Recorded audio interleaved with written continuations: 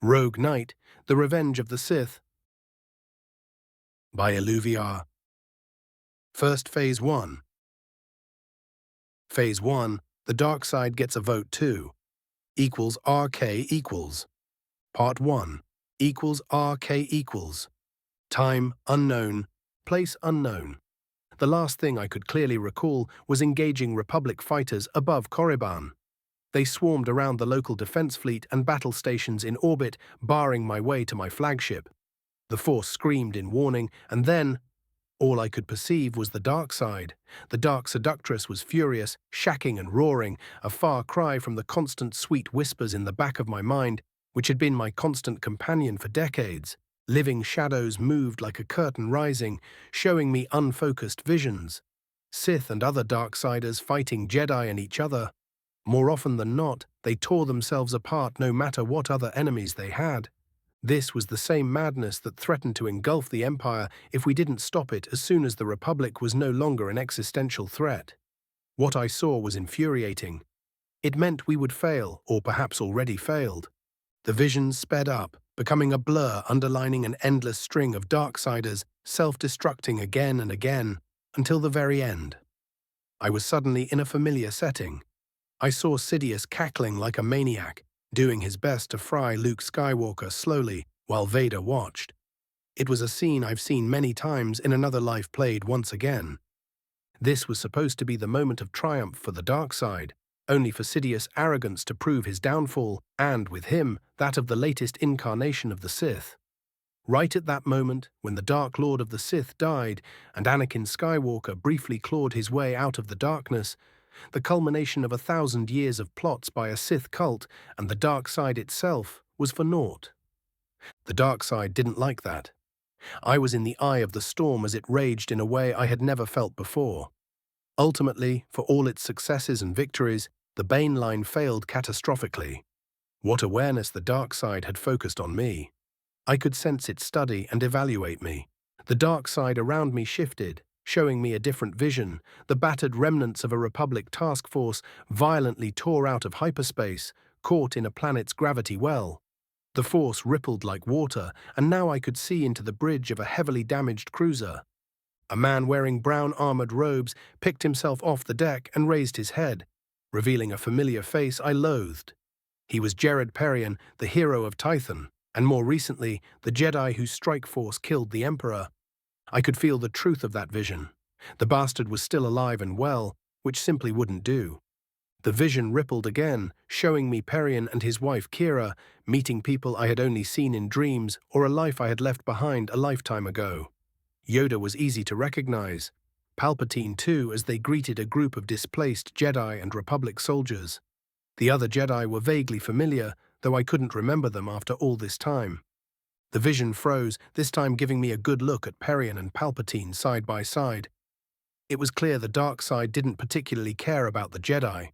Sidious, on the other hand, her champion who failed spectacularly, what ending the Jedi for good was within his grasp. The dark side was furious with him. For once, it was crystal clear what she wanted. Perian was a bribe. Sidious and the Jedi gone was what the dark side wanted, and I was to be her instrument. My right hand went to touch the armor above my heart, where I could clearly feel the void left after the Republic and its Jedi murdered Ashara. Perian was one of the few high-ranked Jedi who knew and authorized that operation. He was also the only one still alive.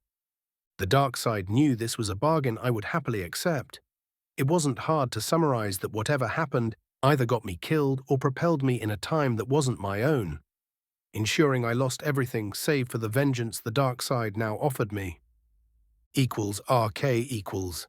Sith interceptor time, unknown location, unknown. One moment I was engulfed by the dark side's cold embrace. The next, I got a glimpse of hyperspace before sudden deceleration made the dampeners of my fighter struggle and pushed me back into my seat. The dark side sang around me, gleefully announcing to the galaxy that her new champion just arrived. She was also generous enough to give me a moment of warning that had me accelerating and pulling up, so I wouldn't smear myself into the prowl of a massive warship covered with weapon emplacements. Tractor beams came to life and caught my fighter.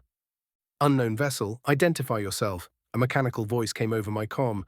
For a moment I hesitated, wondering how to introduce myself. The dark side pulsed as if trying to reassure me. Lord Viel, Dark Lord of the Sith, you are not an Imperial or Republic vessel. Who am I speaking with? I demanded in a cold tone. Uh-oh, the droid mumbled. The sound of shattering metal came over the comm. We will bring you into the main hangar. Then we will see if you are what you claim, a different voice announced. It was clear that whatever throat it came from had been damaged and not adequately healed. Impersonating something like me is a death sentence. I like your audacity, stranger. Let us see if you can back up your bravado. A turret rotated and aimed at my fighter. I could sense no danger. A moment later, it was clear why. I caught a glimpse of 2 ion bolts before they slammed into my ship and disabled its systems. Whoever was in charge of that enormous ship was taking no chances, something I approved of. Of course, bringing me on board instead of vaporizing me wasn't the smartest thing to do, especially after I proclaimed my allegiance. Tractor beams slowly guided my fighter into a cavernous hangar, giving me a good view of the warship I stumbled upon. It was even larger than I thought, the largest warship I've ever seen. This could take on a whole fleet and shatter it in short order. It was vaguely familiar, like a glimpse from a mostly forgotten dream. The situation's silver lining was tiny. I had a couple of minutes to gather myself and ensure that I could use my fury as fuel and focus instead of letting it rule me. This ship, my visions, and the dark side's glee all pointed to the same conclusion.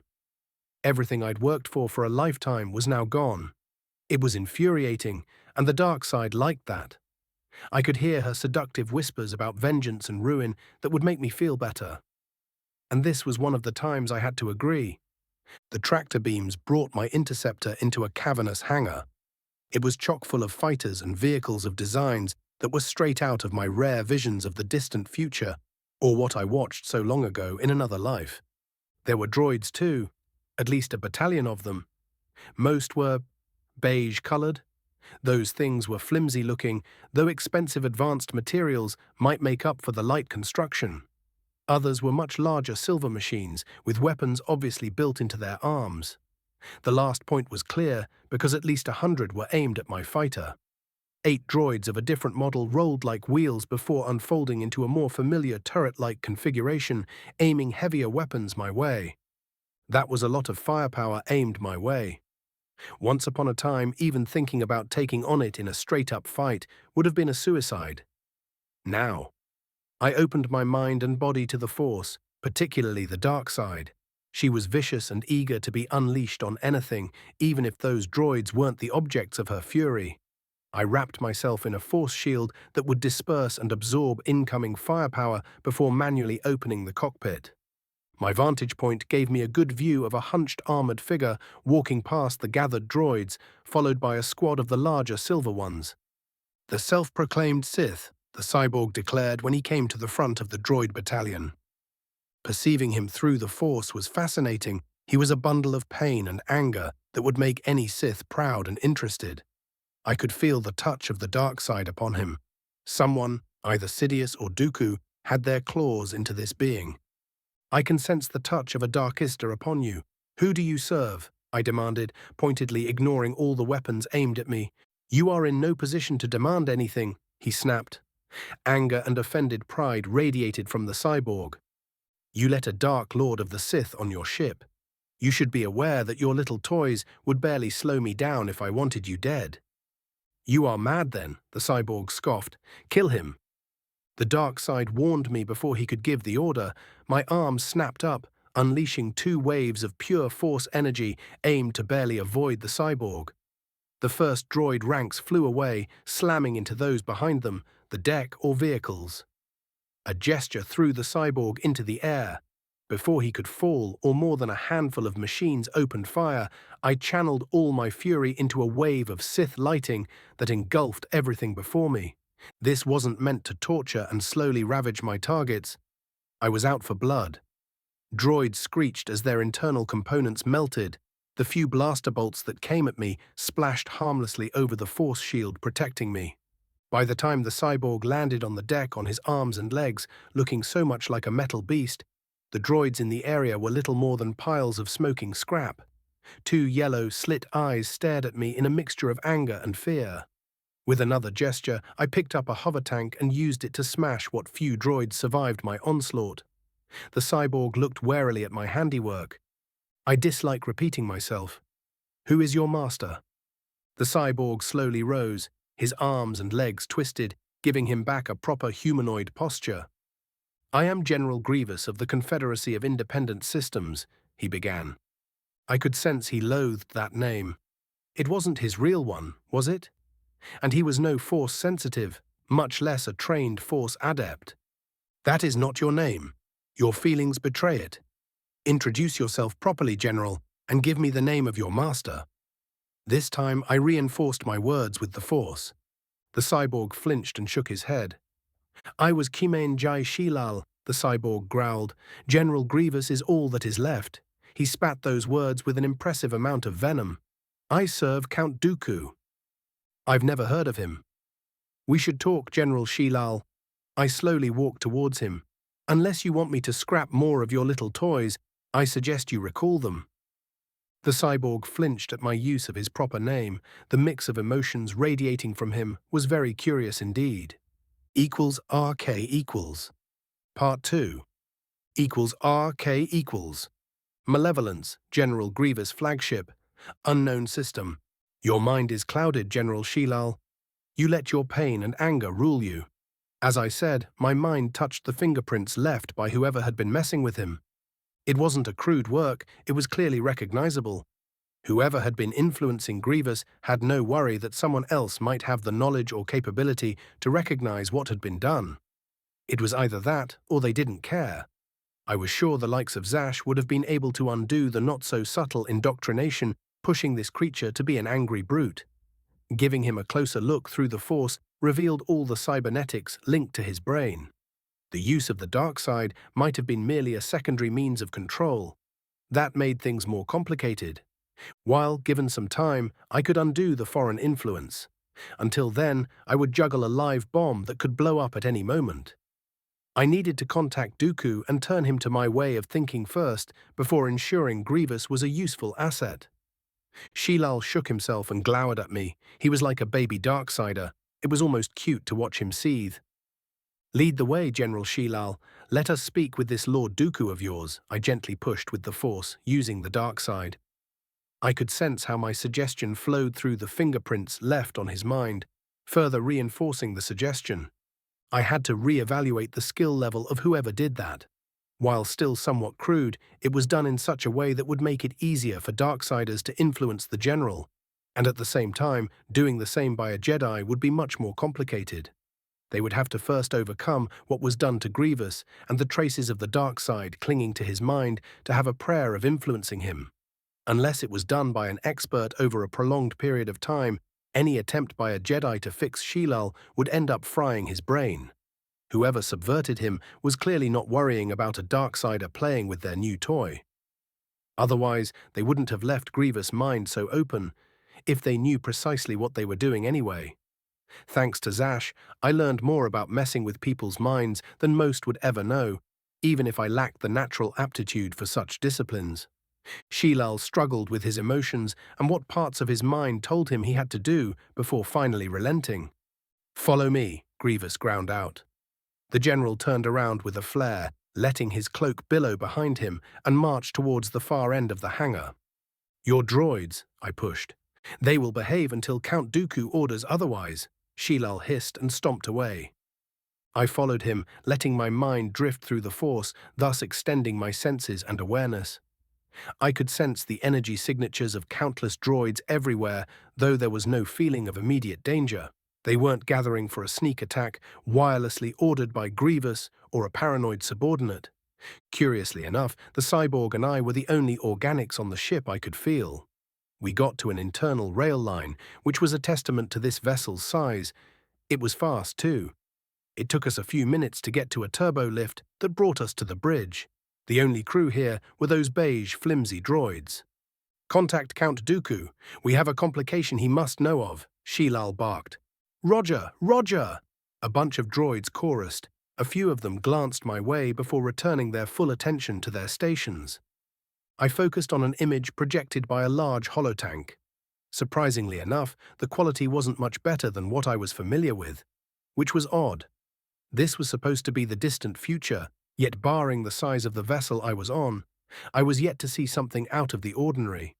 If anything, everything I was seeing was too familiar, just like what I saw in my Force visions or recalled from my previous life. The tactical plot raised more questions than it answered. This colossal vessel, which had to represent a tremendous investment of resources, had no escorts. There were no patrolling fighters around it. The only friendly presence in the area was a few units scouting a nearby debris field. Was Shilal that arrogant and incompetent, or was this due to how much his mind was messed up? The holographic image flickered, broke up, and reformed into an old human man with an awesome beard. He wore expensive dark robes and a displeased expression. "General Grievous report," the man demanded, clearly irritated. If he was a Sith, he hid it well. Then again, the same was true for many others a lot of the time, and me too, for that matter.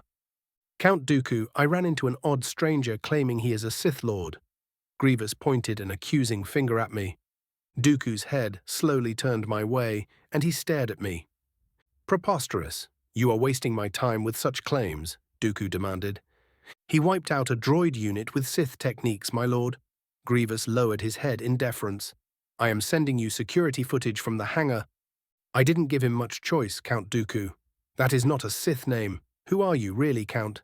I asked lightly, and let the dark side freely flow through me. My eyes glowed with power in a way that should make anyone clearly aware of what I was. Dooku's grey eyebrows rose, doing their best to disappear in his carefully maintained hair. "I should be asking that question." He trailed off and looked away. His mouth twitched as he watched a recording of my handiwork. I revise my statement.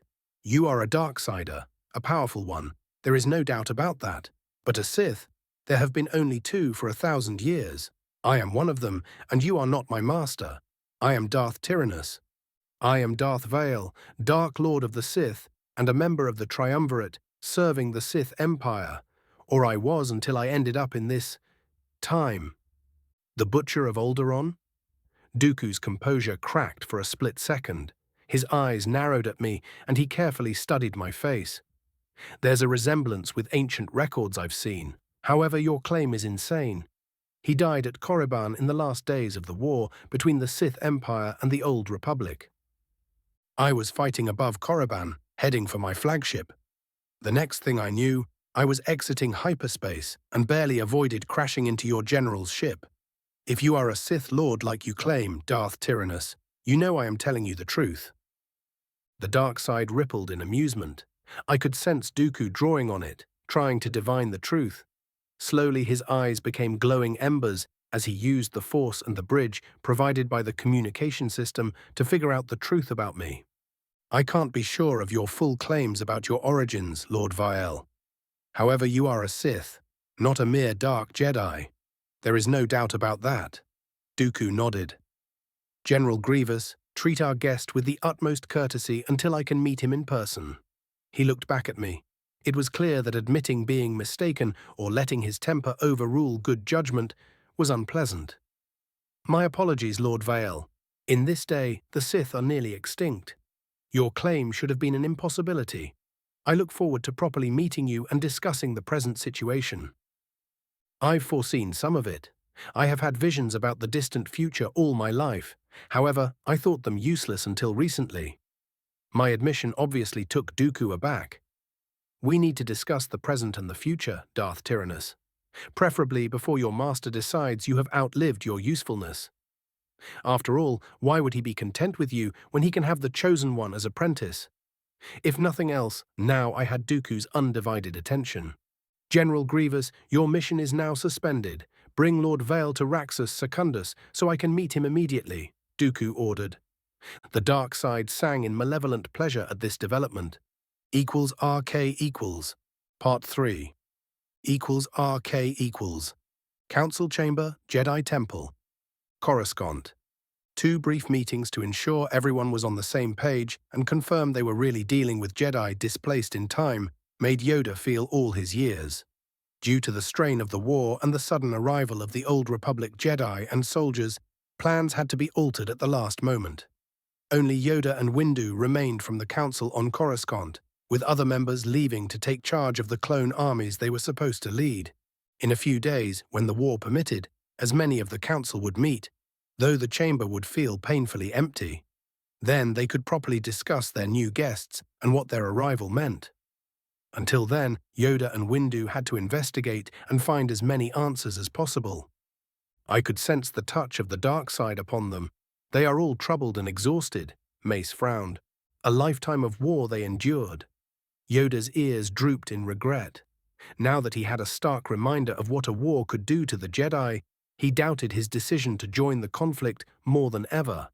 Yet, with the Sith orchestrating the Clone Wars and Dooku leading the Separatists, the Jedi scarcely had a better alternative. Dooku was one of their own. His fall and the continued existence of the Sith was a failure of the Jedi. Compared to some conflicts in the distant past, there could be no argument that the Jedi were blameless about this one. They were responsible enough and had to protect the Republic from their mistakes. And there were many mistakes that Yoda could readily admit. Great darkness they vanquished, left its mark, the Sith Emperor did. Rest they need, peace they require. They were almost like weeping wounds in the Force, Windu grimaced. I have never sensed or seen anything like it. Help them we must, our duty it is. Heal they must. Darkness claim them must not, Yoda declared with utter conviction. At least that much should be within our power. This is not their war. It would be the height of foolishness and arrogance to demand of them to fight our war and fix our mistakes, Mace agreed. Convince them of this we must. Headstrong they are. Accustomed to war and conflict they are. Peace we must offer. =RK equals. Vigilant, Old Republic cruiser high orbit above Coruscant. Supplies, medical assistance, and engineers. That much this new Republic and its odd Jedi offered without a second thought, and Perion was glad for it. They also had access to this time's holonet, though there were glitches due to the ancient systems they had at their disposal. The Jedi and Republic military would be meeting in a few days to decide exactly what they would do with the temporarily displaced people, giving the Jedi Master time to figure out what they were dealing with. It was a relief that the Republic still existed, even if it wasn't their Republic. They all feared that it would be all over by the time their damaged ships crawled to Coruscant. Ultimately, it became clear that the counteroffensive that finally gave them an opening to strike at the Emperor had been a trap. Even their assault upon the cloaked fortress above Dromund Kaas had been facilitated by that bastard Vile and his cronies. Instead of finally winning the war and ending the Sith for good, the Republic suddenly was on the precipice of annihilation, with its finest fleets and armies baited and trapped, fighting for their lives.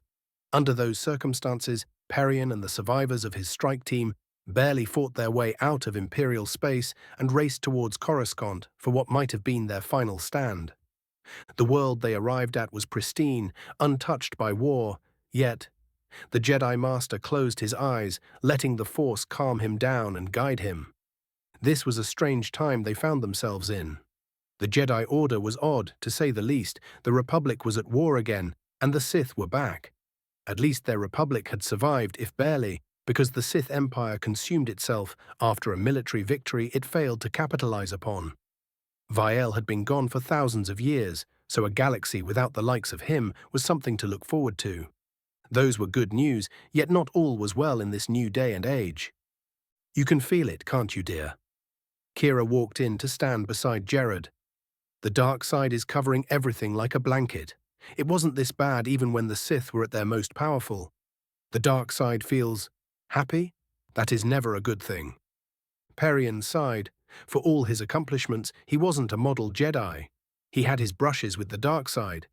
He even used it in anger over the atrocities of the Sith, and if it wasn't for Kira being his anchor, he would have been damned a long time ago. The reverse was also true. Due to her connection with the now thankfully gone Emperor, she was intimately familiar with the dark side. If that by itself was enough to safeguard people from its poisonous touch, they would have been safe. It never was that simple. The dark side was always there, always offering power in exchange for pieces of your integrity. And often enough, in war, you had no choice but to feed it with your military actions. Doing anything less meant that the Sith could win, which was worse. Yet that meant every Jedi fighting was on a slippery slope to damnation, and too many fell. That the dark side was happy after they arrived in this future was an ill portent.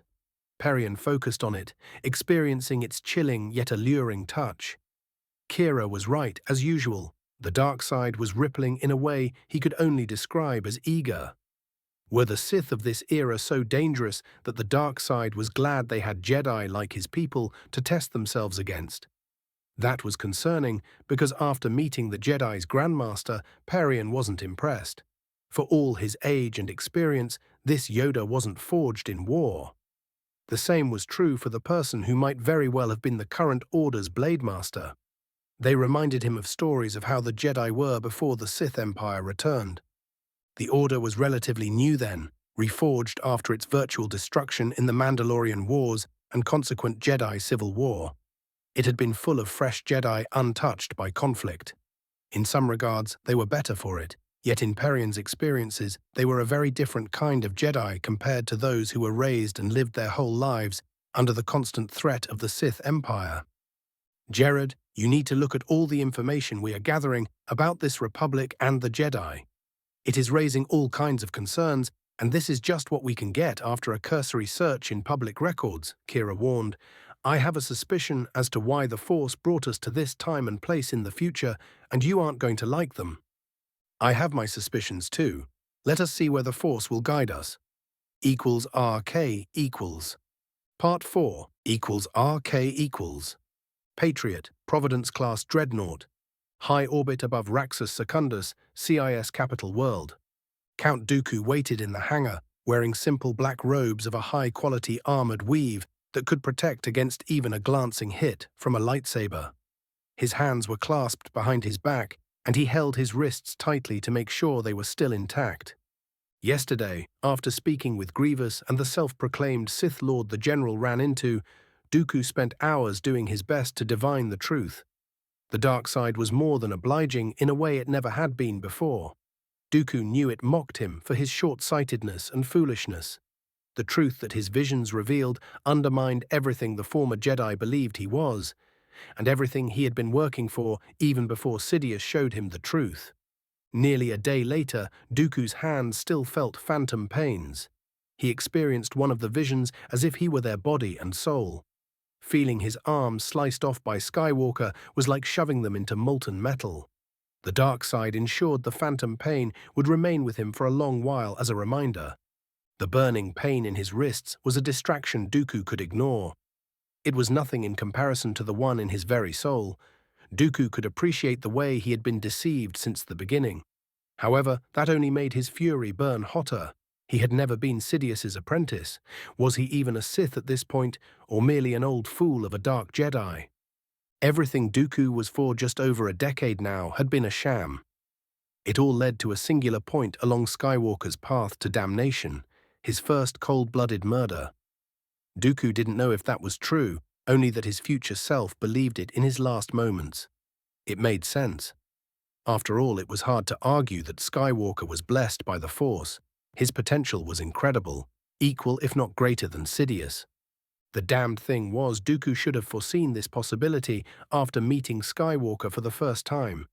If he wasn't distracted, if he paid more attention, if he hadn't already been Sidious's hound doing that bastard's bidding, if he hadn't been a blind fool. Now, thanks to that strange Sith and the dark side, Dooku knew better. He was surrounded by fools, traitors, and incompetents. More than a few of those only showed masks to the galaxy to see, while they were Sidious's creatures. Now that Dooku was fully aware of his place in the Chancellor's plans, he was sure there were agents he knew nothing about in place to observe him just in case he went off script. In hindsight, his position might be less secure than he believed it to be. That had to change, and soon. He was going to need reliable allies. Grievous might be one. A few of the more competent separatist commanders who were to be carefully managed and sidelined might be of use too. Some of the Confederate senators who weren't Sidious creatures had potential, But first, he had to judge who and what Darth Vael was. That Sith's intervention and the shift in the dark side already changed his fate. That much Dooku knew, and he was not so far gone to be ungrateful.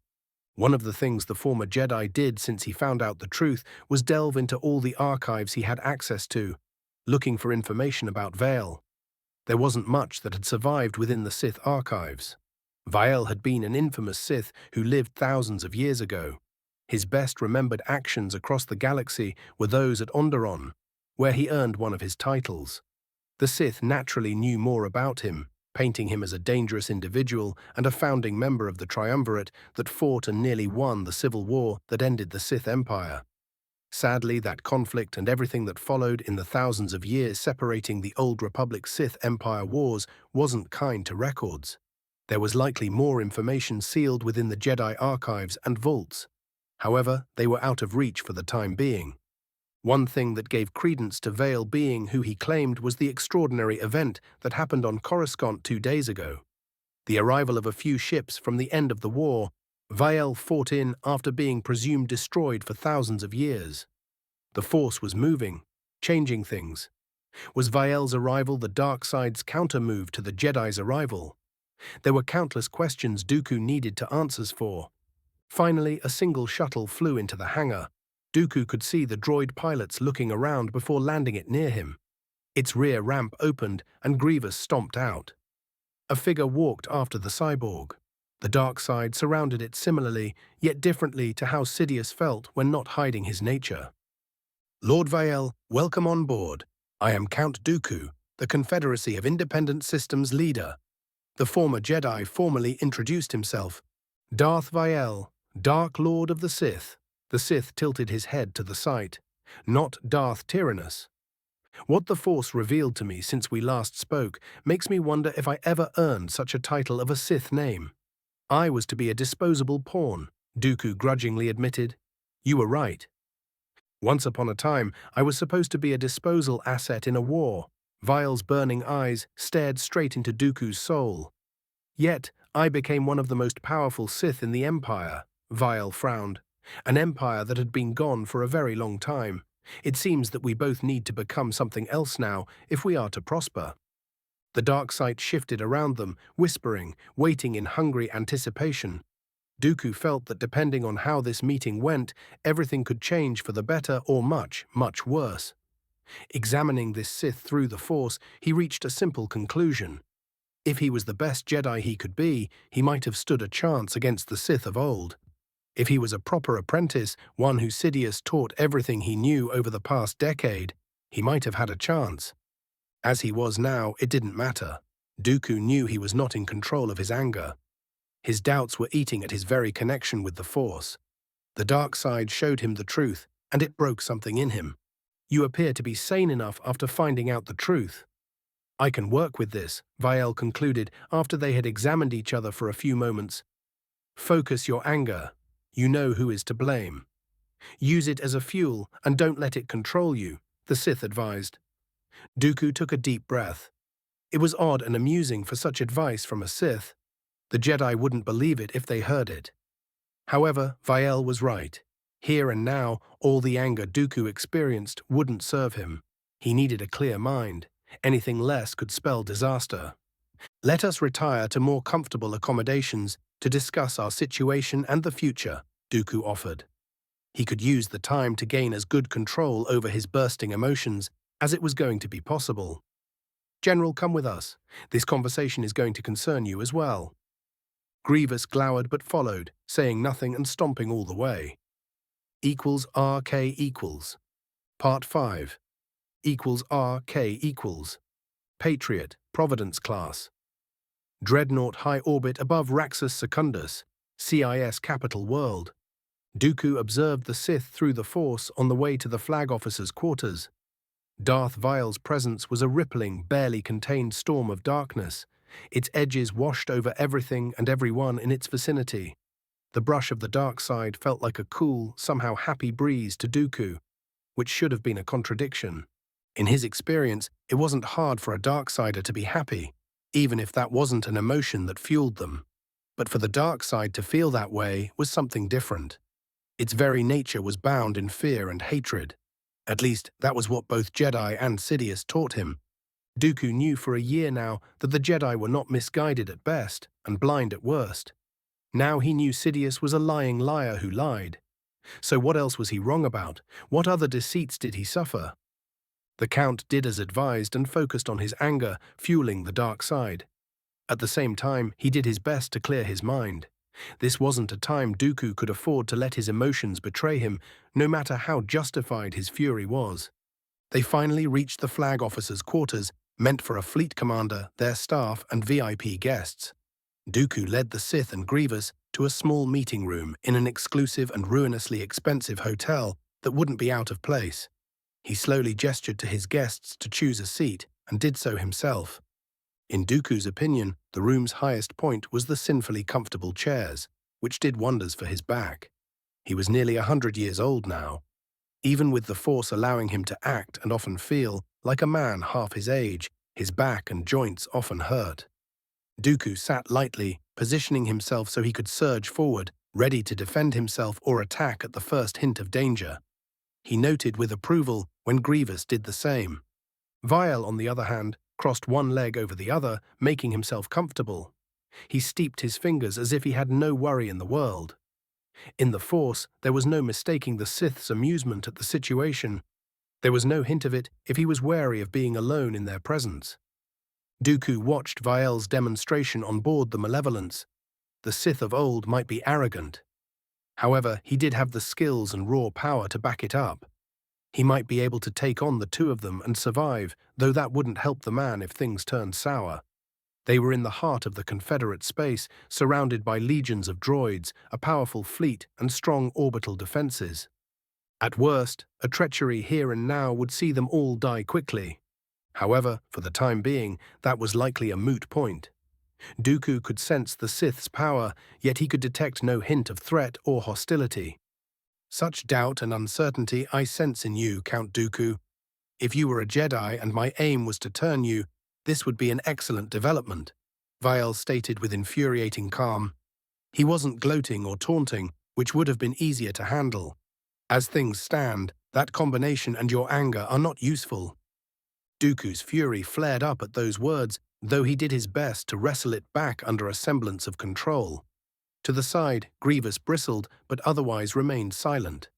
When feeling only anger in our connection to the Force, then we know the dark side. Is it not a fundamental requirement for being a Darksider, much less a Sith? Dooku inquired. If nothing else, the perspective from an ancient Sith would be interesting to experience. That's technically true, which can be the best kind of truth when you want to deceive someone so they would do your bidding without even realizing it. Vial spoke in a contemplative tone. Dooku could sense no hint of deception in his words or general bearing, for what that was worth. Anger, fear, hatred, they all feed the dark side. For a Sith who hasn't been subverted by their power, those emotions are nothing more or less than sources of fuel. We are not Jedi, we do not serve the Force, much less the dark side. It is our tool and weapon. Vial's eyes glowed with power like pools of boiling molten metal. The dark side either serves us or we have failed. Our emotions are tools that should not control us. If we fail to control them, we become little more than rabid beasts under its influence. The Sith pointedly glanced at Grievous, who didn't miss it, and glowered back. What Vial spoke of made sense and wasn't so different from what Sidious taught him. They were supposed to be masters of the dark side, using it to gain vengeance against the Jedi and the corrupt Republic. Yet the difference was there, and it was subtle. Dooku could clearly sense it, yet couldn't grasp it, which was vexing. Vial didn't state it outright, though he hinted at it as if teasing him with knowledge. When you are experienced enough and know enough, you shouldn't need crutches like fear and anger to channel as much power as your body can handle. They would make it easier, requiring less concentration so you can spare more for the task at hand, Vial offered. The Force trembled. There was no shift in the Sith's emotions. If anything, he was calmer than most Jedi, yet the dark side erupted around him like a hurricane, powerful enough to wreck a continent. Despite the bright lights in the compartment, shadows rose from its corners and below the furniture as if alive. The temperature nosedived, making the environmental system strain and whine audibly. Dooku bathed in the full glory of the dark side as it threatened to engulf him whole. This was raw, unbound power worthy of any Sith. A pained wheeze reminded the Count that Grievous was still there. The dark side vortex surged briefly before collapsing on itself, and there was just Viel calmly looking at the general. Grievous was shaking due to ice covering the armored carapace containing his remaining flesh. The same was true for the walls and ceilings, where unnatural hoarfrost rapidly evaporated. At the same time, hot air erupted from hidden vents. "I wish to learn more about what it truly means to be a Sith, Lord Viel." Dooku voiced his decision. He was in a position where Sidious and the Jedi were now his enemies. He needed an ally powerful in the Force, and more importantly, a knowledgeable one. However, what the Sith was ready to offer him and the war effort remained to be seen. "And I wish to learn more about the war I found myself entangled in after I ran into your general. I also hunger for vengeance. Let us bargain, you and I, Count Dooku. My treacherous master, if he ever had a claim to such a title, needs to pay. The Jedi, too, for their treachery." "Oh? How did the Jedi betray you, Count Dooku? Your anger at them is crystal clear, yet unfocused," Viel noted. A sharp emotion cut through the calm surrounding the Sith as if to make a point. It was hatred so potent it was suffocating. Yet it was focused like a blade, a single molecule thick. Dooku could taste the texture and potency of the emotion. He could compare it to what he felt to the Jedi, which gave him pause. The Jedi Order was a failure. It betrayed itself, its principles, and the Republic. However, why did he loathe it with such intensity while it remained unfocused? The Sith was right to question what he sensed. "Sidious," Dooku spat. His head hurt, and his connection with the Force pulsed uncontrolled as he thought about the Jedi and all the conversations he had about them with his former treacherous master. "We have much to discuss indeed," Viel sighed and looked at Grievous.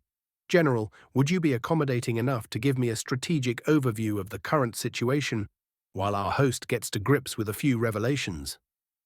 =RK equals. Part 6 =RK equals. Patriot, Providence-class dreadnought high orbit above Raxus Secundus, CIS capital world. I watched a holographic galaxy map showing me a republic much vaster than the one I remembered. At the same time, the space, industry, and resources of the Confederacy dwarfed what the Sith Empire had when it launched its war of vengeance and conquest. We were in the war's opening months, with both sides busy mobilizing and reacting to the start of the conflict. A few things were immediately apparent. Neither the Republic nor the Confederacy had a coherent strategy. My allies-to-be were busy flailing at anything in range, while a few of their smarter commanders were pushing to establish protected links between four major blobs of CIS territory that grew like cancer within the Republic. That, at least, was useful and smart. From what Grievous managed to growl to me, the Republic was busy attempting to disrupt Confederate operations and defend any world directly struck. Nationalized system defense fleets formed the bulk of the GAR Navy, with clone-operated ships acting as the core of fleets. The same was true for the enemy's ground forces. Notably, the navies and armies of the most powerful Republic members were not nationalized, likely because they got a vote and had the strength to say now. Corellia was out of the war, citing ancient laws. That was extremely useful because, at this time, the system was one of the largest shipbuilding centers within the galaxy. Technology and society had advanced in scope, if nothing else, as demonstrated by the vast fleets I could see on display, both friendly and enemy.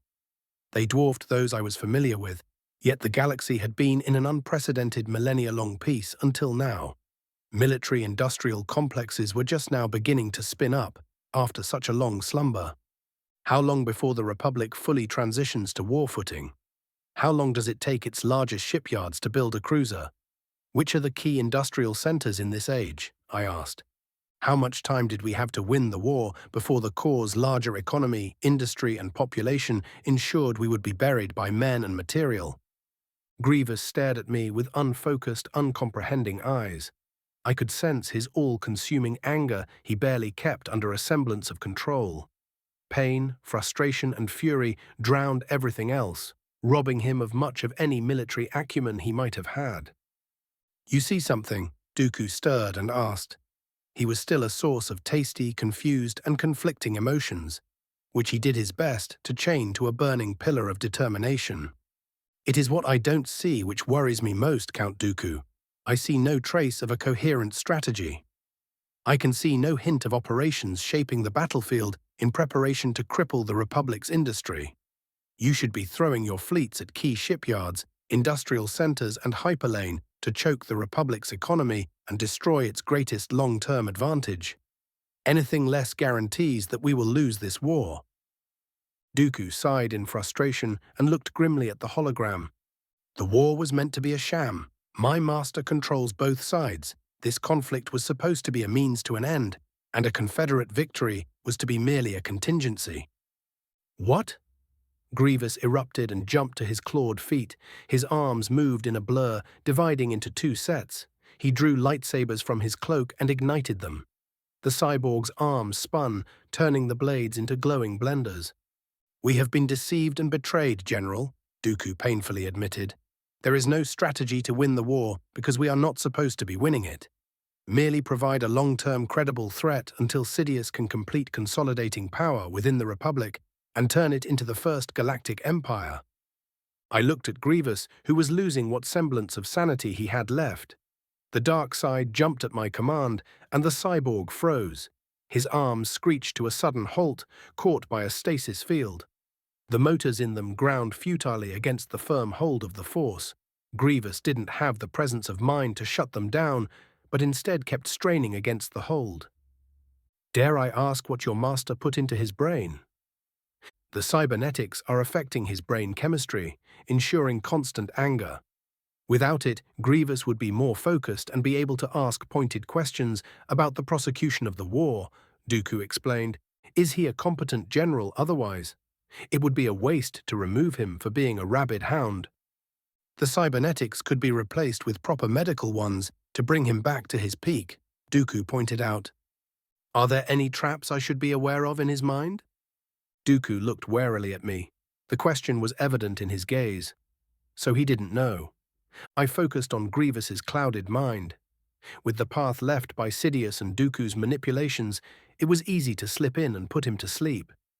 After that, I carefully let the general go, shutting down his lightsabers with telekinesis and ensuring they wouldn't activate after he slowly collapsed to the deck. It seems that our first point of discussion about our alliance should be how to handle the war effort properly. Dooku grimaced and nodded. He fished out a communicator from his robes and called in a medical team. Dooku spent the next few minutes filling me in on details of the strategic situation, like the vital one about Sidious having shut down codes for the droid armies of the Confederacy. That was going to be an issue. I didn't think he would jump the gun and end the war early unless he absolutely had to. In that regard, we should have time to counteract the worst by ensuring each ship in the Navy had crews that couldn't be shut down, regardless of whether they were people or droids. We can't attempt to win the war or threaten to do so credibly before we ensure the integrity of our armies, Dooku concluded. We should use the time necessary to do so to shape the battlefield for offensive operations in the core, I agreed.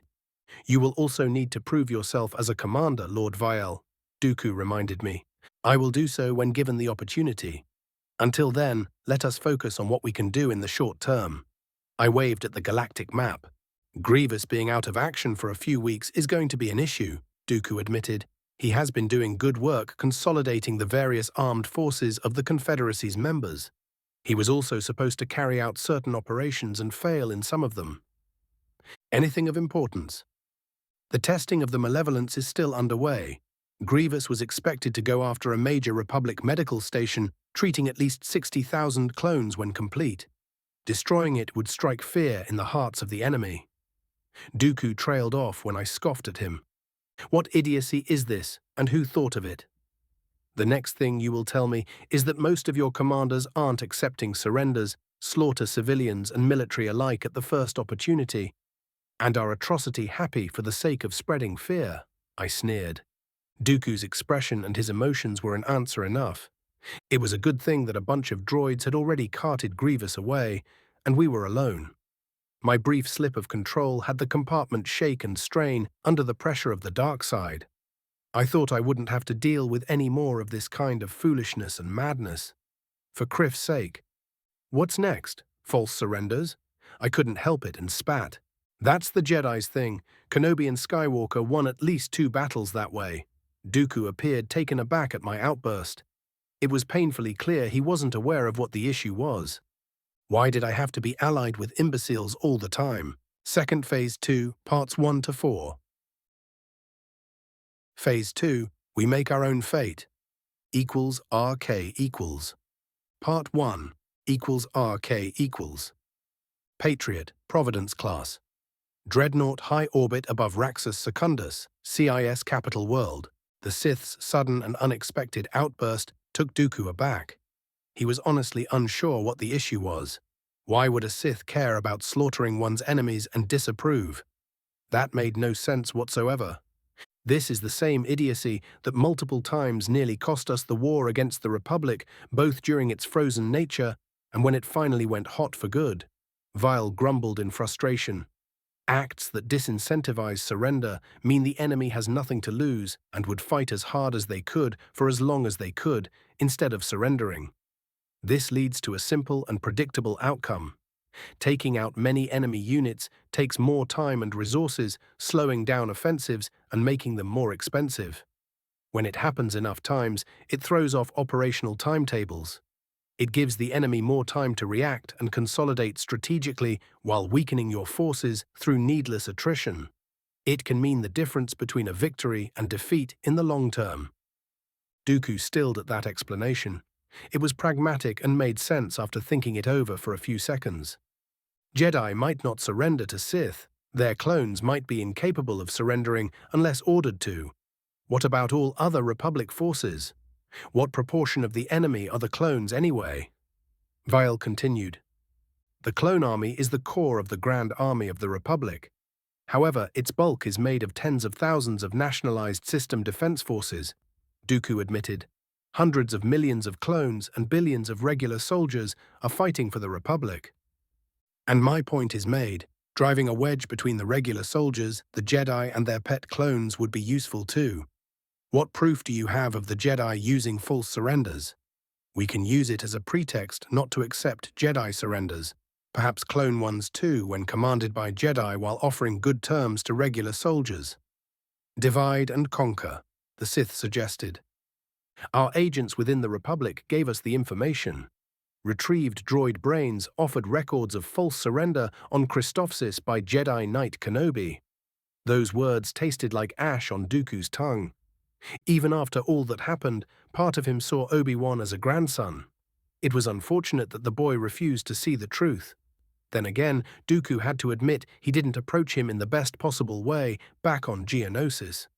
Letting his hatred towards the Jedi in general cloud his thinking in the end did him no favors. Thinking about it, while what the Confederacy did was legally clear, the optics were not ideal. There should have been more emphasis on Amidala and the Jedi acting as uninvited spies and saboteurs, inflaming an already explosive situation. Of course, Dooku let the presentation of those events be mishandled because of the nature of the war, which was similar. This was a real war they needed to win. That's prime propaganda material, Viel nodded slowly. We can use it and more now that this war is real, Dooku agreed. But first, we need to figure out how to best introduce you to the Confederacy at large and its leadership in particular. We must also discuss how to subvert or remove Sidious agents among them. How many Force adepts fight for the Confederacy? How many of them work for you? Viel's amused smile was chilling. Dooku blinked at that. Until now, there was no need to even think about subverting the critical members of the Confederacy's leadership, for they were already on board with the war and its nature as a performance orchestrated by the Sith. Until Sidious came to deal with them in person, the only trained Force users to keep them safe from manipulation by other Force users were Dooku and his acolytes. No Jedi Order was safeguarding them from open manipulation compared to the Senate. Doing so wasn't as simple as using a mind trick on weak-willed creatures.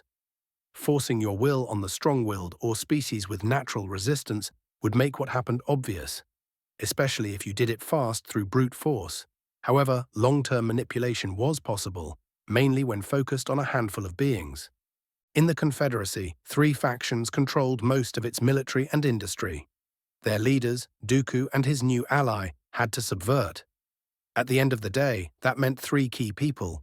While doing so would take time, they already needed time to change the programming of droids in their factories and replace key droid crew across all fleets. Only then could they openly move against the Republic in a way that made it clear they were going for a victory. Only my acolytes. They can be trusted within reason. Dooku quickly explained the reality of the power balance within the Confederacy, matching the Sith's smile. I will begin working on them during our next meeting. As for you, Dooku looked thoughtfully at the Sith. How would you handle the medical space station Grievous was supposed to target next? Was he supposed to fail? Vial asked. Not necessarily. However, he was supposed to have his flagship crippled or destroyed. The malevolence is a powerful tool that can break fleets if utilized properly. Not doing so in the long run would raise too many questions, Dooku explained. A medical station treating their soldiers is the kind of target the Jedi are bound to protect if given a warning. We make it a trap. It is clear your former master would ensure the enemy receives critical intelligence and will be able to intercept the ship with enough forces and information to cripple it. Does it have any outstanding weak points? The Sith kept proving he was more dangerous than expected in unexpected ways. Its massive ion cannons have an unavoidable design vulnerability. Their power conduits couldn't be armored sufficiently, making them vulnerable while charging the cannon. If struck at a long time by sufficient firepower, like proton torpedoes or concussion missiles, they would discharge explosively, destroying the weapon and crippling the ship. The weakness was known and deemed a reasonable trade-off for the options the weapon offered. A good commander who wasn't blinded by their anger would think long and hard when to utilize it. Grievous as he was still, he was anything but reasonable or cautious. I would use the situation as bait for Jedi and whatever forces they could bring to bear. Bring in the malevolence with a proper escort fleet and use its regular weapons and durability to shatter the enemy forces. Then I would take the station and turn it into a propaganda victory. It should be full of state-of-the-art medical equipment and supplies better used by Confederate citizens. Vial outlined his plan as if it were the most natural thing to do. The politician Dooku could see the benefits of such actions. The Sith he was supposed to be, yet wasn't, was disappointed that the plan wasn't inherently bloodier. It was Dooku's turn to scoff at his own thoughts and emotions. He knew better. That was the dark side whispering in the back of his mind. Dooku frowned. How long has it been since he simply accepted the dark side as a part of his new existence, not even noticing every time it influenced him? He had many ready excused for all his actions up to date. They made an insidious amount of sense, too. Yet just like his unreasonable hatred for the Jedi, those were sidious excuses more than his. It was still hard to accept he had been a pawn without even realizing it. The worst thing was that for now, Dooku was uncertain about how much of what he did was himself and how much it was Sidious's influence. He needed more time to reflect on his current nature and what he wanted and needed to become. He also needed to see this Sith of old in action as a commander. I will allow you to put your plan into action and prove yourself, Darth Vader. There will be contingency orders just in case, you understand. You will nevertheless have operational control over the malevolence and an escort fleet and do as you suggested. Equals RK equals. Part 2. Equals RK equals. Chancellor's Office, Senate Building, Coruscant. The veil of the dark side rippled in what Sidious could only describe as glee. That should have been excellent news. Instead, he felt profound unease. The arrival of the Old Republic Jedi put him on edge. Their very presence in the Force was different, sharper, and more dangerous than those of any Jedi he had met before. Their experiences had clearly forged them in weapons, making them dangerous in a way even an ancient being like Yoda wasn't. The knowledge that these were the people who killed the Sith Emperor all those millennia ago was unsettling. While only scraps of knowledge remained that hinted at Vitaly's true nature, one thing was clear. Whatever the last Sith Emperor had become, it had been unnatural even by Sith standards. Sidious wasn't sure if the Jedi's arrival or something else stirred the dark side. He could passively sense the touch of the dark side upon those ancients who now plagued his future. That might offer him an angle of manipulation and subversion once he knew more about who they were as persons. Either way, the Old Republic Jedi were stirring up the Jedi Order in unpredictable and unforeseen ways. Their presence was a threat and might derail vital plans if not handled right. After it became clear they couldn't divine his true nature, the most crucial part was focused on Anakin. These interlopers might lead Sidious's future apprentice on a different path. The mere knowledge that their leader, the famous Jedi hero Perion, was openly married to another Jedi no less, could significantly help Anakin's mental stability in the long run. That was going to make Skywalker's secret marriage much less impactful. That simply wouldn't do, Sidious decided. He would have to exploit Anakin's connection with that chit Amidala while he could cause the most emotional damage. Her death might just do. Grievous was supposed to attack that medical station near Naboo soon, and thanks to Grievous's predictable mistakes, the Republic now knew of the malevolence. Ensuring the correct information reaches the right people would require precise timing. However, baiting Amidala to visit a hospital treating tens of thousands of wounded, that would be easy and perfectly in character for her if given the right push. Maneuvering the situation so he could achieve multiple objectives would be trickier, Sidious decided, but still doable. The Chancellor thought about his schedule and the best opportunities it offered to make the necessary arrangements. =RK equals GAR, High Command Coruscant. The war, while important, was a distraction from what mattered most, Yoda thought. He knew it when he allowed the Jedi to take charge of the conflict, though he hardly saw a better option. Anyone else would have mishandled the clone army in a worse way. The war would end one day, and the Republic would have to heal. If the Jedi left the conflict to hard-hearted soldiers, doing so would be much more complicated. Sadly, to preserve the future, too many had to sacrifice in the present, Jedi, clones, and regular soldiers alike. Anything else would make a victory that much more hollow. Yoda slowly shuffled into the heart of the Republic's war effort. Admirals and generals were present, already arguing about the best way to mitigate the newest ongoing disaster. The Confederacy's new flagship was an unpleasant surprise, made worse by the being who wielded it.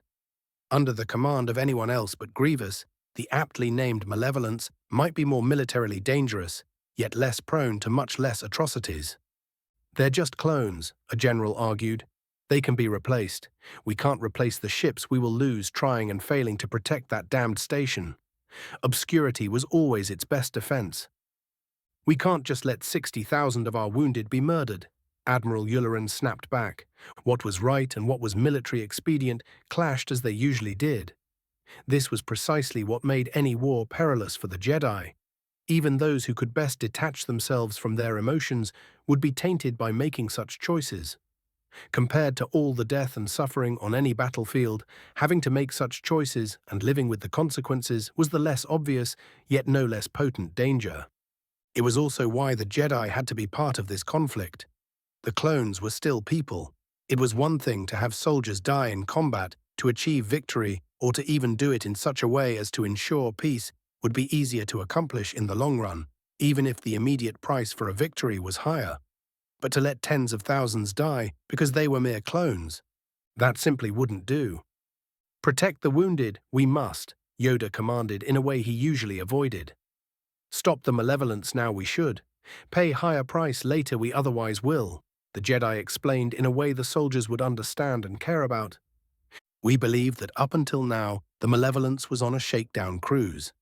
It has briefly returned to Confederate space after hunting down a few of our small fleets, Admiral Coburn noted. It is possible a strike at the medical facility is a diversion. Going for it has marginal military utility compared to many more critical targets the enemy could use their new ship against. Military sound your thoughts are, Yoda agreed. Sith, the enemy leader is. At the hospital strike they will. To spread fear, terror, and hatred, their goal is… Damn monsters, one of the generals grumbled, though Yoda's sensitive ears had no trouble hearing him. There was nothing to disagree with in that statement. No matter what they were before, the dark side ensured the Sith would become monsters after they fell. This changes nothing. Our forces are out of position to deal with such a beast. An admiral pointed at a blurry sensor image of the malevolence. Dedicating enough ships to stop it will critically weaken other sectors. We have a preliminary analysis of the sensor records General Skywalker brought us, Admiral Yularen pointed out. Our engineers agree the malevolence might be vulnerable when preparing to use those big ion cannons at its broadsides. A successful concussion missile or torpedo strike at the connecting pylons containing power lines can cripple the dreadnought. We will need a whole fleet to do so and act as bait, Coburn reminded them. We don't even know its real target for sure. Abandon the medical station we will not, Yoda decreed. Our best pilots we will send. Opportunity to stop Grievous, this is =RK equals Senate Chamber, Senate Building. Coruscant fear and anger swirled around the Senate, making for a delicious brew. It was too bad Sidious had to keep a low profile due to all the Jedi present, instead of indulging himself in the sweet emotions permeating the chamber. Grievous is a monster. We must stop him once and for all. A notable member of the core faction proclaimed, "It doesn't matter if you consider the clones people, my fellow senators. They still fight for us. We can't afford to lose a medical station that can treat tens of thousands of beings simultaneously. Our manpower situation is perilous enough. More importantly, we know where and when that monster will strike. Anyone else might have considered a different target for such a mighty ship." He pointed at the image of the malevolence hanging in the center of the chamber. "We have an opportunity we must seize. We can destroy this thing before it is above one of our worlds. We have the opportunity to destroy Grievous, for we know where he will strike." "Hear, hear." Many cheered, though even they were obviously angry at the situation.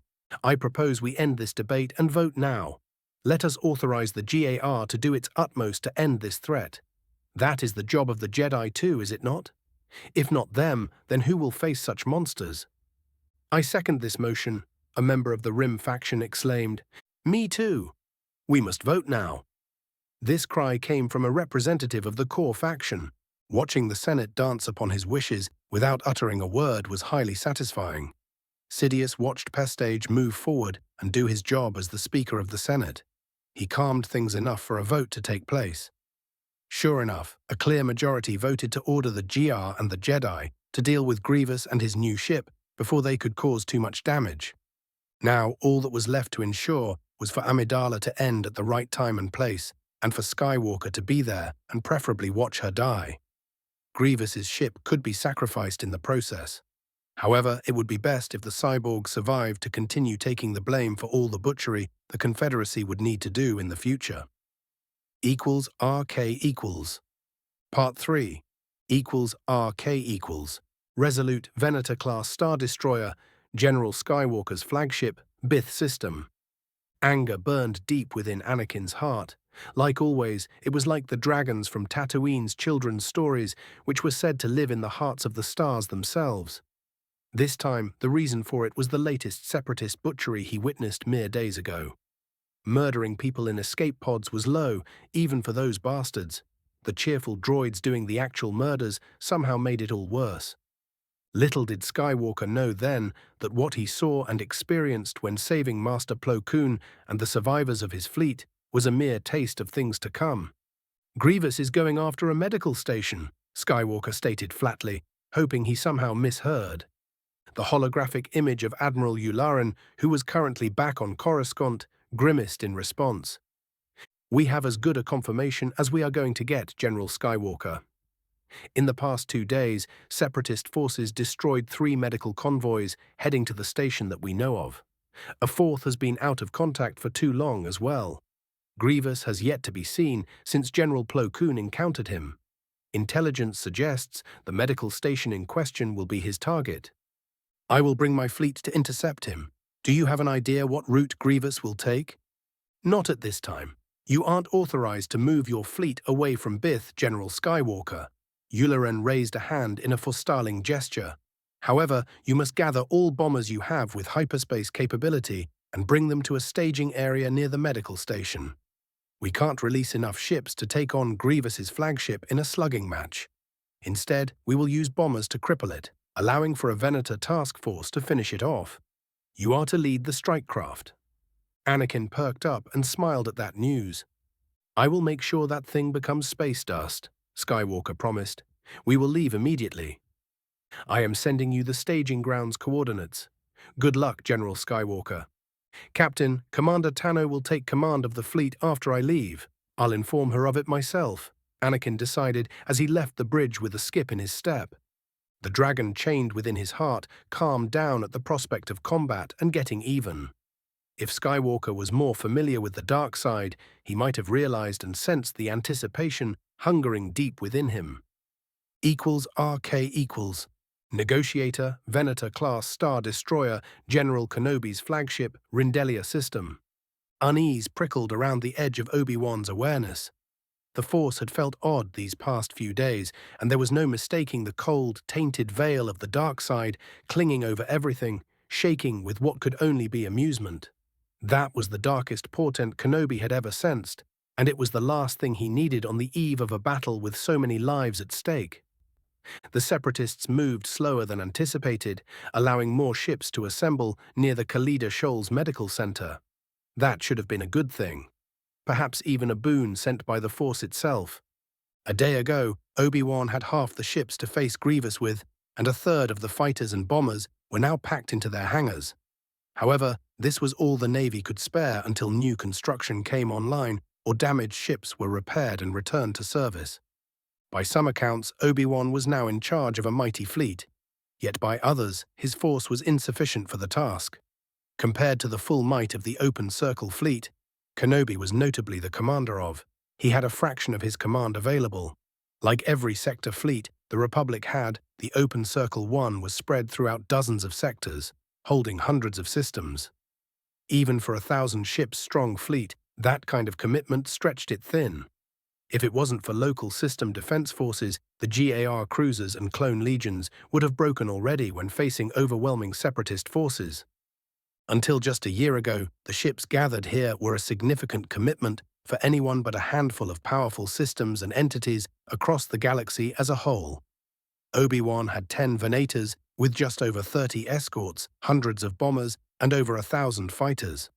And those were the small craft available to depleted air groups after a few months of combat. Reinforcements brought their bomber contingent up to strength. Since early today, they have given Anakin over 400 bombers to work with. That was the kind of force no ship in the galaxy could survive. Yet all Obi-Wan could feel through the Force was unease. "Contacts," a clone sensor operator reported. Obi-Wan tensed. This was a possibility GAR High Command foresaw. It was too much to hope that Grievous would come overconfident in his new monstrous ship and deploy it alone now that it was no longer a secret. That was why the Navy did its best to gather as many bomber squadrons as possible, given the constraints of the war. Launch fighters and bombers. Keep the fleet in a defensive position between the station and the enemy. "We are bait," Obi-Wan ordered. He didn't like this part of the plan.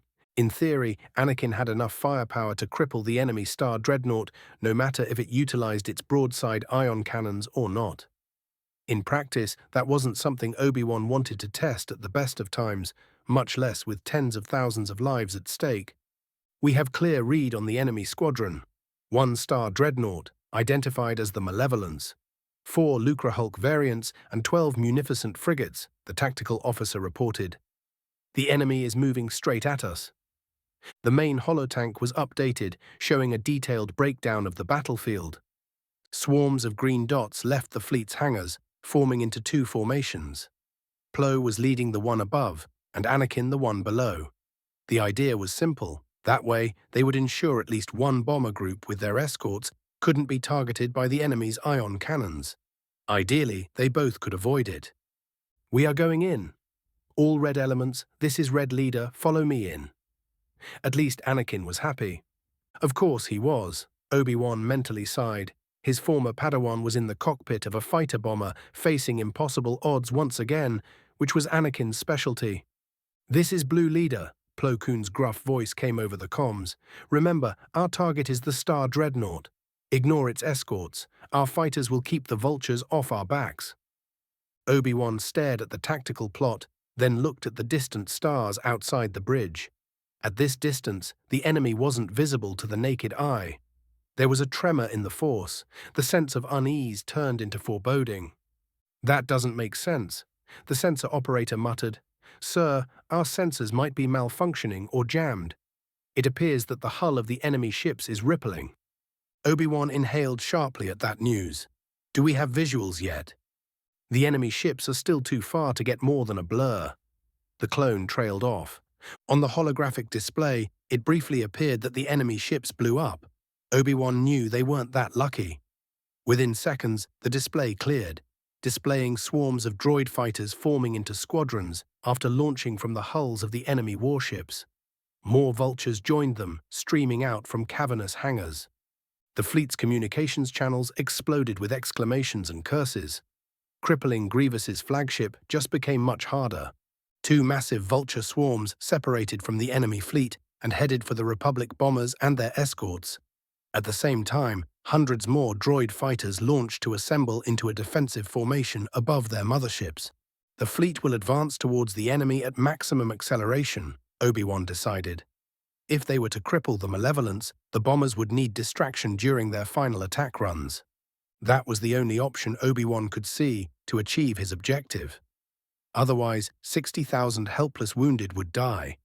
If necessary, he would ram a Star Destroyer through the vulture swarms, using it to shield bombers on their final approach.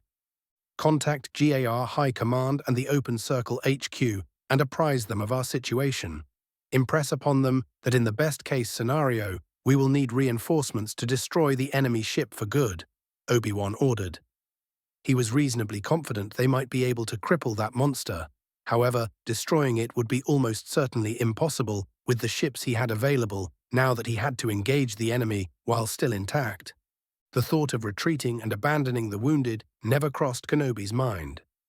RK equals. Part 4 RK equals. Red Leader BTLBY Wing Fighter Bomber. Rindelia System. Exhilaration was all Anakin could feel as he raced towards the enemy. The dragon within his heart was content at the prospect of combat, leaving him to concentrate on the incoming vultures. Wings of torrent fighters formed up into defensive formation, screening the fighter bombers. In less than a minute, the droids would be in range. Suddenly, the comms hissed with static. A warning managed to cut its way through the veil of the dark side, telling Anakin what he already knew. Trouble was afoot. New contacts suddenly decelerated from hyperspace, appearing along the edges of the incoming droid swarm. The vultures decelerated for all they were worth, increasing the time until interception and effective weapon range by a few seconds. The B-Wing's targeting computer chirped in warning, identifying the newcomers. Lupus frigates, small, obsolete warships that had no place in a modern fleet battle.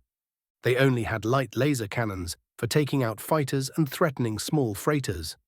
The only thing that made them dangerous to a warship was their concussion missile launchers, which made them highly vulnerable to direct damage after their shields went down. Bombers could also make short work of them due to their torpedoes ignoring deflectors. Those small, old frigates were extremely dangerous to a packed fighter-bomber formation, and their escorts arrayed to face against a swarm of vultures. Anakin had a moment to decide which was the more significant threat. The concussion missiles had a large blast radius, useless against an even lightly armored freighter, much less a proper warship. They could only threaten armored targets with direct hits. However, they would be deadly against tight formations of small craft. Yet breaking formation meant that the bombers would become easy prey to the incoming vultures. Over 100 missiles streaked their way.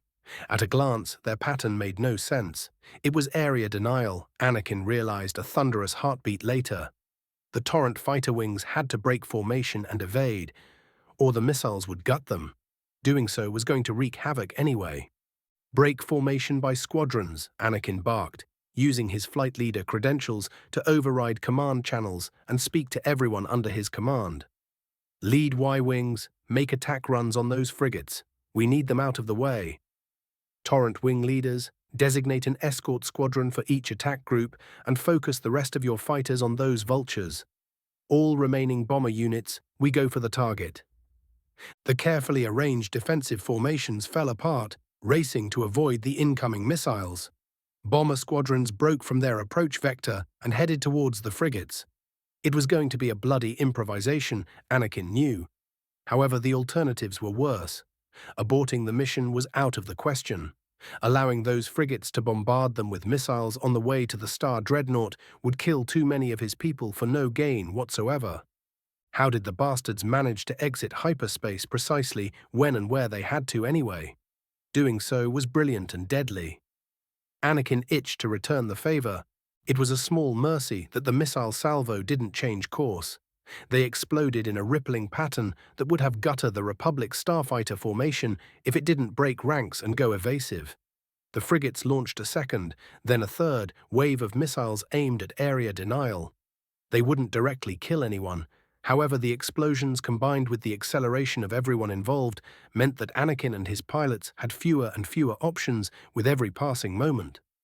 The vultures came in formation, with squadrons covering each other.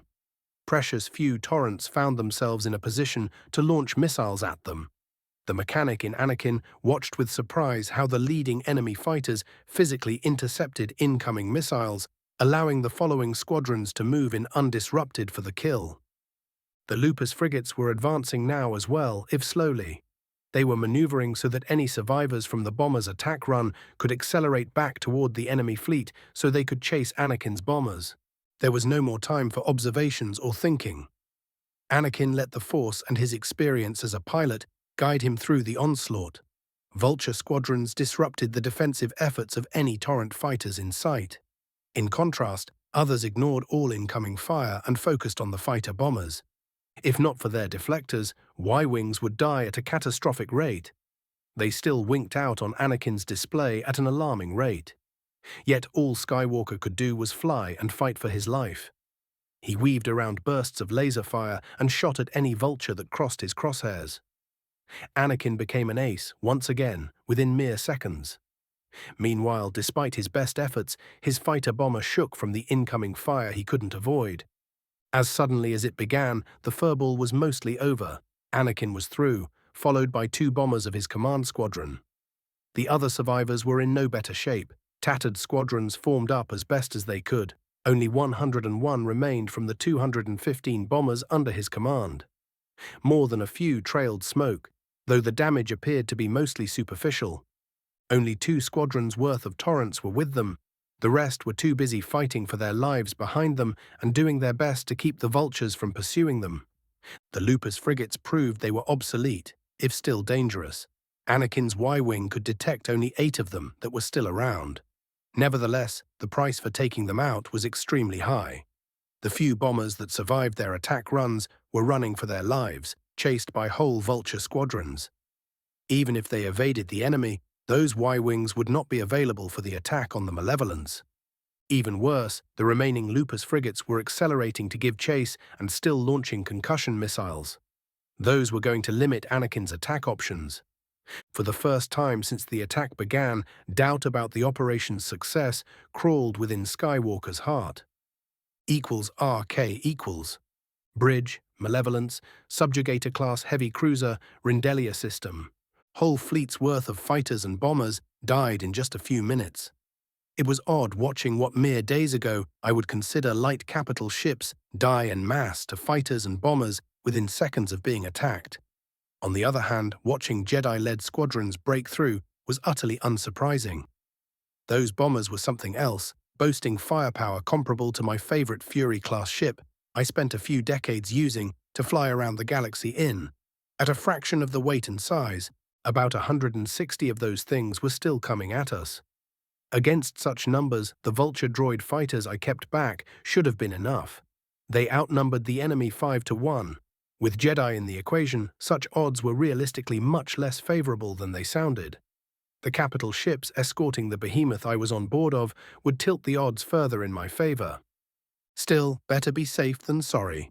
It was a very good thing that the Confederacy no longer considered the Lupus frigates frontline combatants, and many system defense forces were eager to give up theirs in exchange for a handful of munificence. Dooku was exceptionally accommodating in that regard, keen to see if I could make my ideas work. Signal the remaining Lupus ships, I told the tactical droid in command of the Malevolence. While I had operational control over the battle, each ship had at least one tactical droid on board, with explicit orders on what to do and command codes for the droid crews across the CIS fleet in case I proved treacherous. Your tactic appears to be working, Commander. The tactical droid turned its bulbous head my way, its optics focused on me. Carrying modern hyperspace beacons is not something anyone has done in a long time. Their utility was deemed obsolete more than 1,000 years ago due to advancement in navigational computers and theories. The hardest part was integrating a few of those on vultures so they could allow the Lupus frigates to arrive at the right time and place. Suppose the old frigates and the fighters had much better communication and navigation systems. In that case, hyperspace beacons might not have been needed in the first place. Modern technology made using hyperspace insertions and maneuvering much easier.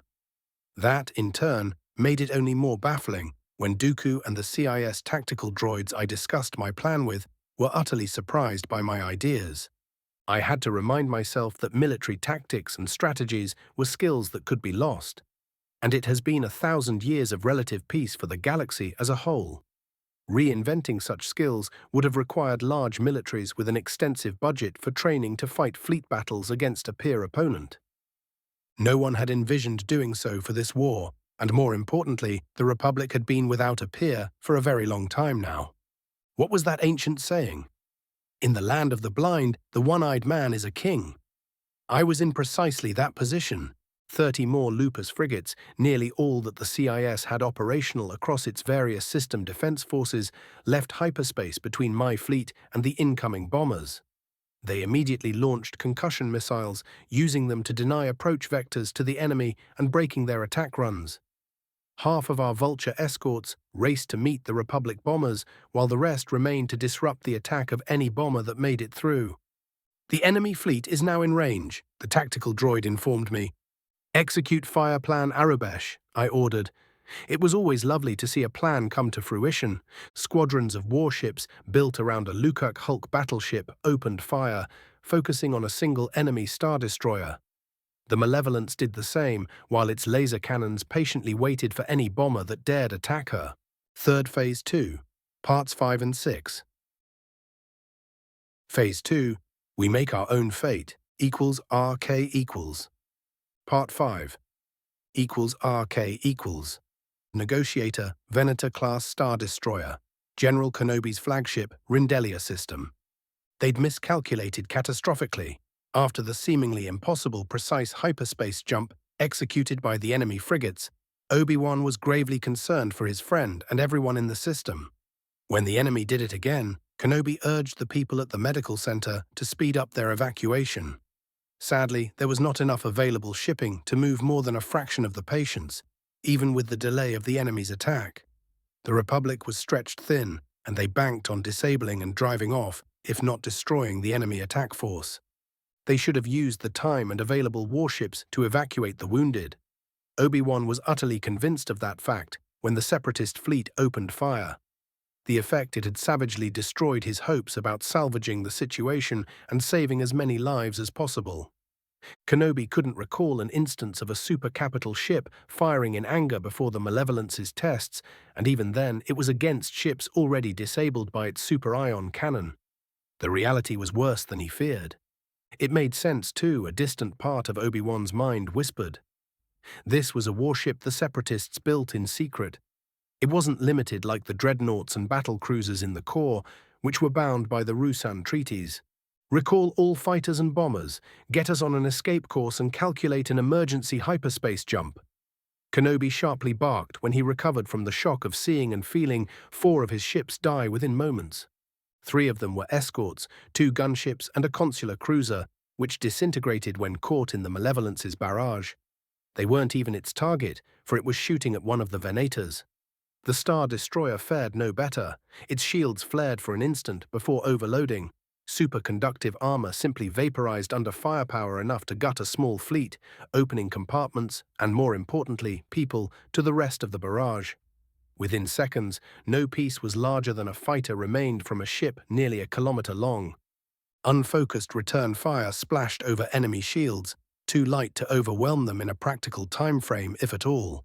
Only now, Kenobi recalled, he didn't give orders for his makeshift fleet to focus on particular targets.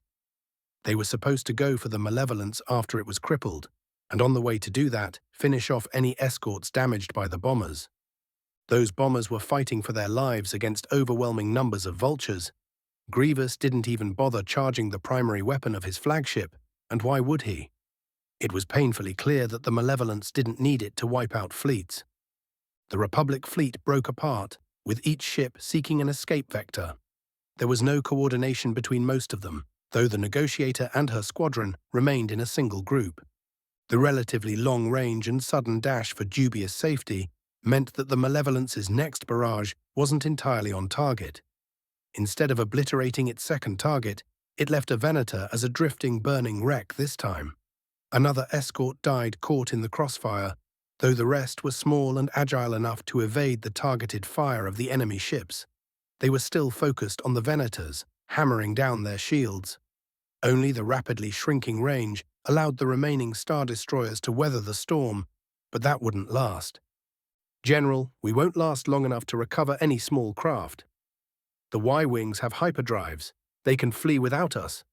The terse words of the Negotiator's captain broke Obi-Wan out of his daze. Kenobi stared at the tactical plot for one endless moment before nodding. Remaining here invited only more senseless slaughter. "Give the order. We leave now. The bombers must flee as soon as possible. I'll tell them. I owe them that much and more," Obi-Wan said. He didn't recognize his own voice as he uttered those words. =RK equals. Red Leader, BTLB Y-Wing Fighter Bomber, Rindelia System. Obi-Wan's call for retreat rang like a funeral dirge in Anakin's ears. He watched and sensed more clone pilots dying with every passing second. Not enough of them would make it to the super capital, and even if they did, it wouldn't matter. It was already clear Grievous hadn't intended to use the massive ion cannon in this battle. He didn't need to. The cyborg monster suckered them into a trap, and they gleefully fell for it. Countless people were paying for that failure with their lives. "Break off and retreat in hyperspace. Go for Naboo," Anakin ordered bitterly. "Those who can, hit one of those frigates or battleships on your way out," he added. They were committed to the attack for all the good it would do. At least going for the regular ships could knock out some of the firepower coming their way, allowing more pilots to jump away after they were past the enemy fleet. The Force sluggishly warned Anakin of something being terribly wrong. He was spinning, doing his best to avoid all the incoming laser fire on his way to a nearby munificent, when a familiar silver transport decelerated, exiting hyperspace in the middle of the battle. Skywalker's heart skipped a beat when he felt a familiar presence. No, Padme was supposed to be safe back on Coruscant. They were so close that he could see her ship with his naked eyes. Blue ion bolts slammed into the Nubian transport, knocking it off. Anakin briefly saw it jerk aside, a telltale sign that a tractor beam caught it before he had to sharply evade incoming fire. Skywalker snarled and flew straight at the munificent standing between him and Padme. The remaining bombers followed suit, even as vultures converged on them from all sides. Y-Wings blew up one after another, though 8 survived long enough to unleash their payloads at the frigate. Explosions blossomed in the middle of the Separatist ship. More torpedoes hit it, slicing through compromised armor and detonating deep inside. Anakin flew above the frigate just as something within it detonated. The resulting secondary explosion broke the munificent's back, sending its forward half tumbling. At the same time, the rear kept accelerating out of control until its engines spluttered out. Only 3 Y-Wings made it past the dying frigate. Vultures splattered one of them, leaving Anakin racing past the enemy fleet with a single wingman.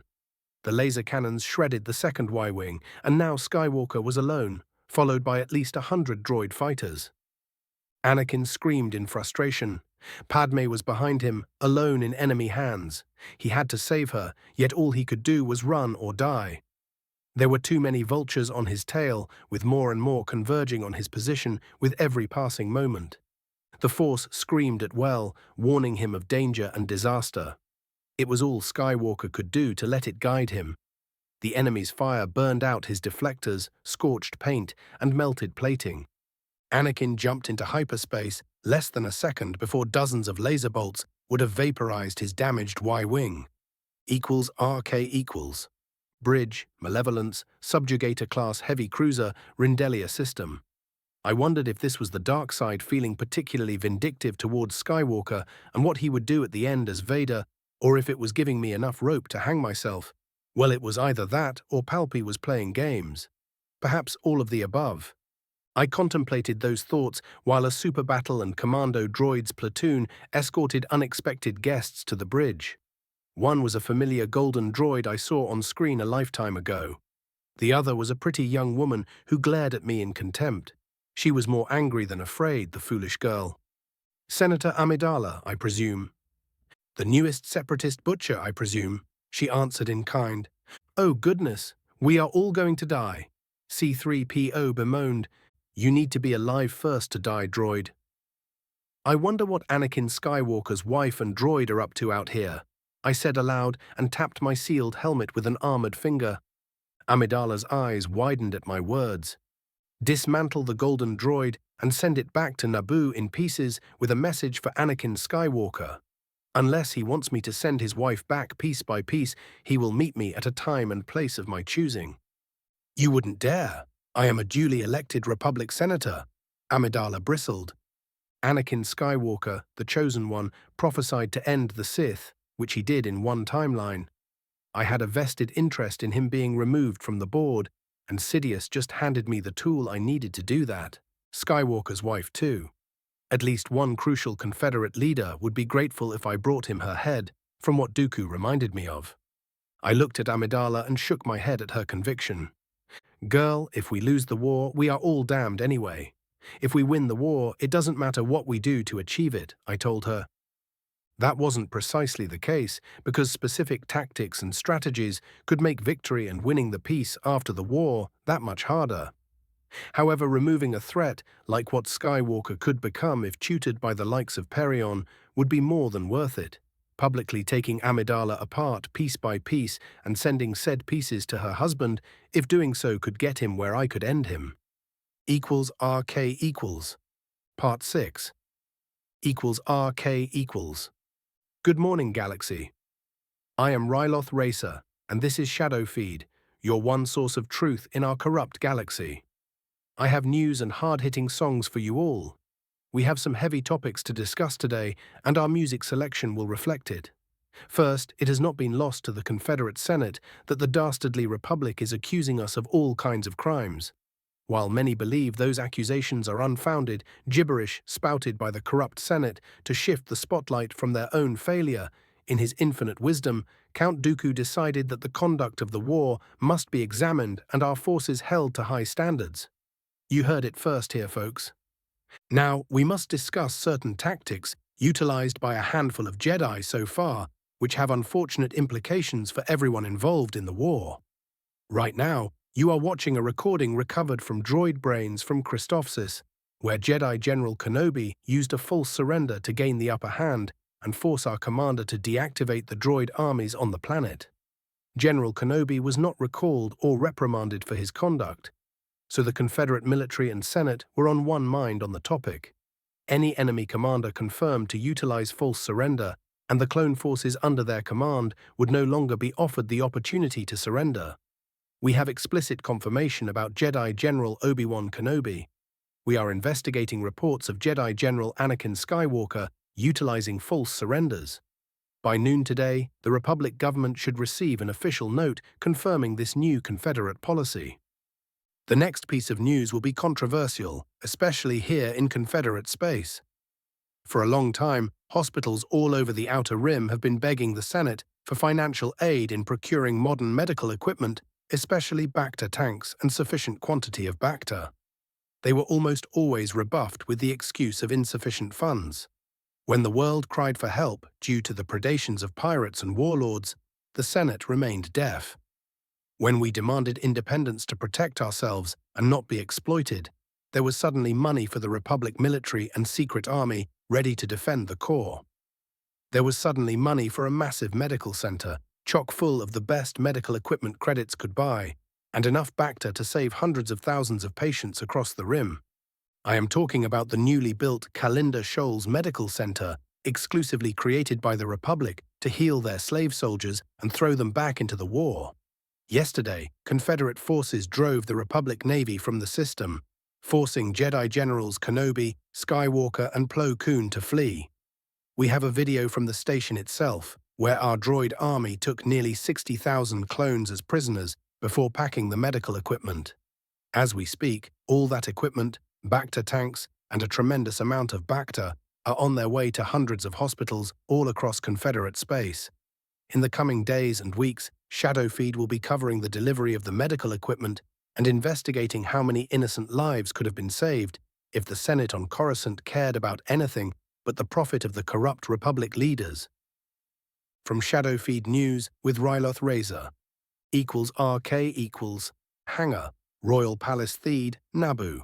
It took all the skill and experience Anakin had to fly his crippled Y-wing into the hangar where emergency crews waited to cover it with fire-retardant foam. During his descent through the atmosphere, more than once, Skywalker wondered if he would have to bail and trust in the Force to get to the ground intact. After landing and jumping out of the cockpit, he winced at seeing the state of his fighter bomber. Its paint was burned away, the light armor plating was gone, revealing torn hull and burned-out secondary systems. General Skywalker, the Queen sends her regards. A captain from the Royal Guard saluted Anakin. I am afraid I have bad news, sir. Shortly before your arrival, a separatist ship entered the system. It has a message for you and news of Senator Amidala. I am afraid she is now in enemy hands. The only thing Anakin felt at the news was relief. Padme was still alive. He could still save her. What is the message? Skywalker demanded. The separatist commander who holds the senator wants to meet you on neutral ground at Nar Shaddaa. The captain's face twisted in distaste as he spat that hated name. Hutt Space, Anakin nodded. After they rescued Jabba's son, Hutt Space might actually prove neutral. At least for him or Snips, unless they pushed their luck too hard. We have an encrypted message for you from the enemy commander. The droid that sent it said you should know the key phrase to unlock it, the captain continued. How am I supposed to know that? Anakin grumbled. Do you have the message, Captain? It is on an isolated data chip, General. We have an isolated terminal you can use.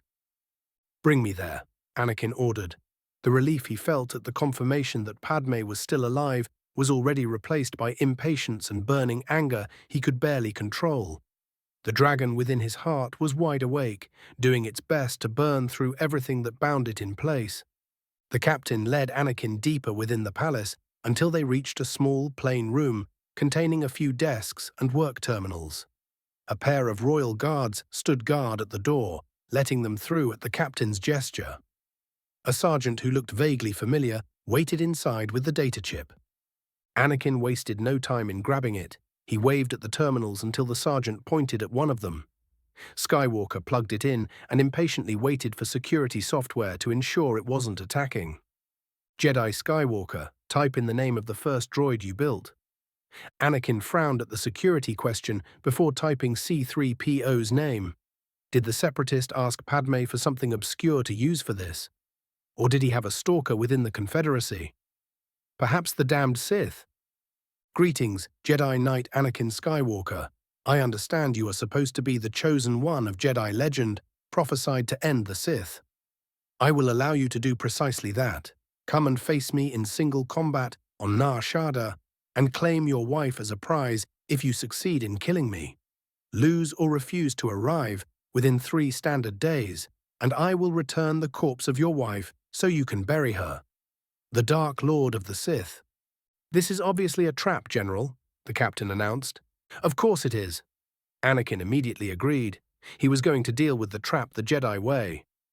Anakin would spring it and cut down everyone standing between him and Padme. Skywalker knew he had no choice. He could sense it through the Force. This offer and the warning it entailed was no joke. The dragon within his heart trembled and raged in hungry anticipation. The Force itself felt like holding its breath. This was it, Anakin decided as he turned away from the terminal and returned to the hangar. This was what he was meant to be. If Dooku or his master wanted to face him, he would oblige them. Equals RK equals. Malevolence, Subjugator class heavy cruiser high orbit above Nar Shaddaa. You want to do what, human? Exclaimed a Hutt with a bright red spot on his chin. I am offering you an opportunity to make a lot of credits. A fight to the death between a Jedi and Sith, broadcasted live at the highest possible definition for the whole galaxy to see. For the right price, of course. You will be a neutral party guaranteeing the safety of the prize in case the Jedi wins. Blood sports always sell. Gorga Desilijic Arpo tapped his chin with a scaled finger. As you say, Sith, we are neutral in this conflict. We don't want to be involved. I do not want you to be involved in the conflict. This time around, the Hutt cartels better suit my side by being neutral, trading information and material to both sides. I smiled pleasantly at the oversized slug. The Jedi don't know yet that they aren't the only ones who received a gift from the past, do they? The Hutt focused his beady yet alert eyes on me.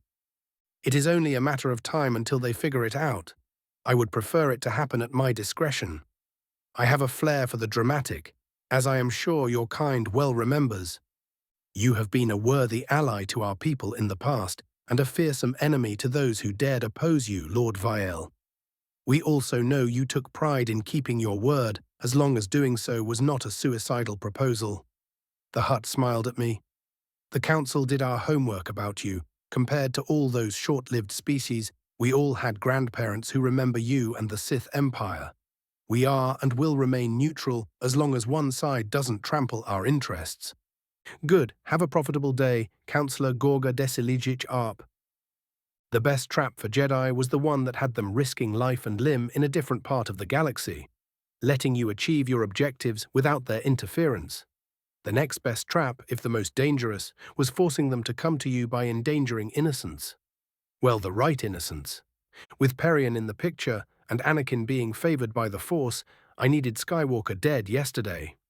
If Perion could train him and allow the Chosen One to reach his full potential, then there would be no greater threat for me in this damned future. On the other hand, if Skywalker came to face me now, with his wife as the prize, I would have an excellent opportunity to put him down for good before he could become dangerous. With Amidala nearby, if it came to it, I could deal with her through the Force, which would send Skywalker into a rage and might make him fall on the spot.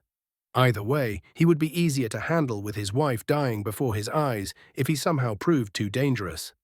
With Perion around and Sidious still having many agents within the Confederacy, it was only a matter of time before my presence was revealed. Like I told the Hutt, it would be better to do it at a time and place of my own choosing and in a way that would enhance my reputation in various circles. 4th Phase 3 Parts 1 and 2. Phase 3, You Were the Chosen One, equals RK equals.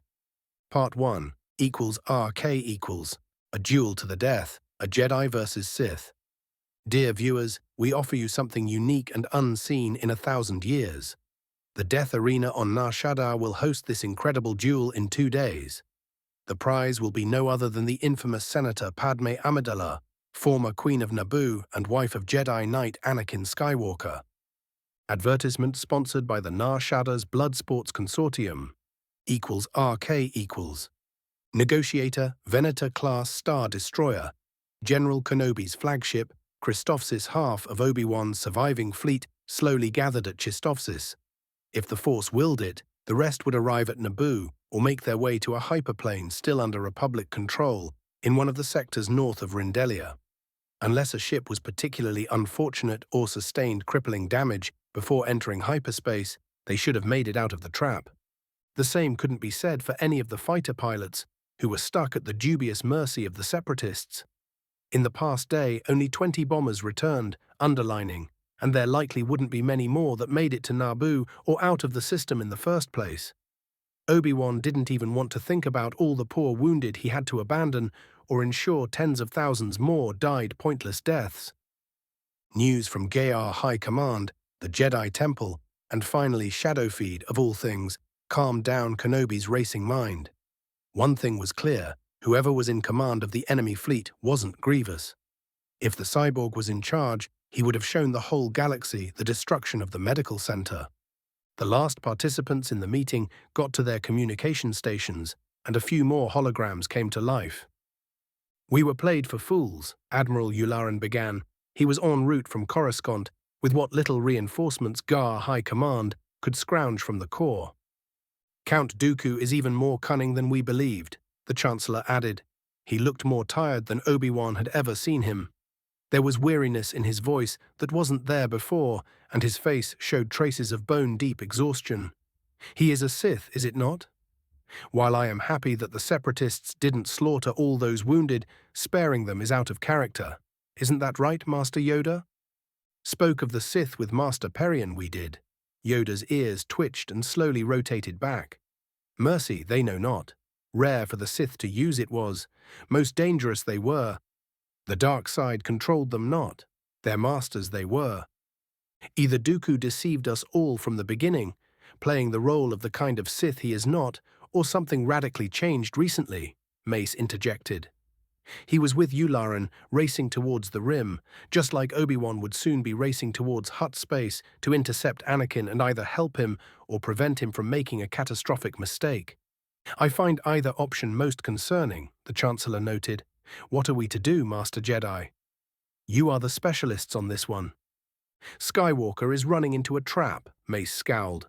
"We just got confirmation from Naboo that Senator Amidala had registered a marriage shortly after the war began when Skywalker escorted her back to Naboo. She has likely used her government connections to bury the information behind red tape, ensuring it wouldn't surface under normal circumstances." That revelation stung in a way Obi-Wan was unsure how to handle. First, Anakin married and went against the Jedi's teaching. Second, if Obi-Wan were to be honest with himself, the lack of trust would be more disturbing and painful. Anakin didn't come to him. He didn't confide or ask for advice. He didn't trust him. Third, learning about Anakin's marriage from Shadowfeed just added insult to injury. "Young Skywalker indiscretion matters not," Yoda stated. "Sprung a trap he will." "We might make it there in time yet, Master Yoda. Skywalker will have to take a longer route into and through Hutt space to avoid Separatist forces," Obi-Wan pointed out. "Go find your Padawan, you must, Obi-Wan. Bring him back, you must," Yoda decreed. "I will leave when this meeting is over," Obi-Wan promised. He already had an escort ship waiting to get him to Nar Shaddaa. =RK=. Chancellor's Office, Senate Building, Coruscant. At times, being the Chancellor was an exercise in frustration. Sidious was eager to torture all the fools, wasting his time to death, yet he could not. He had to contact Dooku or some of his trusted agents within the Confederacy to find out what went wrong or, unfortunately, right. Having that infuriating chit in custody, ready to be killed at the right time and place to break Skywalker into a proper Sith, was a good thing. Everything else surrounding that ill-fated battle was a disaster of one stripe or another. Sidious had to reluctantly agree with the Jedi. Whoever had been in command on the Confederate side knew what they were doing, and more importantly, it wasn't Grievous. The engineered flaws within the cyborg would have ensured mistakes. Even in victory, Grievous would have lost a significant amount of assets and, at worst, ended up with his flagship crippled, given the forces arrayed against him. A crushing Separatist victory at this juncture wasn't in the plans. The Confederacy had to waste time and assets for more than a year to give the Republic time to gear up for the war. As importantly, the propaganda victory was out of character and unexpected. Only Dooku could have engineered it, and until now Sidious believed he had the fallen Jedi in the right state of mind to play his role. Sidious grudgingly admitted that the sheer arrogance of calling Skywalker for a duel for the whole galaxy to see was maddening and impressive. No one else but Dooku could have done it, yet it was sheer madness. Dooku knew what Anakin was and the sheer potential the boy had. Even if he suspected Sidious wanted to replace him, the logical course of action would be for Dooku to turn the boy himself and make him his apprentice. Was this the point of the insane stunt? Sidious had to admit it was devious and something he could see Dooku doing when at his best, which he hadn't been in a decade. The Sith Lord spent years ensuring Dooku would remain a proper tool that would follow his script to the end. It was doubtful that the former Jedi recovered by himself, Sidious was reasonably sure it wasn't the other Jedi, the Who. The logical conclusion and the burning rage that followed nearly led to an unmitigated disaster. Sidious had to claw at the dark side and his fury to keep them under control, so the damned Jedi wouldn't figure out the truth about him. The Night Sisters were to blame. He would see all those witches die screaming at his feet. Dooku going rogue was a complication that had to be resolved fast, too. It was the first thing Sidious had to do when he could contact his other creatures within the Confederacy. Equals RK equals. Part 2. Equals RK equals. C. On Federate Senate Building. Raxus Secundus. Due to the wonders of modern medical technology, General Grievous could walk on his own power mere days after a major brain surgery. He still had medical droids shadowing his every step and standing orders to take it easy for the next few weeks. He would have no combat or command responsibilities for the foreseeable future. However, the general was perfectly able to attend a meeting, even if it wasn't recommended to do so. However, they were running out of time. The council and key Confederate senators had to hear the truth. Dooku had his most trusted agents and droid groups, led by tactical droids, racing to all major factory complexes across Confederate space to ensure newly built droids would lack shutdown codes. He also had recorded orders to the droid armies ready to go out, telling them to disregard any shutdown commands due to those codes being compromised by the enemy. It was a gamble if doing so would work in case Sidious was particularly spiteful. When Dooku entered the large conference room, everyone save for Grievous erupted in questions, demands, and accusations. He ignored them and calmly walked to his seat at the head of the table and made himself comfortable. "Betrayal, you say, Senator Bontery?" Dooku raised his voice, lacing it with the Force. "Yes, you and your people have more reason to feel more betrayed than most of us, considering who our new ally is. His identity will be revealed soon." People looked at each other, wondering what in the name of the Force or their almighty credits he was talking about. "We have much to discuss and not enough time. I will cover the most pressing points first. We were betrayed and deceived before we even formed the Confederacy. All the accusations I've leveled at the Republic about its subversion by the Sith are true. Yet we don't have the moral high ground because we are creatures of that same Sith as well. Isn't that right, Viceroy Gunray?" The Neimoidian's eyes bulged, trying to pop out of his skull. He spluttered weak excuses and objections, which Dooku ignored. "The Sith Lord in control of the Republic is the same Sith Lord who assured you you could get away with invading Naboo a decade ago.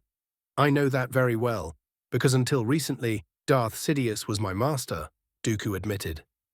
Dooku had to admit that watching everyone's shocked and horrified expressions was most amusing and entertaining. Viel was right. The truth could be a more devastating weapon than any lie. "We are all traitors here, who were in turn deceived and betrayed," Dooku said as he looked at the few council members and senators he was reasonably sure weren't Sidious creatures. "The Trade Federation, Techno-Union, and our friend in the banking clan." He nodded at San Hill. "We are all Sidious creatures. Or should I say, the Chancellors?" The stunned, shocked silence that followed was most gratifying. The outrage, disbelief, anger, and sense of betrayal were incredible and something of great utility if Dooku could harness them to his ends. "We were all deceived." Dooku plastered a grave expression on his face. Sidious's plan was to gather everyone who would be a credible threat to his goals, and, by subverting key leaders and organizations, poison their cause for decades to come. The reward he promised some of us at the end of the war is annihilation, because we are a means to an end and an obstacle to his plans for transforming the Republic in the First Galactic Empire. Your rewards were to be simple. My accomplices, my replacement, would have slaughtered you all, ending the war in victory at a time and place of Palpatine's choosing. The war we are fighting, until a few days ago, it was a sham. "The smug bastard is right. We were all pawns," Grievous ground out. "Look at me," the cyborg demanded. "Sidious treachery nearly killed me, leaving me as more machine than a man.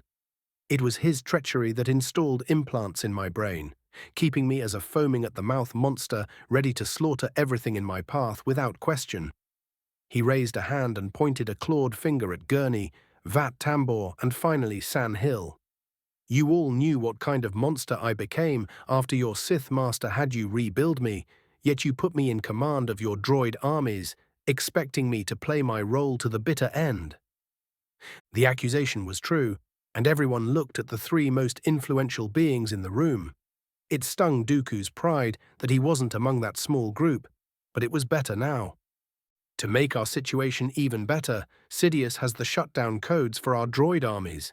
He can end this war with a single transmission if he desires, though doing so right now won't serve his purposes. Dooku's words refocused everyone's attention on him. Exposing him would end with him dooming us out of spite, if nothing else.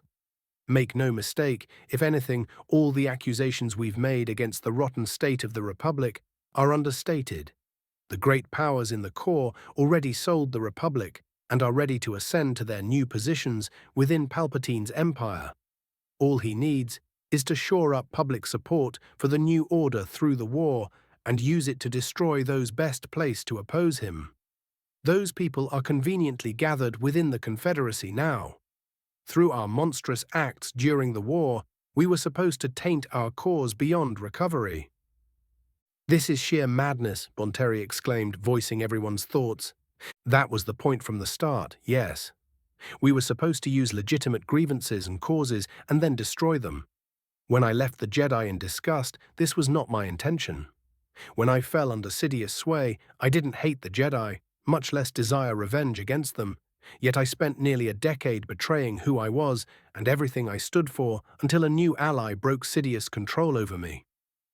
The general grunted in displeasure. Grievous was anything but happy, though they were united in purpose for now, vengeance against Sidious, and, ideally, survival.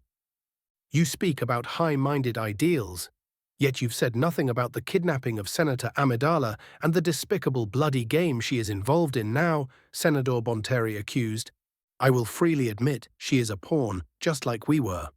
The Force grants many powers, some more arcane than others. One of them is the ability to divine possible futures, Senator. I've seen my death as engineered by Palpatine. It would have been a tool for him to get his next apprentice, the husband of your dear friend, Amidala. On Nar Shaddaa, we will see if any of us can escape the fate Sidious and the Force chose for us. As for the fate of your friend, it is not me you should address, but our colleague Newt Gunray, who wants her dead. Our new ally is determined to gift her to him in the way of introduction. The unsettled Neimoidian perked up at that. Until then, we must decide what we will do. Will our Confederacy be a mere footnote in history and a stepping stone for Sidious? Will we make it live up to its promise? Dooku demanded. Make no mistake, the war we fight is not about high-minded ideals or moral stances. We don't fight for mere secession. It is for nothing less but control of the galaxy. Our independence will have catastrophic economic consequences for the Republic, one that the great powers of the core won't accept unless their power is broken for good. A successful secession only ensures the core will have time to rebuild its military and prepare to crush us in the next war, which they would eagerly launch when ready, no matter if Palpatine is there to lead a new order or not. The truth was out. Now the question was if he could reshape the Confederate leadership into something willing and able to fight a real war until its final resolution. Fifth Phase 3 Parts 3 and 4. Phase 3, You Were the Chosen One, equals RK equals. Part 3, equals RK equals. Bridge, Epoch, Consular-class cruiser, on approach to Nar Shaddaa. Lanes of ships constantly arrived or left the Nal Huta's moon, which was long ago turned into a single city. The hive of crime and villainy had rings of ancient defense platforms and the odd battle station nested between orbital warehouses, docks, and shipyards.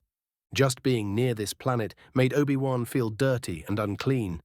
It was like wading through a sewer or a trash compactor, which was not something he wanted to recall. The dark side was strong here. It was angry and ravenous, feeding on all the misery in this system. The same separatist force that won at Rindelia was here, holding position in orbit, surrounded by hundreds of small ships. Obi-Wan concluded that those had to be Hutt and mercenary vessels in their employ. The Jedi could distantly feel the Sith's presence. It was like a black hole, threatening to devour all light, The signature felt like it was somehow contained under a sheet of black glass, with the oily miasma of Nar Shaddaa spilling over it, ensuring no one could sense it from farther away. Obi-Wan closed his eyes and searched for his connection with Anakin. While he should have arrived before his former Padawan, that wasn't something Kenobi would take for granted. Anakin had a habit of exceeding expectations, and now always in a good way. The only thing Obi-Wan could sense was all-encompassing, hungry darkness. "Commander, get us to a landing spot near the arena. The Jedi Temple discretionary funds are open for any fees we must pay the Hutt authorities." RK equals. The Death Arena, Nar Shaddaa. Obi-Wan spent a day searching for Anakin around the arena. His ship in orbit and the one Admiral Yularen brought Master Windu on did their best to detect Skywalker's arrival. Yet there was no trace of the Naboo yacht he commandeered before vanishing. Kenobi knew that his former Padawan was still alive. He was sure he would have sensed if Anakin had done something particularly foolish and got himself killed trying to run a separatist blockade. However, that was a small comfort. Mace was as furious as a Jedi could afford to be. The Jedi Master was on edge, and his determination blazed through the Force like a well-honed blade ready to cut. Obi-Wan knew he had to find Anakin first and get to him before Windu could. Otherwise, he was honestly afraid of what might happen. Nar Shaddaa made things worse, of course it did. There were gleeful crowds gathered around the Death Arena, a place that was a stain on civilization itself, eager to watch a fight for the death as mere entertainment. The bloodthirst of so many beings clung around the whole area, making it harder to divine anything of use. It was so bad the locals' emotions overwhelmed the miasma of the dark side and the veiled dark cloud that was the Dark Lord of the Sith taunting Anakin. The Jedi considered doing their best to rescue Senator Amidala, robbing the Sith from their bait and saving Anakin from himself. Doing so would only be viable right before the duel began, if not while it was underway. From what they could glean, Padme was still alive and in Sith custody on board their super capital ship. There was no way to get on board without a fleet to cover them, one potent enough to get through the Malevolence's escorts and any Hutt ships that might intervene. No one was going to that ship or leaving it until the duel was about to begin, so infiltration was not an option. That also meant going after the Sith themselves, sparing an emotionally compromised Anakin from facing the Sith Master, might not be a viable option. Hundreds of heavily armed mercenaries were keeping order at and around the arena. After Geonosis, neither Jedi had any illusions left on how a direct intervention would end. There were just the two of them, and this time no secret clone army was ready to intervene. Frustration and doubt ate at Obi-Wan's control. The oppressive feeling of the Force at this place made it worse, weighing him down more and more with every passing moment on Nar Shaddaa. The countless intrusive advertisement holograms and screens that seemingly covered every building on the moon blinked, showing a scantily clad Twi'lek woman. What little clothes she wore accented her curves instead of trying to conceal anything. Dear guests, the duel of fate between a Jedi and Sith will happen tonight. Jabba Desilligich Tiure is sponsoring Jedi Knight Anakin Skywalker, guaranteeing his safe arrival and the security of the prize in case of Jedi victory. Anyone eager to watch the fight in person should arrive at the Death Arena no later than 5 in the afternoon local time. Windu grumbled nearby. His temper flared before he battered it down. Meanwhile, Obi-Wan was torn. He was glad Anakin still had the presence of mind to think and plan instead of jumping headfirst into a trap without a second thought. Calling a favor with Jabba after they rescued the Hutt's son not so long ago was excellent out-of-the-box thinking and typical Anakin. At the same time, going to fight Dooku's master so soon after they both lost against the fallen Jedi on Geonosis was pure madness. Obi-Wan knew Anakin had grown during the months of the war they endured. However, he doubted it was enough to take on Dooku by himself, much less his elusive master. Kenobi shared a long-suffered look with Windu. They were nearly out of time and had yet to figure out a plan that had a chance of working, even if the Force was with them. RK equals. Jabba Desilligich Tiure's yacht, Nar Shaddaa. Skywalker paced in his guest cabin, seething. He could sense Padme. She was so close yet far away, engulfed by ravenous shadows. The dragon within his heart was wide awake and raging. Fear ate at the semblance of control he could muster. Jabba's influence and the political fallout of going back on such a public deal. Those two flimsy ropes were the only things that offered dubious safety for Padme. The Sith might kill her anyway, either out of spite or to satisfy the petty hatred of small-minded beings like Gurney. Resentment at the Jedi fueled the fury burning Anakin from within. He received the Council's messages calling him back, ordering him to let go of his attachments and not walk into a trap.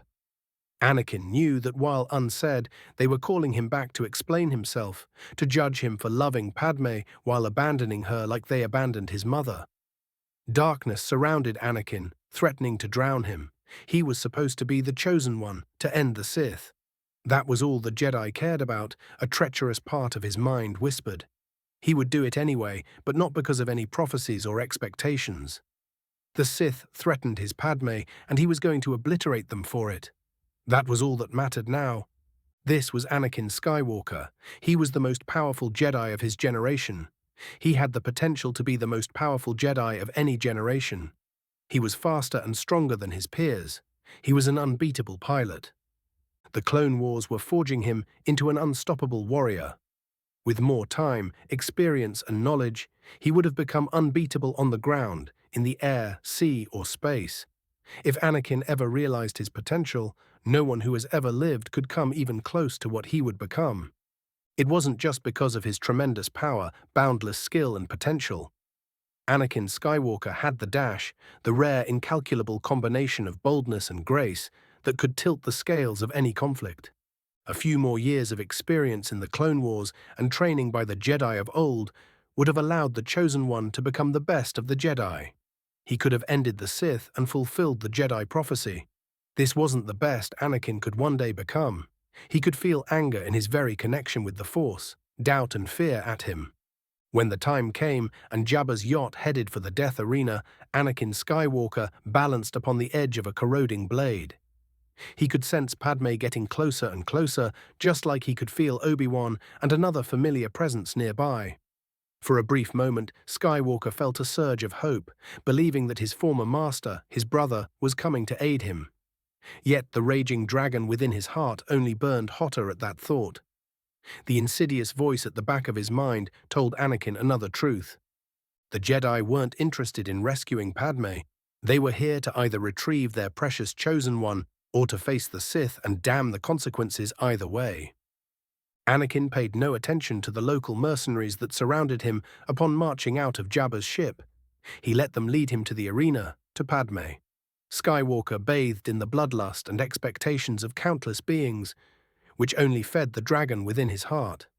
The firewalls around it burned, ready to collapse and unleash the beast. This was Anakin Skywalker as he walked onto the bloody sands of the death arena. He wasn't the greatest Jedi to ever live. He wasn't the Chosen One acting with the full power of the Force, backing his every move. He was a young man in love, terrified for the life of the woman he loved.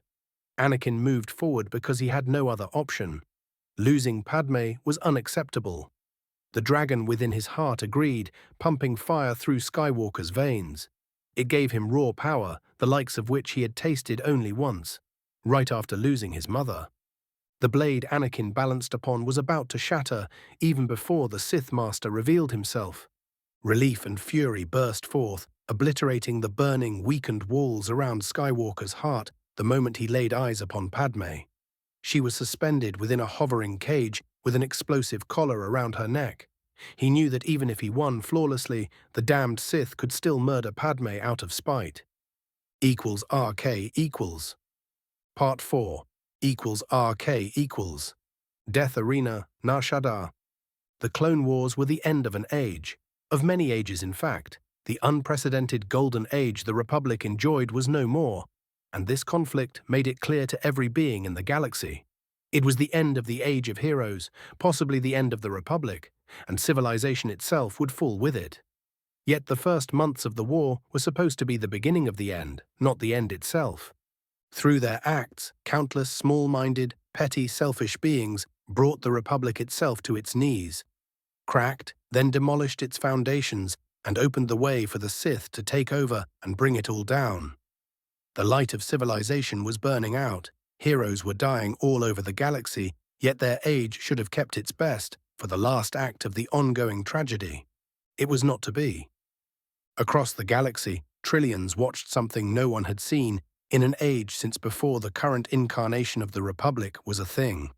A Jedi and a Sith were about to duel, to fight, bleed, and die, like those terrible beings of old that set the galaxy on fire. Even just a few short months into the war, people knew the hero without fear, the savior of Naboo, Anakin Skywalker. They knew of Obi-Wan Kenobi, the negotiator. Skywalker was right there, walking on blood-soaked sands, ready to rescue the love of his life. This right there was history, the stuff of legends. On the HoloNet, all across the galaxy, being watched with bated breath to see their hero win. The Clone Wars had only just begun. Hope was not dead yet. The hero of the story would win, yes? All younglings watching were sure of it. Their parents, who would have watched a different conflict years in the future, didn't despair. The torch of the Republic wasn't about to be extinguished yet. The war could be won. It had to be won. The Republic's heroes, the Jedi, would triumph and save them all. The Jedi would save the day, rescue the famous senator of Naboo, and give those dastardly Sith what they had coming. That was what younglings and adults across the galaxy believed. Those Jedi and a self-proclaimed Dark Lord of the Sith, watching the unfolding tragedy, were not so sure, yet even in the heart of separatist space, people were hoping that Anakin Skywalker would win. A shadow fell upon the arena. The age of heroes was about to end. Unnatural cold spread out. Hoarfrost raced up the bloody sand, turning its surface stiff and brittle. The dark side rejoiced, ravenous in perverse anticipation. A lone figure walked out of the shadows, calmly moving to meet the hero without fear. The shadows moved to reveal dark armored robes, weaved within black metal plates that seemingly devoured all artificial light, bathing the arena that touched them. Anakin Skywalker, the Sith happily proclaimed.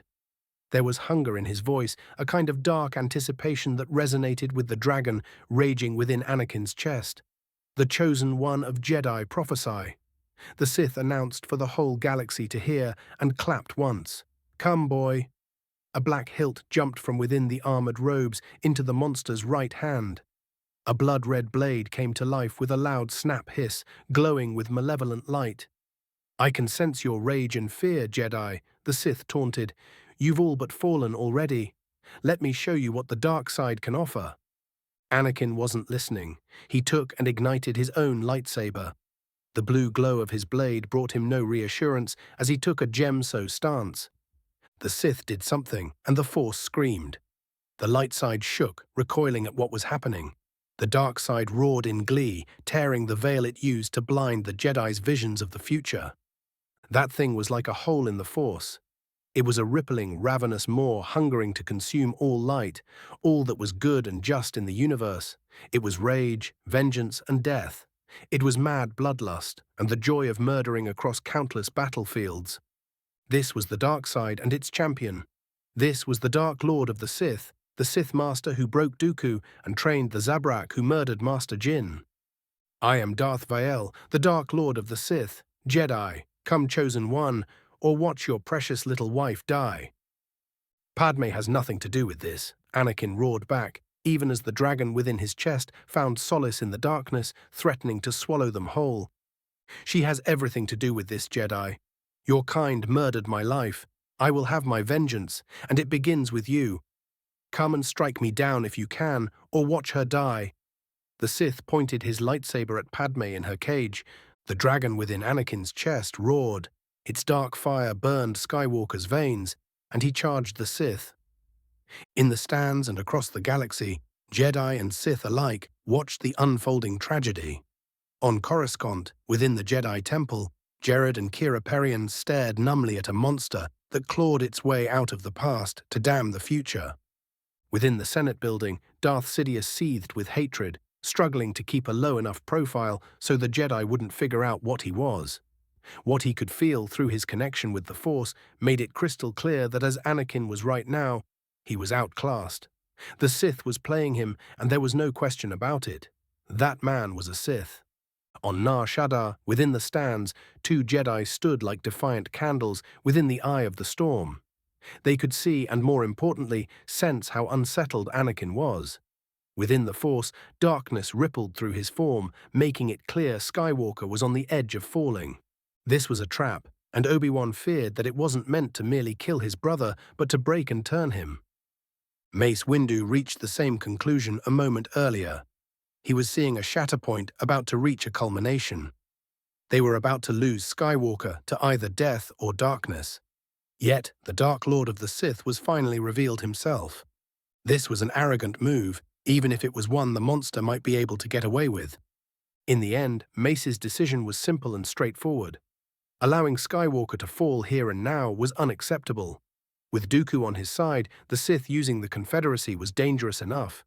If he turned Skywalker, that was unthinkable and couldn't be allowed to happen. More importantly, no matter the danger, the Sith Lord was within reach. He was vulnerable, and Windu was sure he could use the Sith's arrogance to force him into a confrontation. The Jedi Master threw away his cloak and surrendered himself to the Force, submerging within it and letting it guide him. He vaulted, moving faster than a human had any right to. Windu drew and ignited his lightsaber in mid-air, ready to fend off an attack, before landing lightly on the blood-soaked sands. "This couldn't have gone better if I planned it this way," the Sith Veil laughed. "Our duel has been interrupted before it could even begin." "What is the Hutt's word worth?" the Sith demanded. The Force screamed in warning. A shatterpoint resolved as an unseen being pressed a button. At the same time, many more came into being, with the fate of the galaxy hanging in the balance. Skywalker roared a heartbeat before the bomb collar around Senator Amidala's neck detonated, spraying her cage with blood and gore. Anakin saw red. For a moment, one endless, precious moment, he felt Padme. It was like she was a Force sensitive, and he had a bond with her. They were one. He could feel her heartbeat, the soft touch of her lips upon his skin, her pure love for him. It was a connection, a bond deeper than Anakin ever had with anyone else, or would have with anyone else. For a moment, they were one, perfect whole. The moment passed. Anakin felt the moment Padme died, and with her, something deep within him killed while the rest broke. Even the stars die, a mocking voice taunted within Skywalker's mind, his own voice. Anakin saw red. He raged like no one had raged before. He screamed and reached through the Force to crush the shadow mocking him, the shadow responsible for Padme's death. Anakin sprinted forward, ready to strike the Sith, until there was nothing left of the monster. Mace Windu raced after Skywalker. This was it. This was the shatterpoint of the dark side itself. Skywalker might very well be the chosen one, about to accomplish his destiny in a way no one expected. The fallen Jedi was about to give Mace an opening so he could end the war here and now. Shock and disbelief, followed by a hammer blow through his connection with Anakin, brought Obi-Wan to his knees as soon as he followed Windu to the arena's floor. He was choking at the torrent of emotions bombarding him from Anakin's side. All he could do was watch tragedy after tragedy unfold. Kenobi knew he wouldn't make it to Anakin and the Sith in time to stop what was about to happen, though he tried. Oh, how he tried. 6th Phase 3, Parts 5 and 6. Phase 3, You Were the Chosen One, equals RK equals. Part 5, equals RK equals. Death Arena, Nar Shaddaa. The shadow slipped through Anakin's grasp as if it wasn't there. The arena around it imploded, frozen sand exploded, flying in all directions, and was thrown away by the Force Skywalker used to crush Padme's killer. The shadow kept coming, deflecting or ignoring the waves of raw Force Anakin used to smash it down. The unchained dragon within Skywalker's heart roared in fury, offended that the Sith refused to die. It was almost all right. Anakin wanted to cut that murderer down himself, to feel flesh and bone split under his blade. The falling Jedi roared in tandem with the raging dragon within him, knowing not if there was a difference between them anymore. He threw himself at the shadow, swinging to bisect it with all the power of the Force he could muster. The Force's warning came just in time, yet it was lost within the fury gripping Anakin's mind and the anger that burned through his connection with the source of his power. Blades touched, and Skywalker was sure he would smash through the Shadow's guard, cutting into it. Instead, the Sith deflected, sidestepping the overwhelming slash. Air rippled with the power of Anakin's strike, finding insufficient resistance.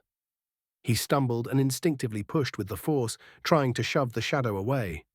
A rough telekinetic blast tore rends into the abused arena, sending showers of bloody sand in all directions. Yet the Sith remained untouched, with the attack splitting in front of him in two. A cruel blade shot forward, guided by the Shadow. It buried itself in Anakin's side, adding its fire to the inferno already consuming him from within. Skywalker disregarded the pain. At least he had the Sith where he could get him. Anakin lashed with all the Force power he could muster and did his best to stab him with his lightsaber. However, his arms refused to move. His lightsaber fell from his fingers, robbed of the ability to feel anything. Raw power smashed into a shield that absorbed some of it, while deflecting and reflecting the rest. It left the Sith untouched on a small circle of pristine sand. At the same time, everything around him broke, shrieked, and collapsed onto the floor below the arena. Anakin sensed, instead of seeing the Shadow jump away, while a body collapsed beside him on the ravaged sand. RK equals. For those with the senses to feel it, the Force froze for an instant that felt like an eternity, as if pausing to take a breath. Countless futures came to a sudden, violent end. Prophecies became defunct. The future itself, what should have been, shattered, dying with the Chosen One. All the while, the dark side rejoiced. The moment passed, and time continued to flow as it should. Jedi and Darksiders alike all over the galaxy felt the change. Those who knew Anakin Skywalker felt his death spread through the Force like a mountain crumbling within a lake, sending shockwaves that unraveled fate itself. In the Jedi Temple on Coruscant, old and new Jedi watched the unfolding tragedy with stunned disbelief. In the Senate building, the last Sith Lord from the line of Bane seethed and plagued by venomous hatred. He just watched and experienced years of work unravel. His future apprentice was no more. The Confederacy was slipping through his fingers, though at least now he knew why. And in this moment, Darth Sidious hated the ancient Sith with a passion that could snuff out the stars themselves. RK equals. Anakin, you were the Chosen One. An anguished cry echoed throughout the arena, heard by countless billions across the galaxy. The self-proclaimed Dark Lord of the Sith landed lightly on an untouched part of the arena, putting the devastation Anakin created between himself and Mace Windu. Cameras focused on the hero without fear, showing the smoking pieces of his body and his unseeing eyes staring into eternity. The age of heroes was over, and it was denied showing its best at the end. Such delicious Jedi treachery, the Dark Lord of the Sith taunted. Shall we give all these people watching what they paid for, Master Jedi, or do you have more treachery to commit first? This ends now. Fight me, Sith. Come prove your mettle, Windu demanded. So be it. Let us give all the good, bloodthirsty people watching us the show they deserve, Jedi. Viel happily announced, as if he didn't just murder hope itself. The Sith strolled around the edge of the ravaged sections as if on a stroll, circling it to meet Windu. Tell me, Jedi, can you back up your challenge? Can you prove the Jedi of this era aren't a joke like your chosen savior? Your words mean nothing, Sith. The Force is with me, Windu shot back. Is it now? After you caused the death of my bait. Viel raised his burning blade and pointed at the cage above them, where Padme Amidala's brutalized corpse still bled. It is certainly not with you, Sith, Windu countered. Obi-Wan finally could shove his shock away and staggered to his feet. His heart ached. His connection with the Force was frayed, wounded, and felt like bleeding, where it had an Anakin-shaped hole torn into it. Kenobi glared at the Sith and clutched his lightsaber. His heart cried for justice. He had to avenge his brother. It was only the Sith pointed at Padme's brutalized body that stopped him from fully snapping and charging the butcher. Obi-Wan's eyes lingered upon the corpse, feeling shame and a profound sense of failure. He looked at the Sith, then at Anakin's still smoking body. This was what the Sith wanted. This was the nature of this trap. He wanted to break them, to make them fall. Obi-Wan knew that if he went for the Sith now, with all the anger in his heart, he would be lost. Yet, leaving Windu to fight him alone would mean possibly squandering the one best chance they had to end this madness cleanly. While Obi-Wan's mind struggled between what his heart wanted, what was the right thing to do, and what he had to do, his legs drove him toward the strolling Sith. The murderer looked at him, and the Force screamed in warning. "This will be a proper duel, Jedi, not an exciting little battle. Wait your turn." The Sith waved a hand. The Force pulsed. Obi-Wan jumped away, enhancing his leap with all the energy he could muster. A chunk of shattered metal and sand tore their way out of a collapsed section of the arena, held together by the Sith. He hurled them at Kenobi, guiding them his way. They followed Obi-Wan even as he landed. He gathered as much of the Force as possible and sent it at the incoming debris ball. It exploded right into his face, sending him and pieces of brutalized metal flying away while sand fell like rain. "We have had enough interruptions. We promised you a duel, dear guests and viewers across the galaxy, and a duel you shall watch," an announcer proclaimed. Doors built into the arena's walls slid open, allowing a few mercenary platoons, armed with repeating blasters, to flood a section of the stadium. They aimed their weapons at Obi-Wan, waiting for him to make any hostile move. Kenobi looked around, sighed, and slowly raised his hands. Meanwhile, Mace and the Sith walked around the devastated part of the arena, facing against each other on solid ground. They both took combat stances, which were almost perfect mirrors of each other. "Juyo, Master Jedi," the Sith laughed. "Most unconventional for one of your kind. Let us see if you are worthy of it." Equals RK equals. Part 6. Equals RK equals. Death Arena, Nar Shaddaa. Mace Windu fought for his life in a blood-soaked arena, watched by countless beings across the galaxy. He sunk deep within Varpad, moving too fast to see. Most beings sitting on the stands would only see blurs clashing with each other. Two burning blades struck faster than the eye could follow, smashing into each other before moving again, angling for another strike. Varpad was the pinnacle of what Form 7 Juyo could be.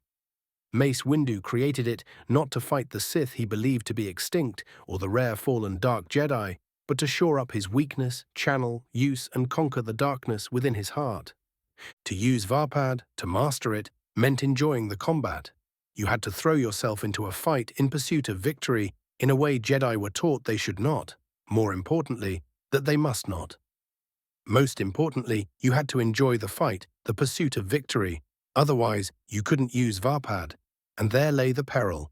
It meant you had to dance on a blade's edge and dip yourself into the dark side without faltering and falling to its allure. Mace Windu created Varpad.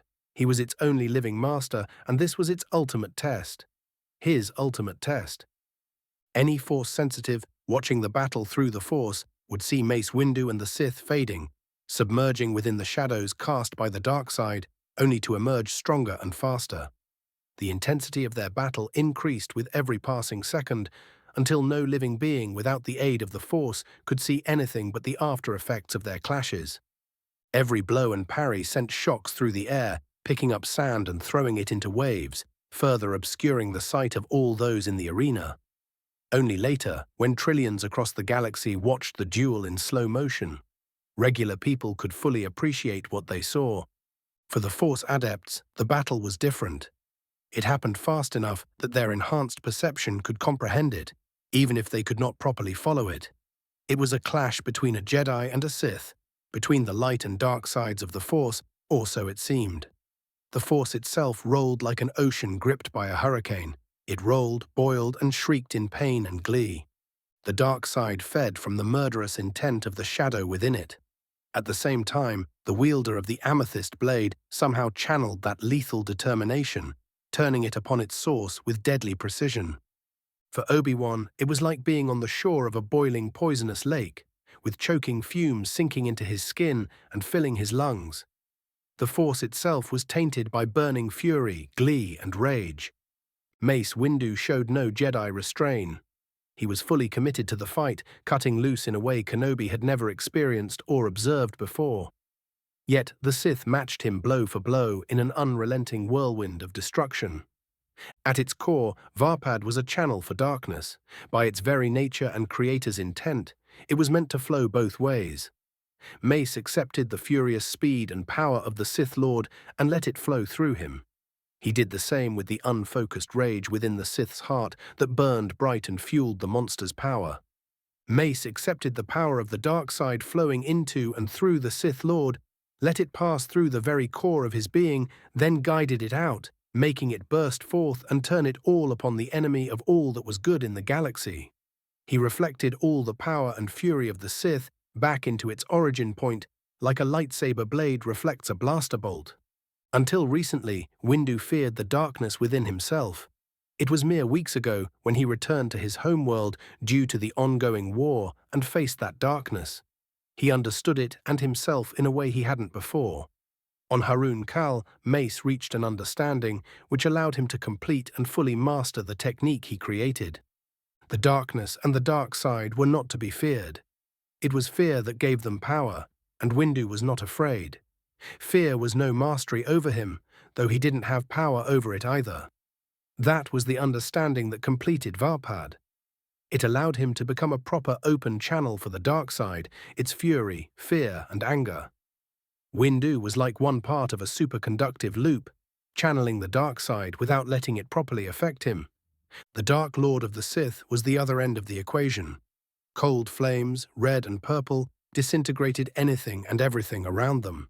Sand became ash and dust. The very metal below it and their feet creaked as their battle moved across the arena, leaving utter devastation in its wake.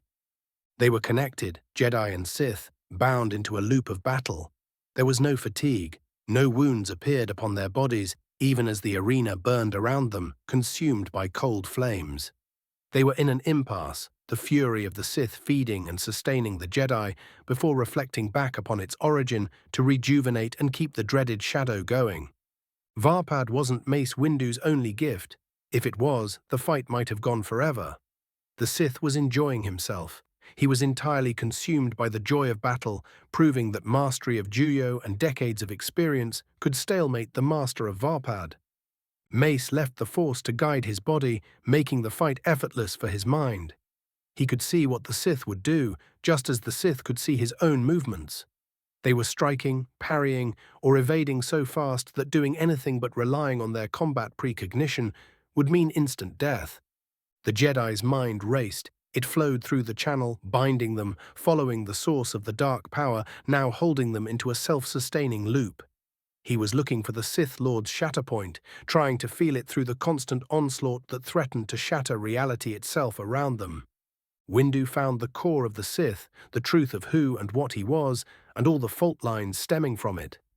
They stretched into the future, tangling like willowy branches into potential futures. He went for the deepest rend, which was like a sore, weeping wound into the Force itself. Astonishingly, it led him to a man kneeling upon the mangled body of a Togruta woman. She was dead, yet her presence in the Force left a slowly dissipating echo the man was clinging to as if his life depended on it. Whoever the woman was, she was no Sith. Yet there was no mistaking the man for anything but the one Mace was fighting. However, here and now, his presence in the Force was different. It was twisted and mutilated, it was wounded and in pain. Fear, despair, and rage dominated its whole being. "Who are you?" Mace idly wondered while trying to figure out how this was the Sith's shatterpoint and how he could use it to smite it down. The kneeling man turned, and a pair of eyes that were nothing less than two pools of endless malice fixed him in place. "Me?" the Sith roared. "I am the husband of a murdered wife. I am the father of an unborn daughter. And I will have my vengeance in this life or the next." Mace threw everything he could, all he was, into this memory, doing his best to draw it to the forefront of the Sith's mind. Was this how he fell? It didn't matter. This was the Sith's shatterpoint, and it would be his end. Suddenly, Windu could feel the end of the battle approaching. The Sith could sense it too, a moment after a surge of fear, pain, and loss blazed through its very being. This was it. This was the edge Mace needed. He turned the fear into a weapon, smashing the Sith with it through the channel of Varpad, linking them. They were no longer evenly matched. The shadow faltered, and now the Jedi was advancing, raining hammer blows upon the Sith, which he was hard-pressed to counter. They moved back into a part of the arena already ruined by their battle. The Sith had to expend power and attention there to keep his footing stable. His fear made him hesitate and falter. This was the end. The resolution of the shatterpoint of the Sith, the shatterpoint of the dark side itself. The shadow faltered. Mace was moving as fast as he did a moment before, while the Sith wasn't. With a flick of the wrist, he aimed his burning blade at the enemy's hands, ready to slice through them and the lightsaber hilt they held. Windu could see the shatterpoint resolve in front of his eyes in slow motion. He was within it, within the eye of the storm. He saw the Sith stiffen above the body of the murdered woman, barely holding on to the edge of rage-induced madness. It was the fear and pain of that loss that drove him over the edge and into the clutches of the dark side. It had to be. That same fear and the echo of the loss would be his end, just like it ended whoever the Sith Lord used to be when he fell. The purple blade moved slowly through the air, aimed true. Cold, controlled rage burst forth from the Sith, consuming the loop before shattering it when it simply froze, seemingly dying out. It was replaced by a deadly, frigid determination that burned worse than the hottest flames. Mace Windu saw the truth of this Sith. He chained his rage and boiling fury and somehow stopped the madness about to consume him, because letting himself fall further would have made him a mundane monster. Falling completely into the sweet embrace of the dark side wouldn't have allowed him to achieve his vengeance. Time sped up as suddenly as it slowed down. The Sith managed to spread his fingers even as cold, controlled anger filled his whole being, making him appear like a shadow of a man driven by the dark side itself. The loop was broken, robbing the Jedi from the boundless torrent of power flowing through him. Mace's blade hit the back of the open hand, and instead of cutting through it, the blade flickered as when slamming into something too tough to burn through, yet with no field to hold it in place. The swing continued, sending Windu off balance and straight into a pulse of cold rage that caught him off guard and threw him away. The Jedi Master surged back to his feet, feeling much weaker than he was a moment ago. He watched the Sith make a sharp gesture, and his left armored glove flew away from his arm, smoking and showing a faintly glowing rend into it. Yet there was no mark on the man's pale skin. The Sith looked at his hand, then at Windu. "You are a worthy opponent, Jedi. I congratulate you for your achievements. It has been a long time since I fought such a duel, much less something so new and different." There was admiration in the Sith's voice. His very form within the Force was different. It was not a burning inferno or the wound Mace perceived. Instead, it was frigid, like the surface of a frozen lake, with something colder, deadlier, and ancient-looking from below the ice. In the brief moments of peace after the loop shattered, Windu could feel the bloodthirsty joy of the crowd watching them. Awe and admiration, mixed with healthy fear, clawed at his bond with the Force, feeding the dark side. The Sith calmly walked towards him, shifting into a Makashi stance.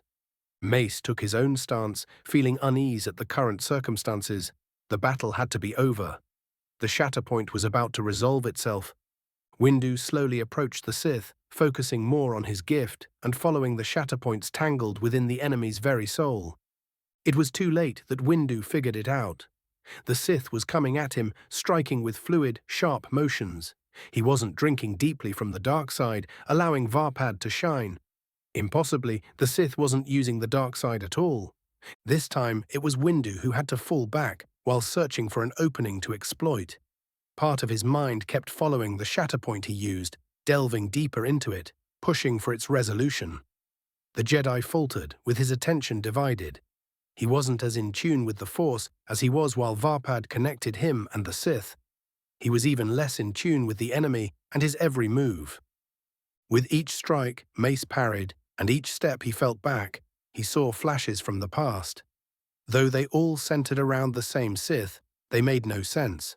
They were pictures without context. How did they connect with the dead woman and the Sith's fall to the dark side? How was that the shatterpoint of the Sith? It took more of Windu to parry each new attack. He had to draw as much power as possible to keep up with the Sith's relentless advance, and he was tiring fast. The sheer intensity of their battle, while bound by Varpad, took much of him. He had never channeled so much raw energy, much less for so long. Every cell within Mace's body burned with the strain of keeping up. With every moment he kept channeling as much power as possible to survive, his endurance waned. The cold, calm determination fueling the Sith's onslaught, combined with something from the constant stream of pictures flashing before Windu's eyes, made something click within his mind. He denied the dark side. Mace's mind screamed at him. He saw the Sith kneeling above the dead woman, saw the furious flames burning hot enough to engulf the whole galaxy suddenly die out, smothered under comprehension, thirst for vengeance and determination. This is right there. That was the Sith's, the dark side's shatterpoint, which happened long ago. This Sith didn't fall into the abyss offered by the dark side, no matter what it offered, all because doing so would have made him a less effective monster. If he had fallen completely, then and there. Windu finally understood even as he faltered, for his body could no longer keep up. The shatterpoint of the Sith, that of the dark side and the Republic, back then and now. This Sith chose not to embrace the release offered by the dark side to be sure he would achieve his vengeance in this life or the next. The Sith's bloodthirsty blade battered the Jedi's lightsaber aside, opening him up for a follow-up strike. Windu was too slow to react, for his body was spent. Fiery pain exploded through his shoulder, and he could no longer sense his right arm. Mace stumbled back, futilely grasping for the Force, only to catch a mirage of the power he had a heartbeat ago. The Crimson Blade came back, and it was the last thing Mace Windu, the Blade Master of the Jedi Order, ever saw. 7th Phase 4, Parts 1 and 2. Phase 4, A Taste of War. Equals RK equals. Part 1. Equals RK equals. The infamous duel and execution on Nar Shaddaa marked a notable change in the war. Where before it was one of secession, as proclaimed by the Confederacy's Declaration of Independence, it was now an existential one for the control of the galaxy. Sadly, too many people in positions of power failed to figure that out in the following months because the Confederacy focused its military efforts on consolidating its forces, preparing for future operations, and securing the Rim. History of the Clone Wars. Volume 2, Anaxi's War College. The tragic death of Senator Padme Amidala, former Queen of Naboo, shocked the galaxy. It was less that a senator died, though that was a factor. That she was beautiful, human, and female, from a world with a culture respected by many in the core, mattered more than it should have. However, the two most important factors were the reasons for Senator Amidala's death and the reactions of allies and enemies alike. Chancellor Palpatine used the death of a protégé and his former queen, the representative of his people in the Senate, to rally support for the war effort. Senators Bail Organa and Mon Mothma did their best to fill the gap created by Amidala's loss in the peace faction within the Senate with little success. That was due to the gruesome nature of her murder and the Jedi's involvement, which was highly divisive. Within the Confederate Senate, Senator Mina Bonethi led a faction that demanded the head of Darth Vael, the Butcher of Alderaan who somehow came back to plague the galaxy after nearly 4,000 years. Most importantly, we all saw the truth of the Confederacy. Forged by war, the rise of the Confederacy of Independent Systems. Darth Vael is back. May the Force have mercy on our souls, for he will not. Jedi Master Perion. Equals RK equals. Chancellor's Office, Senate Building, Coruscant. Who is Darth Vael and how do we bring him to justice? Palpatine harshly demanded. He did his utmost to keep his temper shackled down. At the same time, multiple Jedi Masters crowded his office, including 2 ancient ones.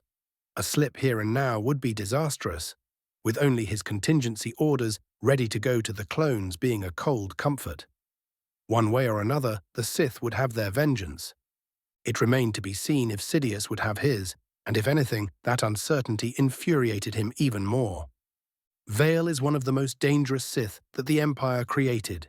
He was an anomaly, a Sith like those who founded and built up the Sith Empire in preparation for its war with the Republic, not to be mistaken with many of those who rose during that conflict and in its aftermath. Perion bitterly explained. He isn't the strongest in the Force, the best duelist, tactician, or most treacherous sorcerer. Make no mistake, those facts make him no less dangerous. If anything, they make him more dangerous than many more powerful Sith. The words of the ancient Jedi rang true, further, even being able to sense only pale echoes of what happened on Nar Shaddaa due to the need to keep a low profile. Sidious knew for a fact that this Vial was not someone who could be underestimated. Besting Anakin and slaughtering him like Vial did was no significant achievement heralding the Sith's power. However, it was expertly and cunningly done, ensuring that the Jedi and, perhaps, one day Sith with the greatest potential in the galaxy stood no chance. Vial's duel with Windu, on the other hand, Sidious knew he would have to go all out to match what he saw, and even then, the outcome wouldn't be decided by raw power like virtually all his fights since killing Plagueis. How so, the Chancellor asked after he got tired of the morose mopping Jedi around him due to the fact he couldn't openly sneer at them or mock them like they deserved. Besides, he wasn't really able to croon at his achievements. Sidious was in a similar situation, if not worse. He had lost control of the Confederacy and was sure it was due to Dooku running into this ancient Sith. What frustrated Sidious most was that the Ancient One should have worked with him, Dooku and the Confederacy, to break the Republic and the Jedi before reforging the survivors in their image. Well, according to his whims anyway. For all their power, we could dismiss most Sith as mere monsters, Perion spat in contempt. It was amusing to watch the other Jedi react to that statement.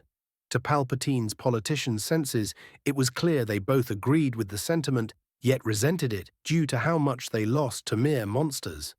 Sidious himself wasn't offended. That was Bane's whole point. The Sith before him lacked, so he created their order and instituted the rule of two. That way, no Sith who succeeded their master could be dismissed as a mere monster. Time and again, they let their petty vendettas, hatreds, and love for pain and violence get in the way of winning the war. Vial and those whom he surrounded himself with were different. Force, there were times we worked with them and could be reasonably sure there would be no treachery when our interests aligned, the ancient Jedi admitted. Palpatine merely raised an eyebrow at that and waved to the Jedi to continue. He was working with the Jedi and politicians who he wanted dead more than the former for the sheer aggravation they caused him daily. Sidious had an idea where Perion was going now, which was concerning. It also partly helped explain why Vial might have chosen to subvert Dooku and the Confederacy instead of working for him. The war was supposed to be a grand performance. If that Sith didn't see it for what it was, or wanted it to be a real war anyway, no matter the drawbacks. That explained things, though it still left a question hanging. Why didn't Vial try to contact him through Dooku first? Was it arrogance? Did he foresee something? Being in the dark like the Jedi was becoming increasingly vexing by the minute. Most Sith would butcher civilians and soldiers alike. They would take the time to murder people in terrible, novel ways and torture wounded before giving them the release of death. They would waste time in ways that ensured few would ever surrender to them. They would lose more men and material compared to saner enemies, and their malevolence and power would seldom make up for it, the Jedi explained. That was a familiar tale. Grievous was supposed to do precisely that, along with many of the Confederate leaders. Without proper direction, they would stumble, their conflicting interests and petty grievances getting in the way of effectively fighting the war, which would have made it easier to control both sides and explain what was happening. It was also why the plan was for a sham of a war, where the Sith would win no matter the military realities and outcome. Vial would keep his word once given.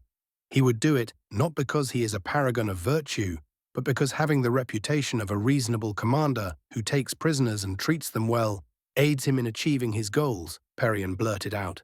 Mercy helped him win more victories than being butchers and torturers did for most other Sith. Was there a hint of respect below all the bitterness of the old Jedi? He would avoid targeting civilians unless they are what he sees as acceptable collateral damage to achieve his goals. He wouldn't be starving and killing people for the fun of it. However, if they are in the path of him achieving an objective, they better get out of his way, or they will die. Master Jedi, what you describe doesn't appear to be the butcher we all watched murder. 2 Jedi and engineer the death of a Republic senator, Palpatine pointed out in his best reasonable voice. He's still a Sith. I have no doubt that if Skywalker won, no matter how unlikely, Viel would have let Amidala go, perhaps as a bargaining chip to get away. However, that was a moot point since Master Windu played into his hands in a way even Viel couldn't have planned for. Perian's disgruntled voice was full of resentment and anger. How curious. He would use the Confederacy against the Republic to remove it as an obstacle to getting his vengeance.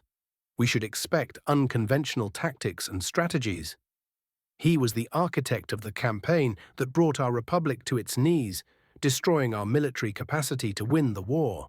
You should know better than us that it was only the Sith Civil War that Viel's faction nearly won that the Republic survived and could eventually recover. If you believe we are winning or have the upper hand, beware. It is most likely a trap. Viel sacrificed the Sith Emperor as a part of his gambit to win the war and set up the stage for the Imperial Civil War. We didn't even get a hint of it until it was too late. That is the kind of enemy we are facing now. If Perian was right, it was an excellent thing Sidious had the shutdown codes for the Confederacy's droid armies.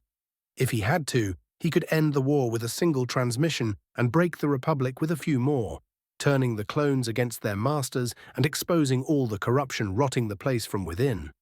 Well, at least all he was personally involved with or had solid evidence of. Master Perian, please explain to me what vengeance this Sith is after.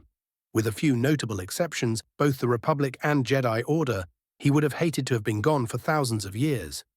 This is not the same Republic from 1,000 years ago, much less the one from your era. The same is undoubtedly true for the Jedi. Palpatine fished for more information. Perian closed his eyes and refused to look at anyone. Wasn't that interesting? The Chancellor leaned forward, waiting for an answer. A few years before the Cold War went hot for good, Vale went into semi-retirement. He married a disgraced Jedi. He had to pay a political price for that. In no small part, he refused to turn her outright. The price he paid for it was his ascension to the Dark Council. It was denied, where he was a guaranteed shoo-in after proving himself a loyal hound of the Empire, Perian told them slowly and haltingly. My husband is struggling to tell you that Ashara Zavros, well Vale, had a talent for battle meditation unseen since Bastia Shan during the Jedi Civil War 4,000 years ago. If she fell, or should, I say, when Vale turned her, the Empire would have gained an incredibly potent weapon that could influence whole armies and fleets, deciding the outcome of any battle she participated in. Republic High Command, select members of the Jedi Order, and the Republic's Special Operations Command deemed Ashara too much of a threat to the Republic. She had to be captured and returned to Jedi custody or neutralized as a threat. Kira Perian spoke for the first time. She sounded tired, and in this case, Sidious felt that because this was an argument or an explanation, she had to deal with it too many times before. Kira gave her husband a pointed look.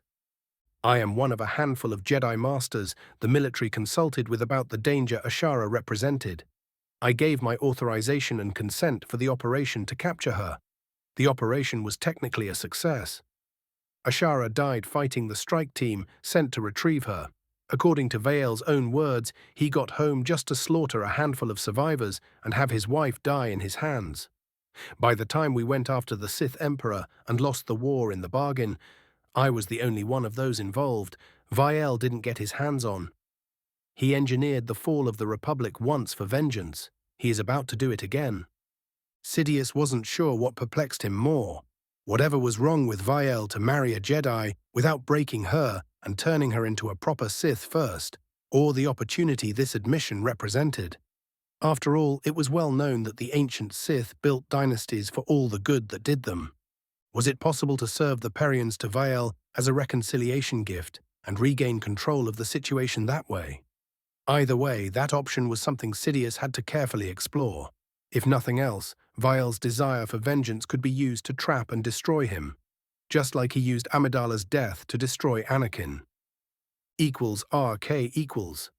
Part 2. =RK equals.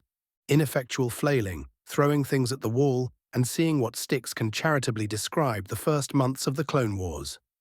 The Confederacy began the conflict with an immense advantage in material and trained combat personnel in the form of their droid armies. The CIS initially failed to capitalize on this superiority, giving the GR and the Republic the time to recover from the initial shock of finding itself in war and integrate tens of thousands of smaller nationalized system defense navies and planetary defense ground forces. To an extent, the same was true for the Confederacy, which had to forge its different militaries into an organization able to operate as a cohesive whole. That is precisely what General Grievous was doing until a routine medical checkup found a defect within his cybernetic implants that affected his personality, leading to a weeks-long convalescence period. Said state of affairs rapidly changed after two groups from an ancient galaxy-wide war found themselves in the present, propelled by separate hyperspace accidents. Darth Vael, also known as Admiral Delcatar Vale, joined the Confederacy shortly before his explosive debut on the galactic stage. Arguably, mere days before that, a handful of crippled Old Republic warships emerged above Coruscant, ready to participate in what they believed to be a doomed last stand against the Sith Empire. They brought the GAR precious veterans with decades of experience, which were put to good use.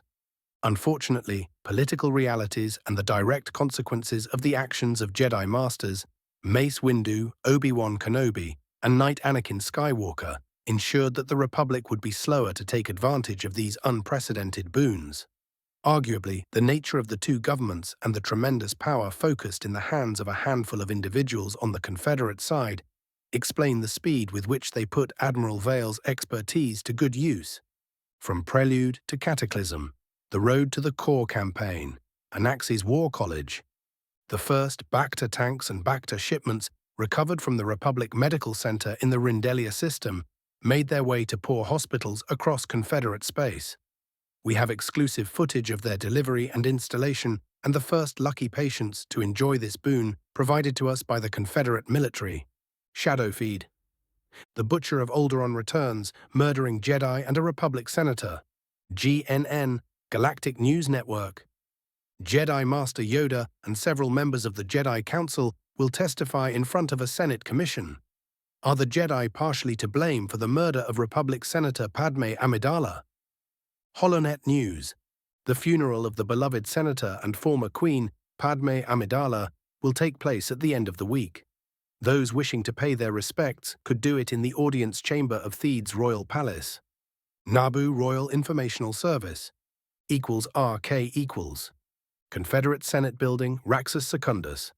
Outrage, anger, and not a small amount of fear, spiced with tremendous satisfaction, welcomed me during my official introduction before the Confederate Senate. The two extremes came in the form of a Neimoidian, who appeared ready to jump from his seat so he could dance in joy, and a human woman. She would have incinerated me on the spot if her murderous glare had the power to kill. These were my new biggest fan, Newt Gunray, and his polar opposite, Mina Bonteri, who used to be Amidala's friend. They were, respectively, the leader of the Trade Federation and someone who wanted peace, not to mention represented Onderon, so I wouldn't have found an ally there anyway. The rippling emotions of the beings gathered in the large chamber were telling, giving me a rough estimate of the size of the various groups with different opinions of me.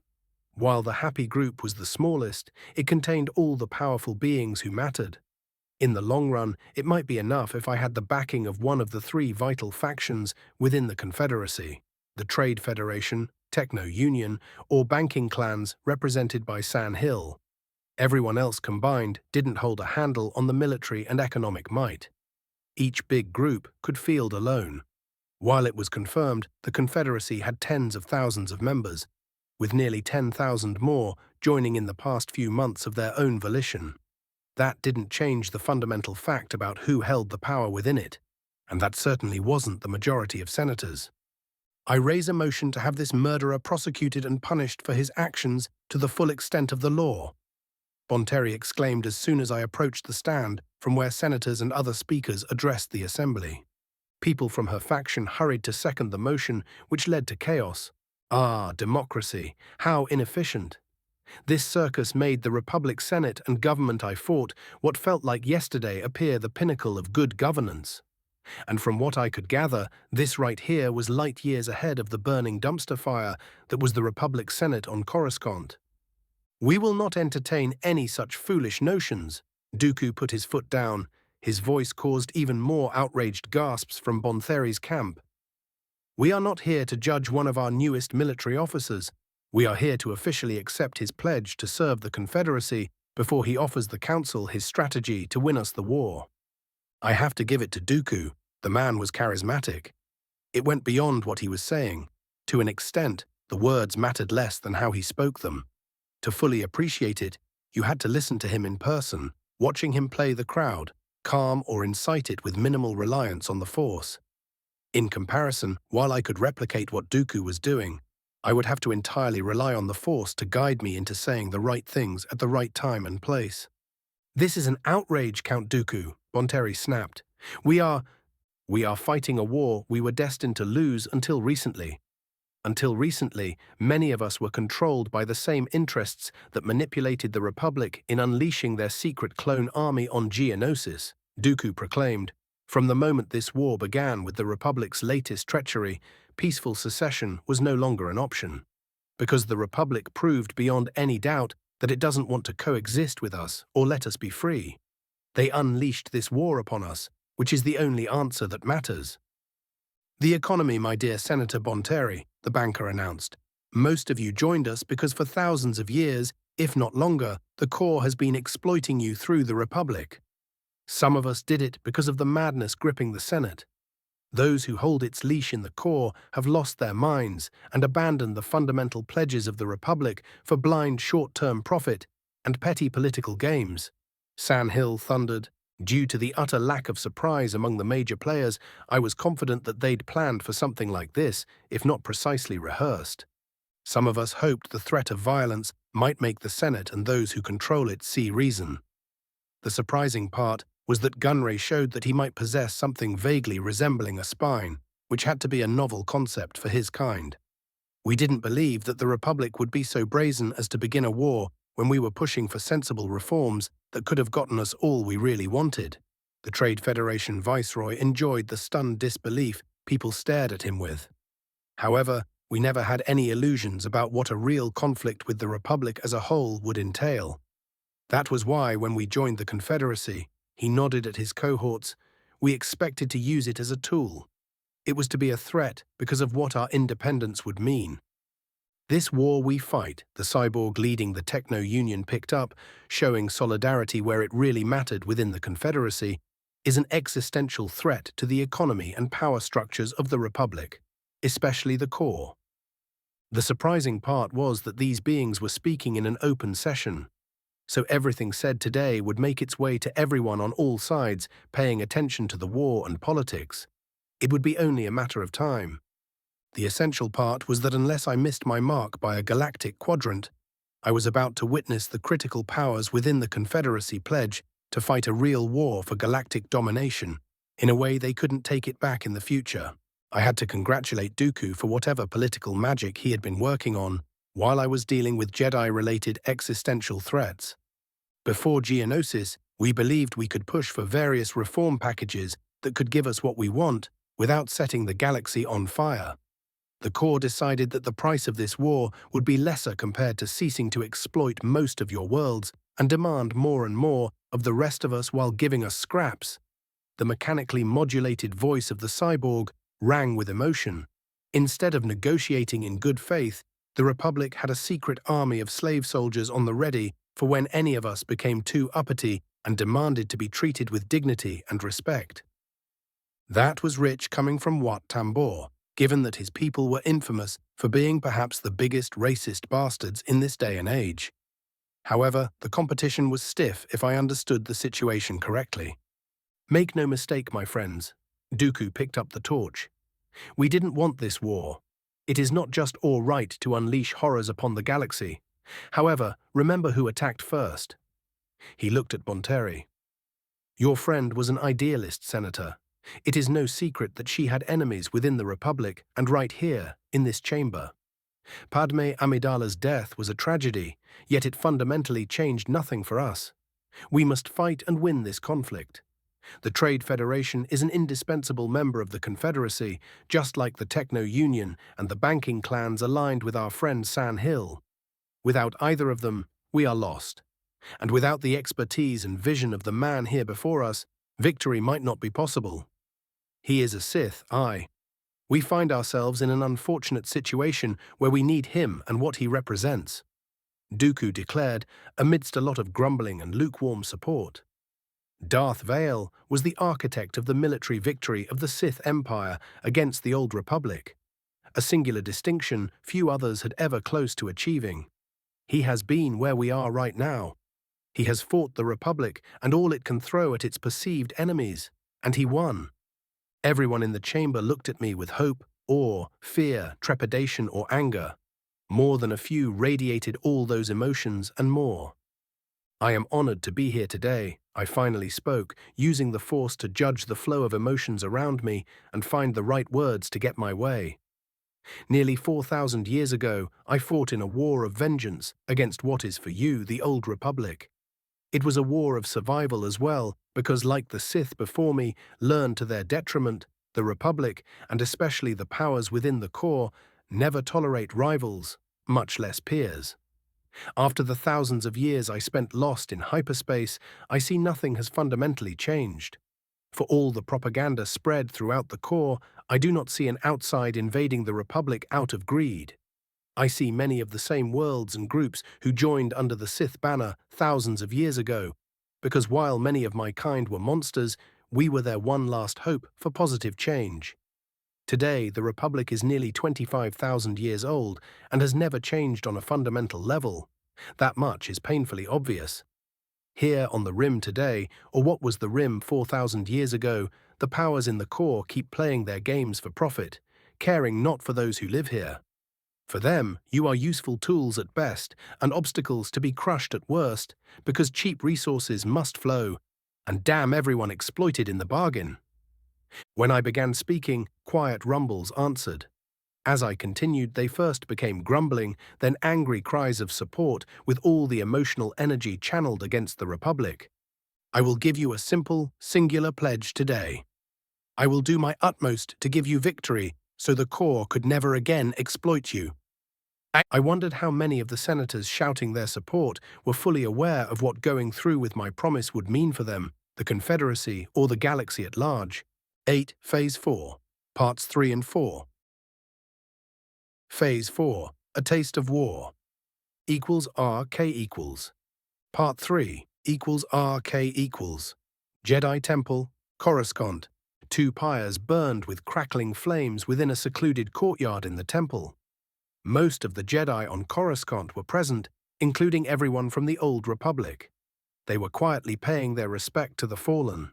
In the end, all Obi-Wan could do was bring the dead back home so they could get a proper funeral.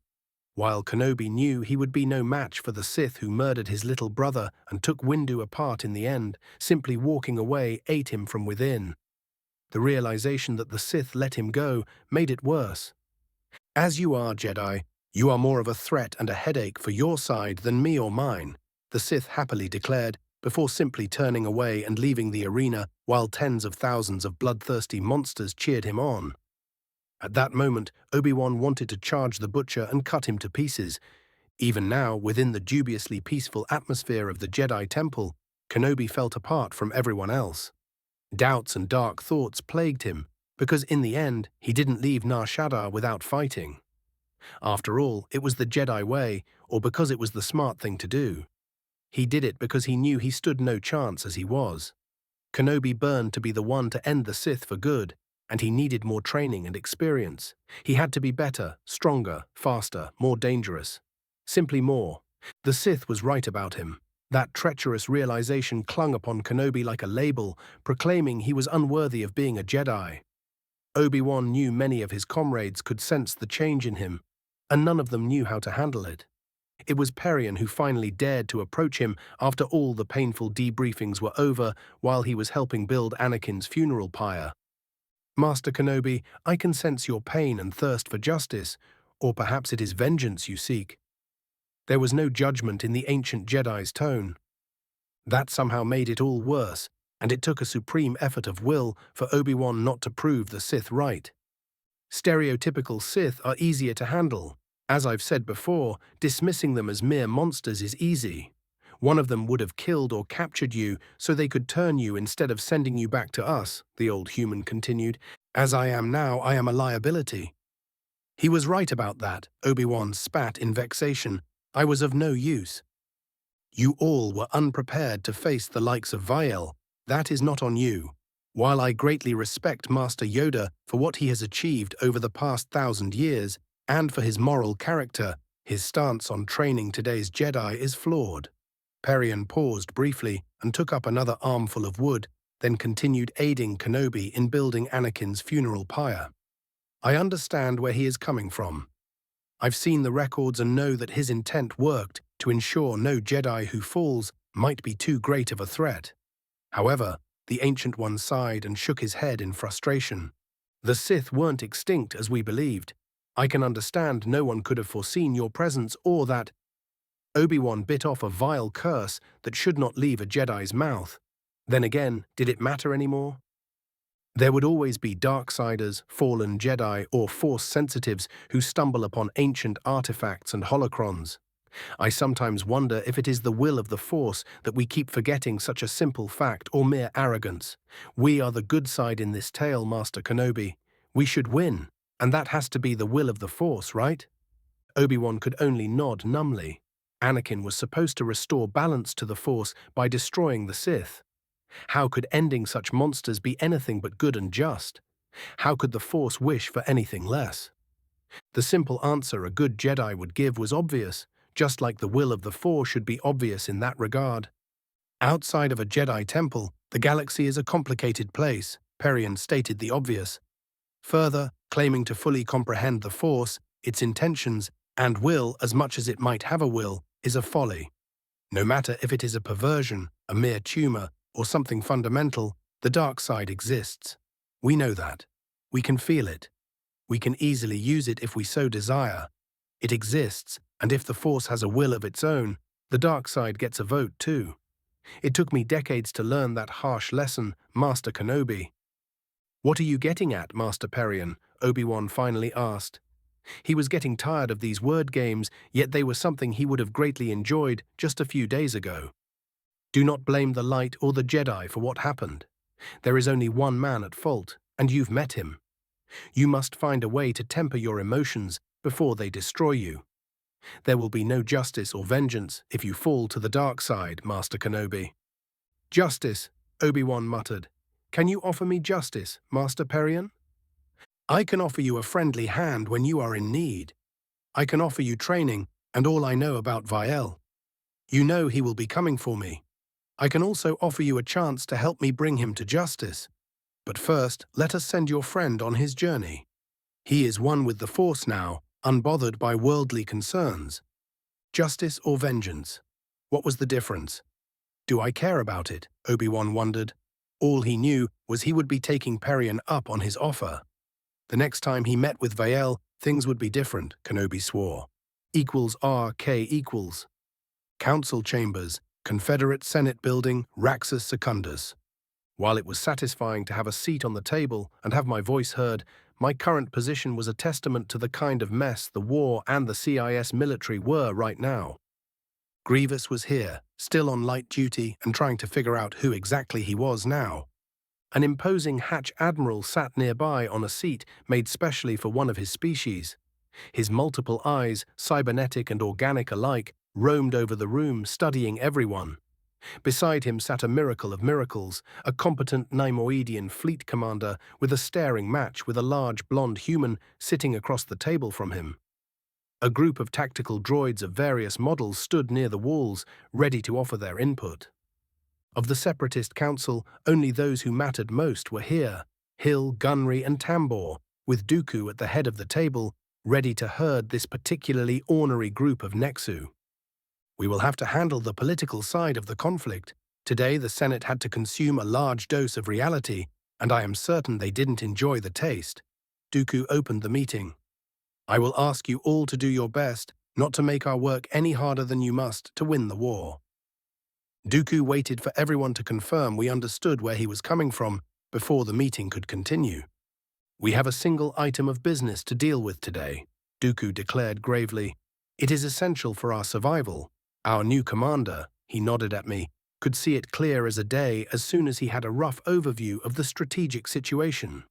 For reasons I should not go into again, we had no strategy to win the war. That must change, and we will make it so today.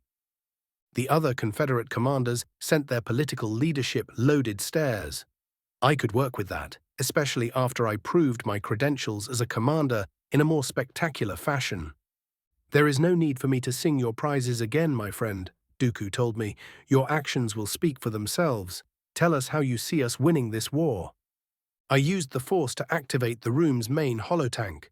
A map of the galaxy formed in high resolution, making it look like we were floating in the void like immense giants. Your former master can shut down our droid armies with a single transmission. Until that is handled, we can't go directly for the core. Under my ministrations, the map zoomed, showing the Republic's industrial heartland and highlighting dozens of critical systems we had to take and neutralize the dispersed industry of. This is our ultimate prize. If we can't destroy, or better yet, take and hold those industrial centers, we will lose a long war, and it will be a long war if we don't deal with them. I waited until I got various sounds of agreement. Before contemplating how to cripple the core, we will focus on different strategies aimed at shaping the battlefields across the galaxy in preparation. First, we will use our numbers to force engagements of limited scope. Their purpose will be to neutralize as many enemy naval assets as possible. The nature of the operations should be left to competent theater and fleet commanders who would know the local conditions best. You want to weaken the enemy and improve our chances when we go for their throat. I agree, Grievous voiced his agreement. I concur, Trench noted. However, we must be careful to ensure favorable attrition rates. Second, I focused the map to the western part of the galaxy. We must secure our internal lanes of communication, cut off the core from as many parts of the galaxy as possible to deny it resources, and finally, neutralize or subvert loyalist systems that will fall within our grip. Camino, the Nemoidian captain Tandin pointed out. If feasible, we will assault and neutralize that system directly. If not, we will cut it off and blockade it before dealing with the enemy forces there at our leisure. Much will depend on what reinforcements the Republic will send and where they'll send them after our intention in this part of the galaxy becomes clear. Camino should be our primary target there, should it not? Grievous asked. Without their clones, the Republic has virtually unlimited manpower when taking into account logistics. The same is true due to our droid armies. Shipping is the limit, not bodies. While a serious blow, losing Camino won't stop the Republic or make all the deployed clone units suddenly disappear, I pointed out. We must secure the Triellus trade run and the Lanix spice run, securing our logistics and denying those routes to the enemy. Multiple dots lit up in orange as I manipulated the projector's controls. Depending on the enemy's reaction, we will explore whatever opportunity they offer by attacking where they don't heavily reinforce. Camino is one option. Taking Naboo and denying its plasma exports to the Republic, as well as using it as a stepping stone for further operation, is another thing we might do. Such an operation will have the added benefit of hitting the Chancellor politically. What can he protect if he can't keep his homeworld safe? He won't care, as you know, Dooku reminded me. Others will, especially if we use our propaganda to add the right spin. Either way, we need to secure Enoch. It is a linchpin on the Triellus trade run. If we are fortunate, by threatening Naboo, we can force the enemy to expose some naval elements that we can destroy at a time of our choosing. The real prize is Eriadu. Taking that system will break the heart of the Republic defenses in the region, allowing raiding elements to run unchecked through the western parts of the galaxy controlled by the Republic. Further, if Eriadu falls, it will free a tremendous number of forces needed to keep it blockaded, unraveling the enemy's defenses in multiple sectors. We can potentially secure our left flank for good and access vital resources and small-scale industry. The Republic's loss there can be our gain. Equals RK equals. Part 4 equals RK equals. After weeks of consolidation and no new offensive operations, the Confederate Navy launched a series of limited operations across the Outer Rim. At the same time, due to intelligence retrieved by the Bothan spy net, GAR High Command deployed its reserves and newly incorporated SDF fleets to hold critical hyperlane junctions, while heavily reinforcing Camino and the Republic holdings in the region. For the Republic military, which was heavily outnumbered in manpower and material, it was time for hard choices. In contrast, after it ceased striking worlds of marginal to no strategic importance, the Confederacy enjoyed a significant numerical advantage and the ability to choose from a large set of objectives to pursue. The first blows fell in the far eastern reaches of the galaxy, aimed at entirely cutting off and besieging the corporate sector. The strategic goal there was to force the whole region into the fold so its industry, manpower, and resources could serve the Confederate war machine. To achieve this, CIS fleets launched a three-pronged assault. The first fleet struck up the Hydian Way, going for Ruria, Oshteti, and finally the Kadomai system, which would put it in striking distance of the corporate sector's heartland. A second fleet went for Sikerd and Gigor, carefully timing their attacks to stagger their arrival, with a third fleet going up the Shaltin tunnels aimed at Zygeria. Meanwhile, Count Dooku entered negotiations with Queen Mirage Sintil. One way or another, the Confederacy would secure the Zygerian system and complete the isolation of the corporate sector, setting up the stage for its incorporation by either diplomacy or military might. Two more fleets launched from Botajet and Lucares, aiming at Findar. The Confederate Navy did attempt to take the world earlier in the war. However, strong resistance from the local SDF forces and GAR naval elements managed to repulse that attack. However, later, CIS strikes left the system isolated, and the Republic could not reinforce it further.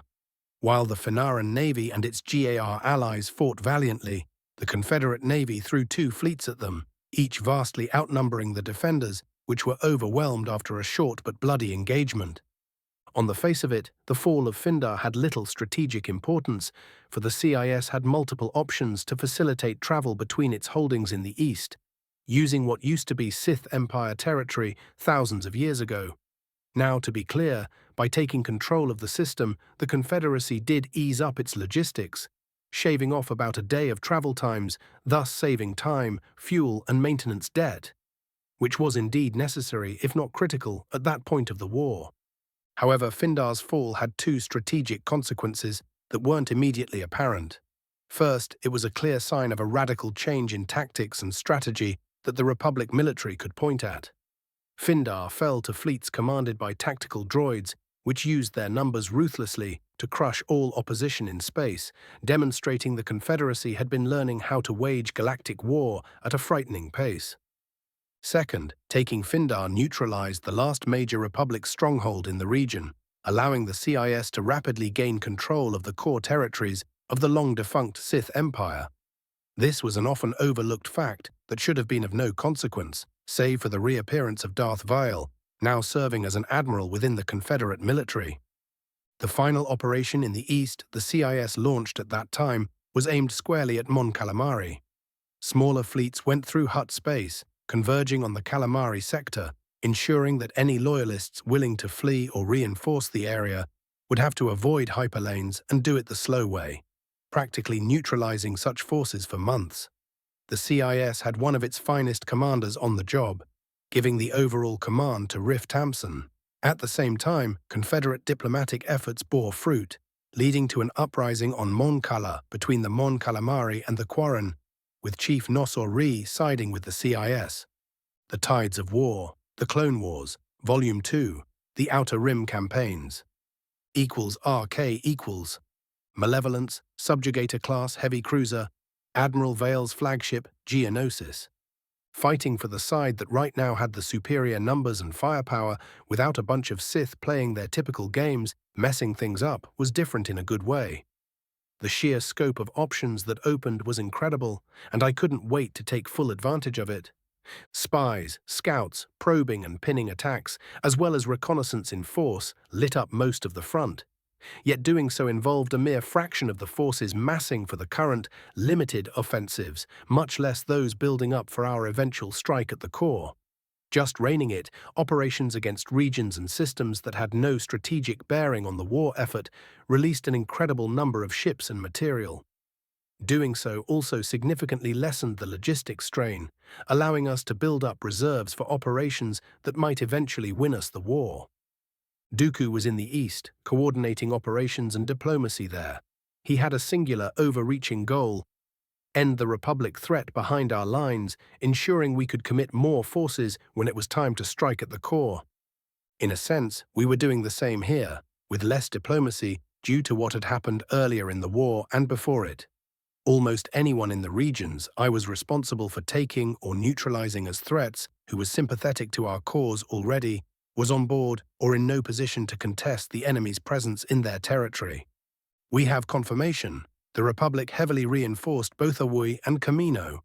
They are using Bothan space as a staging ground for sending convoys through Hutt space, Poggle the Lesser explained, while a nearby protocol droid translated. The Geonosian Archduke was eager to see nearby Republic bases and holdings taken to ensure there would be no second invasion of his homeworld. Minor reinforcement fleets are heading for nearby enemy systems to prevent us from reversing Republic successes at Christophersis and Rhodia. They've also sent token assistance to Eriadu, mainly the surviving enemy ships you faced at Rindelia, Admiral. The insectoid alien pointed a brown, chitinous finger at me. A battle group under the command of Admiral Yularen is to join them and reinforce their forces at Bith, shielding Eriadu from that direction. The holographic map between us is updated with the latest intelligence and fleet dispositions. Archduke, your task is simple in concept, and possibly not so simple in execution. The Regency worlds have been playing the neutrality card so far. You will treat them with their Empress and secure them for the Confederacy. Arcanis is a key junction in this part of space. We need it opened for our use and to deny it to the enemy. It was time to prove myself to anyone within the Confederacy, doubting my abilities. I will speak with the Empress. If she sees reason, their forces would come in useful. Otherwise, I will see them removed as potential threats to my people, Poggle promised. Commander Tandin, your fleet will conquer Christophsis. In conjunction with forces striking down the Corellian run from Mon Gaza, you are to secure that vital section of the hyperlane. When combined with the Archduke's efforts, your success would tremendously ease up our logistics in this region of space and allow us an uncontested move between most of our territories using Hutt space. Admiral Trench, our end goal is going to be Eriadu. However, before striking it directly, we will first secure our logistics and dispose of Republic naval elements that might fall back to reinforce our ultimate target.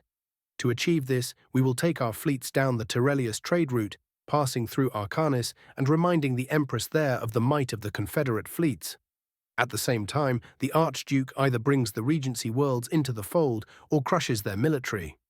We will take Tythe, while a second fleet from Mon Gaza will secure Lannick for us, allowing us to bypass any surviving enemy forces there. We must fight through the Republic garrison in the Kurlan system. Didn't that place declare independence? Commander Tandin asked. It did, and was a brief one. The Senate had their clones arrest Kurlan's senator and have a strong garrison in the system. Due to its disappearance and reappearance shortly before the war, it was of interest to the Senate. Its stellar geography makes navigation and hyperspace transit through the system challenging. That was why the Sith used it as a fortress world during the new Sith Wars. The place is perfect to act as a shield securing the Tyrellus trade route, Trench explained. What do you mean the system disappeared? I asked, sensing the Force's hand in this. It was gone for 2 centuries until it reappeared a decade or so ago, with the locals unaware any time had passed. That even caused quite a stir locally, though it was overshadowed by the Trade Federation invasion of Naboo and its fallout that happened shortly after that, the Archduke elaborated. That was certainly new. Exploring the place when I had the time and reliable personnel to do it might be worth it. Meanwhile, our forces from Enarch and New Gov will launch 2 operations aimed at opening our way after Kurlan and securing for good the section of the Duros trade run between those worlds. Taking Rindelia should not be an issue. Due to its location, Farstein was reinforced early in the war by GAR naval squadrons and clone forces. Taking it with Lannick will cut off many Republic-aligned sectors and the resources they provide to the core. While beneficial, doing so is of secondary importance and merely a side effect of securing the Tyrellius trade run. If needed, we will aid our forces attempting to take Farstein before moving to Enarch, where we will consolidate, rearm and refuel before launching the second phase of our offensive. Any questions? 9. Phase 4, Parts 5 and 6. Phase 4, A Taste of War, equals RK equals. Part 5, equals RK equals. GAR's deployment of available naval reserves to both Aui and Camino right before the first stage of the CIS Rim campaign demonstrated a fundamental misunderstanding of how the nature of the war changed. Republic strategists and politicians were focused on fighting a long war to subdue the separatists and bring their systems back into the fold through military strength and diplomacy. For the Confederacy, fighting a long war meant losing the war. After the first chaotic months of the conflict, commanders like Admirals Trench and Vielle, alongside General Grievous, reforged the various separatist militaries into a united force. They also offered a coherent strategy, something both sides needed to gain. Camino was a vital source of highly trained personnel, serving as the backbone of the GAR early in the war and as a stopgap measure, allowing the Republic to consolidate tens of thousands of SDF and PDF units into a proper military. In the long term, the clones would have offered the Republic a foundation to build what might have been the finest military the galaxy had ever seen. However, there was a hard limit on how many clones Camino could provide and how much they could feasibly expedite training before scrapping the barrel. It took a decade for a clone to fully mature and complete their training cycle. At worst, GAR could get the last 2 clone batches deployed earlier, with 9 and 8 years of training, giving the Army clones biologically between 16 and 18 years old. In the short term, the very existence of the clone army and the time it bought were the most vital purposes it served. From then on, the utility of new clones Camino could offer for the kind of war the Confederacy wanted and managed to fight was strictly limited. Preserving and defending Camino was important. Holding Eriadu and preventing the potential fall of the Western Galactic Quadrants into separatist hands was strategically infinitely more vital. Ultimately, losing Camino 6 months into the war would have been painful. It could never compare with the loss of resources, men, materials, and shipbuilding capability that the fall of Eriadu would herald. War on the Rim, Mhi-Gerv. Much had been written about the Republic's strategic mistake of reinforcing Bothan Space and Camino on the eve of the Rim campaign. Many of my colleagues fixate too much on a counterfactual that really isn't. At the time, the GAR could deploy limited reserves without compromising the security of the vital industrial centers in the core. That meant they had to pick and choose what to reinforce to a reasonable degree and where to send token help and supplies that might have allowed the local and GAR forces to survive a siege. The choice between Eriadu and Camino sounds evident in hindsight. It wasn't then, and it really isn't in hindsight. The reason for that is simple. On paper, the Republic and Confederacy were relatively evenly matched in total number of available warships at the time. However, looking closely at the numbers, we must consider 2 major points. First, most of those ships in the Republic were parts of SDF fleets that weren't nationalized or released for service with the GAR. Some of them would not be released even during the cataclysmic battles that ultimately decided the outcome of the war. Second, a large percentage of Republic warships were small vessels, many of which were short-ranged patrol ships. Practically speaking, early in the war, the Confederacy had an overwhelming advantage in warships and firepower it could deploy for offensive operations. It was only during the Rim campaign that they did so in a devastatingly effective fashion. It didn't matter if the GAR reinforced Eriadu or Camino. The CIS Navy would have struck the easier target while pinning the Republic reinforcements in place with strong naval elements anyway. Once Camino and Bothan Space were secured, the Confederacy would have turned upon Eriadu, striking it with all its might. At that time, there was no good option for the Republic, only a list of bad and worse choices to pick from. Analysis of the Rim campaign, Professor Jaina Kiran, Anaxi's Military Academy, equals RK equals. Procurer, Lucra Hulk-class droid control ship, Christophsis system, Savarine sector. Commander Martuk's flagship decelerated, reverting to real space 5 light seconds from his target. Under most circumstances, Leaving hyperspace that far out of a planet meant the defenders had enough time to rally and decide to fight or flee. Today it shouldn't matter, the Neimoidian commander thought with satisfaction. After the official briefing above Geonosis, Admiral Vael took Took aside to suggest a few ideas he and Count Dooku wanted to be tested. Under different circumstances, the commander would have been irked at following someone else's plan, especially if he wasn't sure it might work.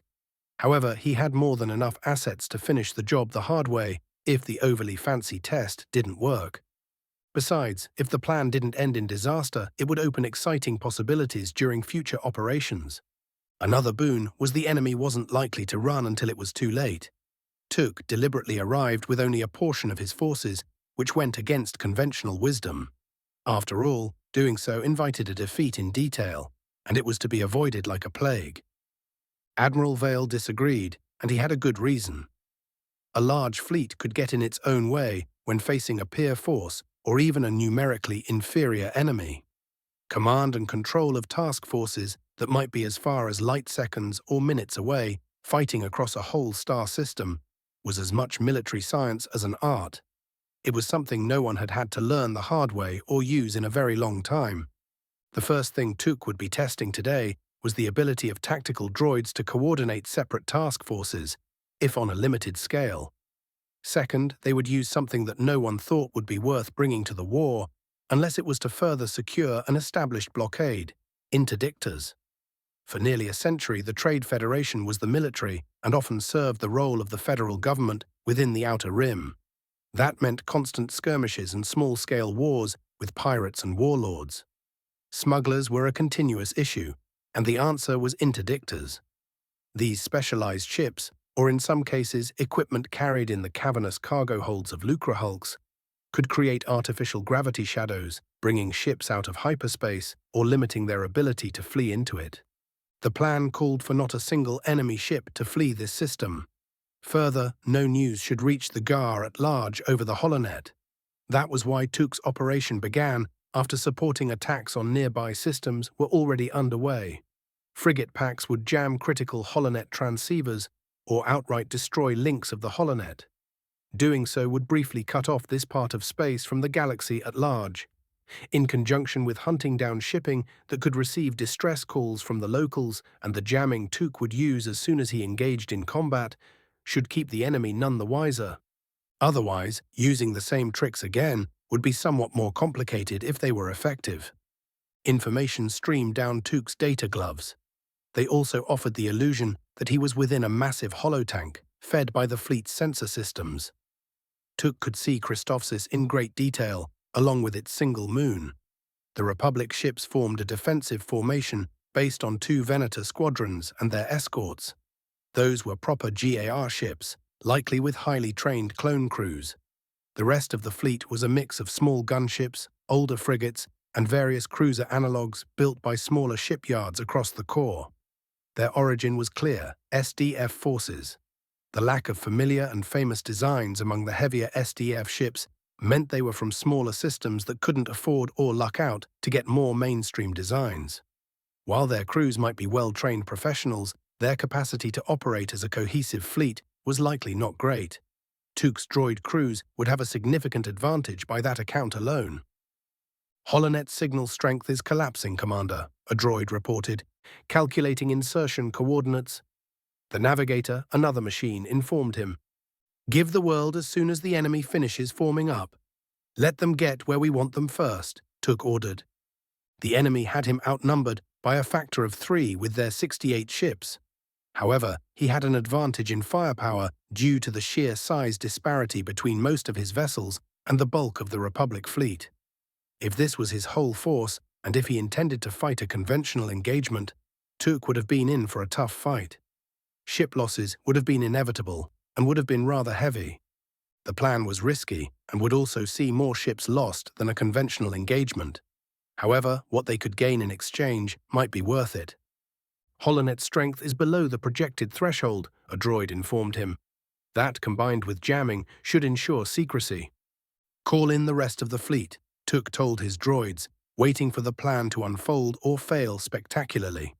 The timing could have been better, The commander decided after the tactical plot was fully updated.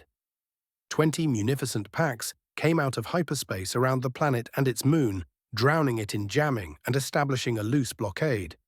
The bulk of the fleet followed, jumping at coordinates transmitted from the Procurer. Some even used Christophsis' gravity shadow to leave hyperspace, emerging around the Republic fleet and boxing it in. The rest of the fleet came out in front of the enemy, and as soon as their systems stabilized, interdictors came online, locking down the area. Swarms of vultures launched from the hulls of the Confederate ships, screening boarding pods and assault shuttles chock full of war droids. In the engagement zone alone, Tuk outnumbered the enemy 3-1 and outgunned them to a hilarious degree. The Republic escorts couldn't flee and didn't have the space to maneuver. They were the primary targets of all weapons aimed in their general direction, save for the ion cannons, which hammered Venators and smaller cruisers. Gunships, corvettes, and frigates died one after another, struck by enough firepower to give a Star Destroyer pause. Light cruisers survived long enough to lash out.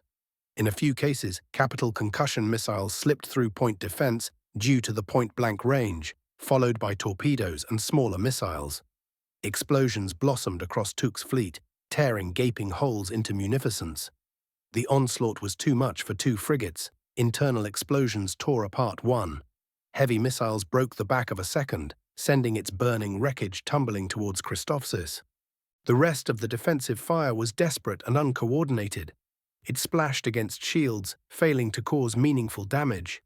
Scores of volutres and boarding craft burned, taking tens of thousands of droids with them.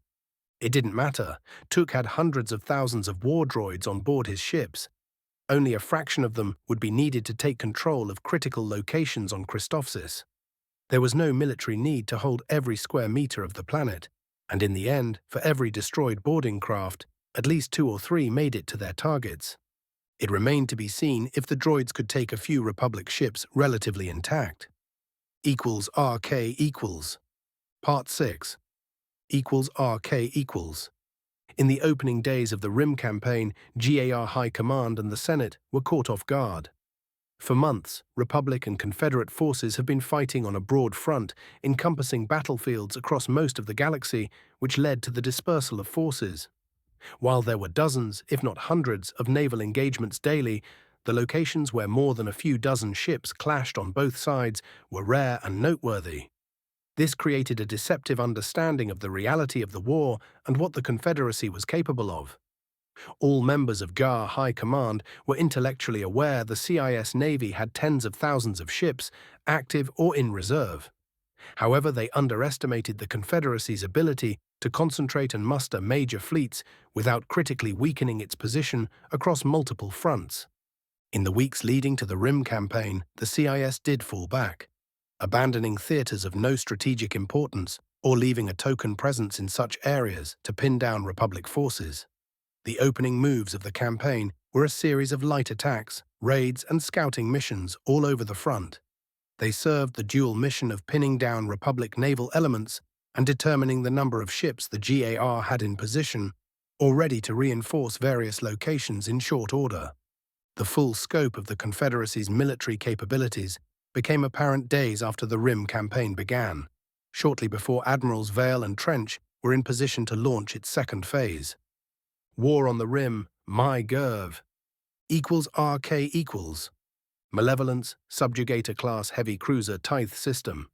Only one thing made Tithe worthy of defending for the Republic. It was the last convenient place to hold hostile forces going for Lannick from the east part of the Triellus trade run, beyond Lade Regency space, which was currently neutral.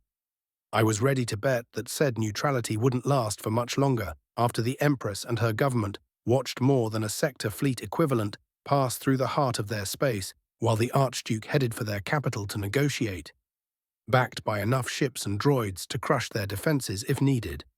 The Tithe system didn't have stellar features that made defense easy. The few planets and minor asteroids were in such positions that they didn't provide good obstacles for fleets desiring to transit to the jump point leading toward Lannick. Tithe itself was a dead world after some corporation or another exploited it until the biosphere collapsed, leaving deadly deserts in its wake. A single Republic base was on the surface, built around an abandoned and refurbished corporate HQ. That wasn't something I had to worry about. We had a tactical droid with a small army ready to deploy and capture the place for our own use. Frankly speaking, the defense fleet here wasn't nothing to worry about. A Venator squadron with escorts, well, a lot of escorts of many types I have never seen or heard of before. Our vanguard alone was 500 ships strong, with a core of 100 Lucrehulks of all types. The Republic commander looked at what had entered the system before fleeing, not even bothering to try and evacuate anyone on the tithe. Inform our colleagues at Lannick that they have uninvited visitors. We continue as planned. Push scouts before us and check for mines. I ordered one of the tactical droids, which were my aides and minders. Considering Tithe's geography, it was feasible to mine the direct route through the system. Any friendly ships aware of the obstacle would easily avoid it without losing much time. At the same time, a rushing invading force might run into trouble if they weren't careful. We were not in a hurry. While we were on time to win the war, it would be a few months before we could even think of assaulting the core in a meaningful way. Sparing a few hours or days to do things properly and avoid stupid mistakes wouldn't improve things. Sir, Admiral Trench just exited hyperspace with the core of the fleet. We also have the latest intelligence update on ongoing operations. The Admiral would like to speak with you to discuss them. Patch him through and bring up the latest intelligence. The holographic fields projected on the bridge shifted. To the left, the in-system tactical plot remained unchanged, save for the flood of friendly signatures appearing behind us. A galactic map formed to the right, zooming on our region of space. Holographic screens formed, displaying new intelligence and headers of the raw data it was based on. Finally, shimmering light recreated Admiral Trench's bust. "Admiral Vile," the Harch greeted me, "it appears that our intelligence was right without strings attached for once." From where I stood, that remained to be seen. I was willing to trust the reports from signal intercepts and reconnaissance forces more than those from intelligence operatives who might be loyal to Sidious. Our analysts are certain that the Bothans have pulled all stops, called all favors they are owed, and used all the blackmail they could to protect themselves. Trench sounded particularly pleased. "You appear to be right. The enemy had to choose where to reinforce, and they went heavy for Camino and Bothan space. We should enjoy crushing superiority when going for Eriadu." The data updating on the galaxy map told me all I needed to know in that regard. "Kularin will be our only real obstacle for this phase of the operation," Trench continued. "The Republic forces at Lannick and Farstein are attempting to disengage and retreat that way." That made sense. Due to its nature, the Kularin system was a natural choke point, and it could shield either Farstein or Lannick from an attack from the other side. Of course, that was a moot point due to the forces we were deploying from both directions. However, unless we annihilated the Republic's presence there, the enemy could interdict, if not stop, our movement through this trade route. That would be unacceptable. "Do we have a comprehensive analysis of the enemy forces in this part of the galaxy?" "I don't trust the intelligence data from operatives behind enemy lines," I told Trench. "We have rough figures, which should be enough. Between local forces, reinforcements, and SDF units that fled to avoid destruction, we have roughly 2 sector fleet equivalents spread between Bothan space and Camino." At the same time, Trench spoke. The strategic map updated, adding ghostly amber signatures on top of the confirmed red symbols designated confirmed enemy naval assets. That was a lot. A sector fleet and our equivalent formations had about 1,000 ships, with a core of no less than 300 capital ships of various stripes. That meant a mix of Lucrehulks and Providence dreadnoughts, backed by munificence and recusant destroyers. At least, that was true for the mainline fleets supplied by the 3 big factions. Our smaller members had a mix of ancient and homebrew designs with a backbone of modern Confederate ships. After digging up a little and talking with Grievous, it quickly became apparent why so many systems were eager to join the Confederacy, while fully knowing it was dominated by the Trade Federation and Company. For decades, the TF, and to a smaller extent, the Techno-Union, have kept the peace around the rim, often working with local friendly or neutral governments. The latter was vital because it meant sponsoring local shipyards and SDFs by providing technology, know-how, material, training, and even joint crews in the form of droids with organic officers. This dispersed industry and its entanglement with the big factions were both politically vital and militarily important. We would have to be content with 2 more sector fleets at most, though that's a very pessimistic estimate of what the enemy has left defending not just Eriadu, but the whole western part of the galaxy.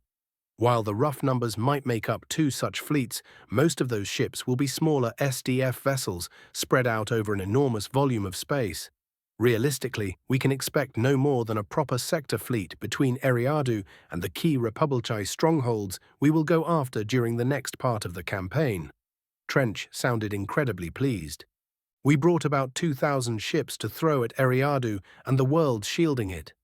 There was more than a sector fleet in raw numbers spread around our strongholds near Eriadu, keeping the place besieged and protecting key industrial centers like Sullust. And if we needed it, we could call on another sector fleet equivalent, which was the force securing everything between the Regency space and Mon Gaza.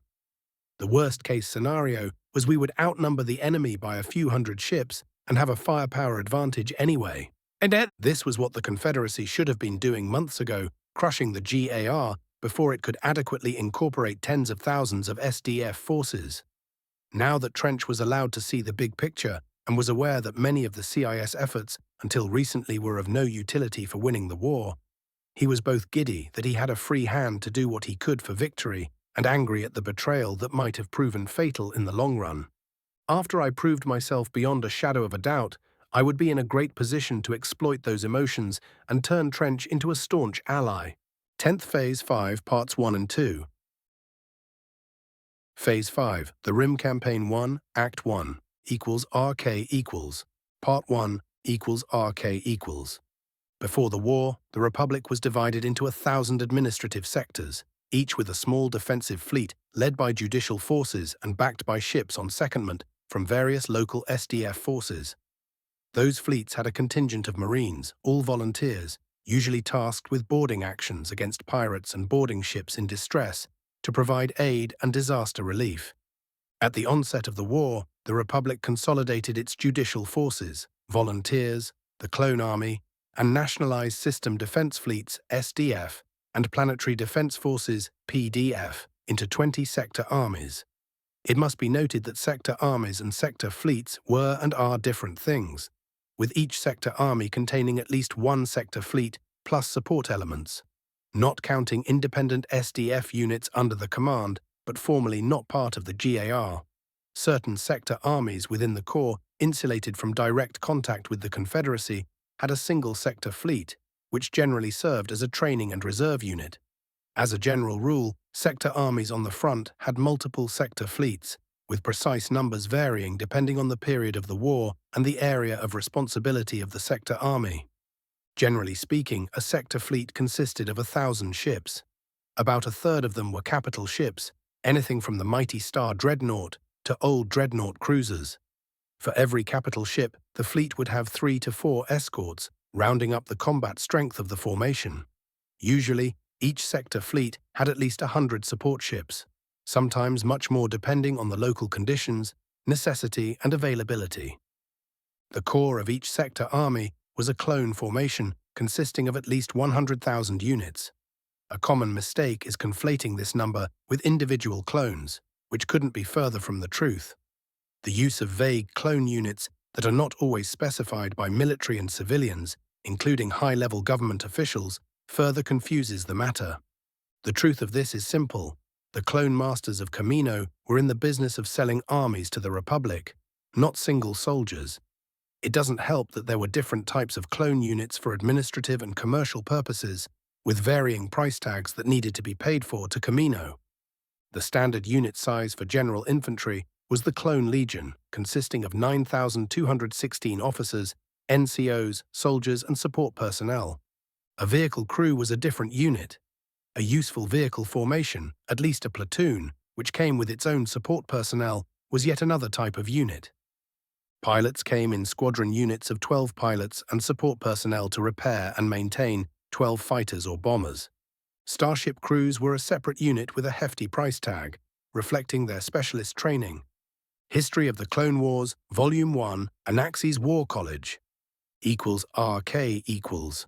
Royal Palace, Zygerria. The imposing building had fitting colors, Dooku decided.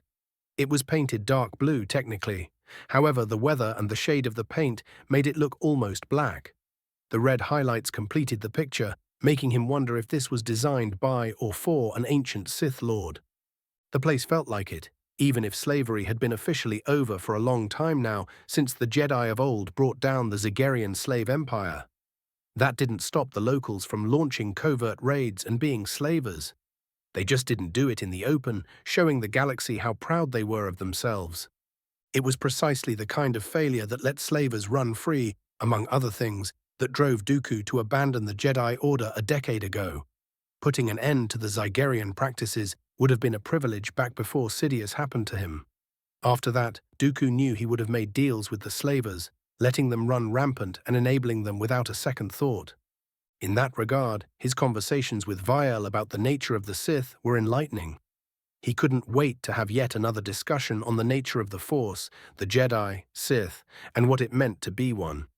Dooku walked into the throne room where Queen Mirage Sintel awaited him, flanked by her Prime Minister, Molech, and key advisors. Royal guards in ceremonial armor lined the walls, carefully watching his approach. Some of them had very functional weapons, while others wielded ceremonial shock staffs meant to put slaves in their places. Commando droids marched behind Dooku in a show of strength, which was something the Zygerrians eagerly proclaimed mattered most. That made their feelings at his arrival very curious. One might think that 1,000 warships coming into their system might make them reflect on their beliefs and their full implications. The soldiers were wary. The same was true for a few of the gathered advisors. The Queen and the rest of them were giddy. There was hunger wrapped around their forms when perceived through the Force. It was the kind of hunger that was familiar to anyone who had embraced the dark side and intimately felt its touch. "Count Dooku, welcome to Zygerria," the Queen happily exclaimed. Her voice was like sweet, honeyed wine.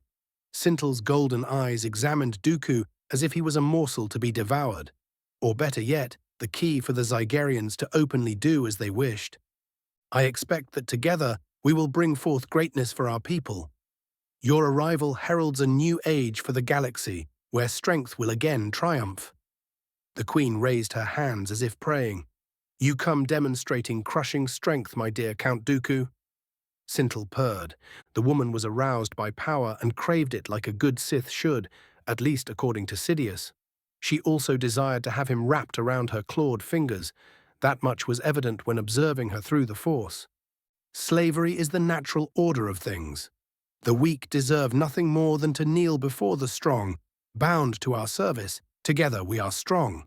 Together we will rule," the Queen proclaimed, though Dooku had to wonder for what audience she was performing for. "We are ready to join you in the Confederacy and participate in your great conquest." That was why he was here. All Dooku had to do was happily accept the proposal and perhaps spend a few nights with the Queen. She was easy on the eyes, and earning her personal loyalty might go a long way toward ensuring her people wouldn't be an issue in the long term. It would be a great political coup, and all it took was a mere demonstration of an overwhelming power. The dark side shifted around Dooku, eagerly awaiting his decision. He was not Sidious creature. It was true Dooku wasn't sure what he was now. A disgraced Jedi. A dark Jedi, perhaps. Indeed, he wasn't a proper Sith. Not yet, anyway. However, he knew one thing for sure after his discussions with Viel. Ultimately, being Sith was about freedom. It was all about achieving sufficient power to break your chains so you could do what you truly wanted. Of course, things were seldom so simple. As a politician or a military officer, you had to lead by example. You had to participate in society and be part of organizations, which meant you willingly accepted different chains for the boons that came with them. That was one of the constant conflicts a Sith had to fight, just like they had to struggle with the dark side for power and control of their lives. Dooku smiled charmingly at the Queen. He felt profound satisfaction and relief when he uttered a single word. No. While it wasn't directly through the Force, this single decision and statement shattered Dooku's self-imposed chains and the last vestiges of those Sidious used to bind him. It also removed a tremendous amount of weight from his mind. That is not the kind of deal we will make today, Queen Sintal. Equals RK equals. Part 2. Equals RK equals. Royal Palace, Zygerria. Shock and sheer baffled confusion received Dooku's statement. He relished the disbelief and hints of budding fear spreading through the Zygerians. The strong would do unto the weak as they deem fit. Is that not your way? Dooku smiled pleasantly as if contemplating the serenity within the room of 1,000 fountains. The Force surged through the former Jedi as he fed it every scrap of emotion he felt and everything he perceived from the Zygerians. It was deceptively easy to wrap the boiling energy around every living thing around him and then shove them to their knees.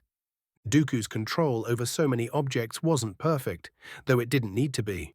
Bones snapped, and people screamed in pain. Their agony fed the dark side, adding to the boiling cauldron of real, tangible power within the heart of the throne room. The embers of fear lit up into an inferno that gripped all Zygerians, not too busy screaming their pain for all to hear. Power, Dooku cheerfully explained while feeling decades younger. This is real power. He strolled towards the kneeling queen. Behind him, the commando droids fanned out. A squad went for the advisors around the royal, while the others went to either disarm the guards or cover the entrances. Dooku raised a hand and activated his communicator. The nature of the negotiations changed. Demand the unconditional surrender of the Zygerian military. If they do not comply, annihilate them. A thought had the Queen rise just before Dooku offered her his arm. Will you order your forces to surrender, or shall we watch another demonstration of power? My fleet will destroy them in short order, Dooku promised. Sintal stared at him with dialed, stunned eyes. Fear, outrage, and an impressive amount of arousal bathed him, nearly making the former Jedi release his grip on the other locals. Dooku decided that he was more out of control than he believed for such base desires, not his own at that, to have this kind of effect on him. He cursed Sidious in his mind while still smiling outwardly at the Queen. Patch them through. I will give the order to stand down, Sintal rasped. Resignation and burning desire battled within her, nearly drowning all other emotions the woman was experiencing, making Dooku raise an eyebrow. Who would have thought that the Queen of the Slavers would enjoy being humiliated and overpowered in front of an audience no less? Oh, if he was younger and didn't have so much work to do, the things he would have enjoyed doing to this woman. That thought came from nowhere, giving Dooku pause. While he wasn't exactly celibate when he was younger, his upbringing, life, and training as a Jedi ensured that he had to be restrained in everything he did. He was no longer Jedi. While he wasn't a proper Sith yet, the dark side was all about indulging your passions. Being a Sith meant being free to pursue whatever you wanted. While the Queen was giving the orders to her forces to surrender, it was Dooku's turn to stare at her with speculation and dark promise, something the infernal woman noticed and enjoyed immensely. At that point, the Count wasn't sure if he wanted to curse Sidious again, thank him, or thank Vale for opening his eyes. When the immediate chaos is over, we will personally discuss the terms of how your people will serve the Confederacy, Dooku said, and how the Queen would serve him too. That he pointedly left unsaid, yet was sure Sintal heard it loud and clear if her emotions and desire going into overdrive were anything to go by. Equals RK equals. Regent's Palace Arcanis. Tens of thousands of light-years away from Zygerria, Archduke Poggle had a much different, though arguably less pleasant, conversation with Empress Leia. The young human was a small thing, making the Geonosisan idly wonder how she could make a proper queen before catching himself. Even for an old and successful drone who rose as high as he did and knew better, ancient instincts were sometimes hard to ignore. Poggle knew that part of it was the environment. It was too cold and moist, delightful for his human hosts, yet it felt rather unpleasant. Give him dry heat any day of the week, and he will be content. The Empress Regent was barely of age for a human and relied extensively on her advisors and ministers. That much Poggle knew. He was also aware that she had to give her agreement for a binding treaty. A diplomatic solution was his preferred outcome for multiple reasons. First, it would feel great to tear another piece from the Republic that treacherously attacked his home and make it willingly abandon it. Second, subduing the Regency worlds, while perfectly doable, would cost resources better spent taking systems with less reasonable rulers. The humans here were proud creatures. They had forged a not-so-minor power after the Republic virtually abandoned the Outer Rim. Then they kept it intact, slowly expanding it through shrewd diplomacy. The locals also made their realm prosper in no small part due to this system's strategic location as a junction of two important hyperlanes, though competent governance didn't hurt. Your Grace, Poggle bowed his head, showing the proper reverence owed a queen, not his own. You are not a child. By all accounts, your counselors and advisors are competent people who made your realm prosper. From one noble to another who feels responsible for their people, I will speak truth to you today. We appreciate the sentiment, Archduke Poggle, the human answered in a musical voice. We didn't want this war, Poggle stated gravely, though we were afraid it might take one to get justice and equal treatment from the Republic. We didn't begin this conflict. The Republic did it by sending spies and saboteurs. After we had captured and judged them guilty, they sent an army of Jedi, followed by a slave army, to invade my world and kill my people. We were shocked, confused, and angered. The militaries of many of our member states lashed out of anger. Attempting to keep Republic forces away from invading their worlds, Poggle pinned the young queen in place with a heavy stare. We are no longer confused. We know the truth of the Republic, for it screamed it to the whole galaxy with its actions. This is no longer a mere war of secession and independence. The Republic proved it would use slave soldiers and treachery to keep exploiting the Rim, yet didn't have the credits to pay for protecting the very people it exploits. Poggle let as much contempt leak into his voice as he was physically able to muster. We understand the attack upon your world was highly controversial at best, and outright betrayal and breach of fundamental trust at worst. You and your people have our sympathies, Archduke, no matter how little comfort they might offer. At least the Queen appeared to be genuine. Without proper pheromones facilitating another communication channel and trust, all Poggle had to work with were visual tells. A good actor or a well-trained politician could appear as genuine, if not more, than the most kind-hearted people in the galaxy. I appreciate the kind sentiment, Queen Leia. Poggle offered another small bow with his head, acting like decorum dictated. I promised you the truth and will give you the truth of the situation. We fight for our very right to exist, Your Grace. We cannot afford to keep to a high moral ground when the enemy offers only in return. We in the Confederacy would love to have you and the Regency worlds as one of our own. However, due to your location and the nature of the war, we must fight. I am afraid we cannot honor your pledge of neutrality. We also cannot risk that you would be pressured to choose the Republic's side in this war. I am sad to inform you that while I am authorized to negotiate and offer various concessions to your government and people, there is only one outcome the Confederacy would deem acceptable. The Queen looked at her fleet admiral, who simply shook his head. They all knew that the Regency world's military situation was hopeless. Poggle's escort outnumbered, outmassed, and outgunned the Regency's whole navy significantly. The Confederate Navy had fleet elements posed to strike each important world under the Empress's aegis with overwhelming numbers, and they weren't hiding their presence. As if that wasn't a pointed reminder of the situation they all found themselves in. Everyone in this room watched Admirals Trench and Vielle move through the heart of Regency space with just over 2,000 warships. We will not simply capitulate and betray our people's trust in ourselves. However, fighting a battle we know the outcome of, and it is disastrous, would be madness. We will hear your offer, Archduke Poggle, and decide our realm's future based on your words. I am glad to hear words of wisdom in such a dire situation, Your Grace.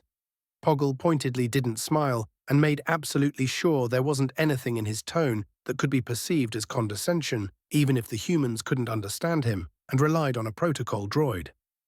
I have a list with trade deals, security guarantees, and tax exceptions for the next 2 years. 11th Phase 5, Parts 3 and 4. Phase 5, The Rim Campaign 1, Act 1. Equals RK equals. Part 3. Equals RK equals. Space is vast and empty. By its very nature, hyperspace is empty, save for artificial constructs traversing it, or objects intentionally or accidentally pulled inside. Those are facts of nature, which often lead to various misconceptions about interstellar travel and its limitations. Hyperspace is a dimension of compressed space, where distances are shorter and the speed of light is much higher, allowing for traversal of the galaxy within a couple of days. Gravity in real space throws shadows in hyperspace. The above factors combine to create hard limitations to faster-than-light travel. Due to hyperspace's compressed nature, gravity shadows can be much larger and distorted within it, creating a geography of sorts. A ship traveling at light speed would be influenced by those shadows. At best, interacting with one of them would drag the vessel back into real space, forcing it to move away from the gravity well that cast said shadows. At worst, safeties won't engage properly or would engage too late. This can lead to ships smashing into hard shadows created by stars, black holes, and supernovas, which would destroy them. If the safeties engage too late, the vessel could be dragged out of hyperspace too close to such objects, resulting in their destruction as well. This means that for anything but the shortest hyperspace jumps, a ship needs detailed calculations and a map of the area they are jumping through, as well as the coordinates of their final destination, or risk destruction. In practice, those factors are directly responsible for the existence and utility of hyperlanes. Discovered and constantly monitored corridors through hyperspace clear from gravity shadows, which allow rapid transit throughout the galaxy. In special cases, gravity shadows could significantly influence the stellar topography within a system, making short-range hyperspace travel hard to impossible. This is the case in parts of the unknown regions, the galactic core, and notably the perilous routes leading to Chiss space. Hyperspace, Nature and Geography by Dr. Eli Sumari =RK=. Malevolence, Subjugator Class, Heavy Cruiser Kullerin System, Thia Sector. More and more fleet elements completed their transition and formed into separate task forces. A massive fighter screen buzzed around, looking for mines and other nasty surprises. An odd combination of the binary stars, gas giants, asteroid fields, and smaller planets in the system meant that gravity shadows blocked hyperspace travel through it, save for relatively small entry and exit points with constantly shifting edges. If the enemy had enough assets, meeting us as we emerged would have been a useful strategy. Mining the hyperlane access area could have also worked, though doing so would have endangered any incoming traffic. For a system like this, the massive asteroid belt between the outermost gas giant and the next would serve as an excellent ambush spot, or, if bypassed, staging area for raids on convoys and smaller military units. From what we knew, the local Republic garrison and whatever ships fled to it had no prayer of slowing us down in an open battle. If our only goal was to pass through the system, we could do it relatively rapidly and unmolested. We had to secure the place and ensure free transit for logistics and trade, which complicated things. We had a gas giant planetary system to deal with, a planet in an eccentric orbit looped around the system's plane at an angle, stirring up the gravity shadows and heavily contributing to what they were. An inhabited world with 2 moons and a scorched planetoid just far enough from the binary stars to avoid being covered by boiling lava. Finally, there was an odd molten world with a resort moon on the system's outer edges. A regular fleet could spend a long time scouring this place for nasty surprises and hunting down enemy battle groups hiding throughout the system. The asteroid belt was going to be a bitch to clean and almost certainly contained nasty surprises. The gas giant and its moons created opportunities to hide ships and defensive installations from long-range sensors until someone got into a range of fixed defenses. It was good that this system wasn't in a more critical position like a hyperlane hub, making it a natural fortress that had to be fortified. Due to many factors, including history, location, and whatever moved the system out of time, it was not even close to being defended as well as it could be. The good news here was that Kulleran offered another training opportunity. It helped that we had a mid-sized fleet by CIS standards, a rough equivalent to the Republic's sector fleets. By the time everyone arrived, we would have about 2,000 ships and a chance to clear the system while testing the coordination of separate task forces on a system-wide scale. 2 task groups separated from our armada, heading for Almans and Morjakar, the outer worlds in the system, including the one with the resort moon. They were 100 ships strong each, with thousands of vultures to act as scouts and screens. 2 larger task groups formed, ready to begin a systematic purge of the asteroid field. Each contained 400 ships, with a core of Lucrahulks, giving them tens of thousands of fighters to scour the asteroids for nasty surprises and flush out enemy vessels. Admiral Trench was in command of half of our remaining assets. His job was to secure the gas giant Genarius and the industrial heart of the system built there. He had floating cities to conquer, mining operations, refineries, storage facilities to capture, and other industrial centers spread across the planetary system. In the grand scheme of things, the industry there was nothing to write home about. However, even after all these years, I could recall a lifetime when I would have deemed it a most impressive achievement.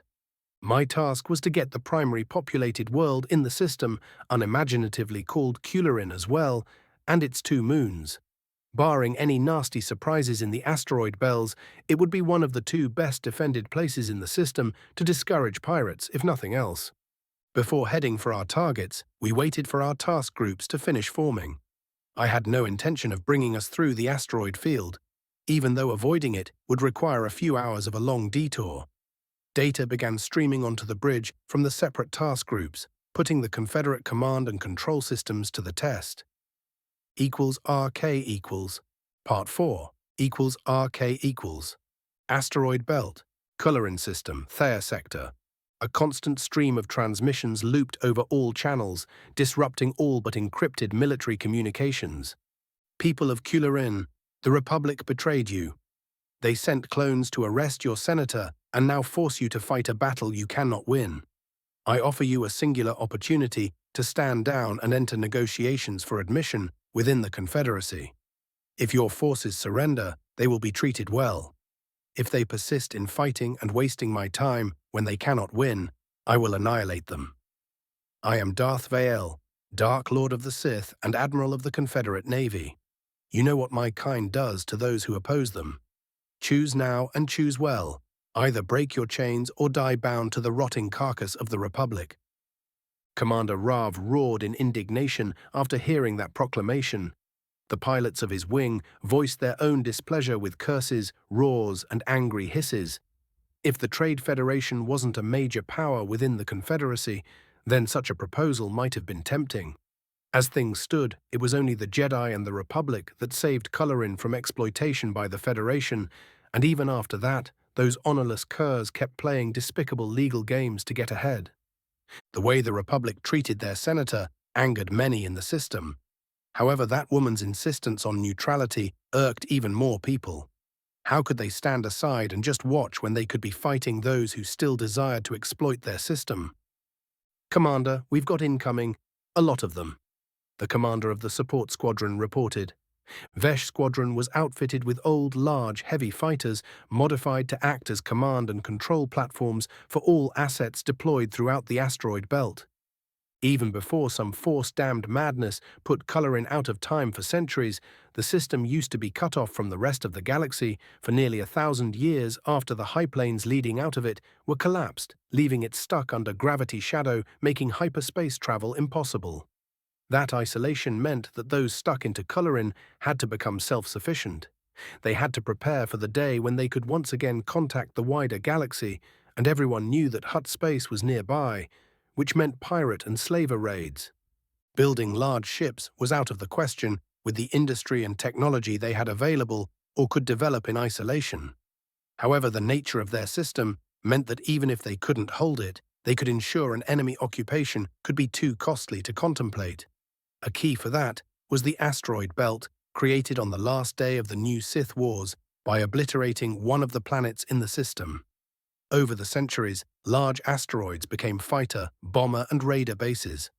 Work crews hollowed out many smaller rocks, turning them into sensor platforms, oversized mines, or hidden weapon emplacements.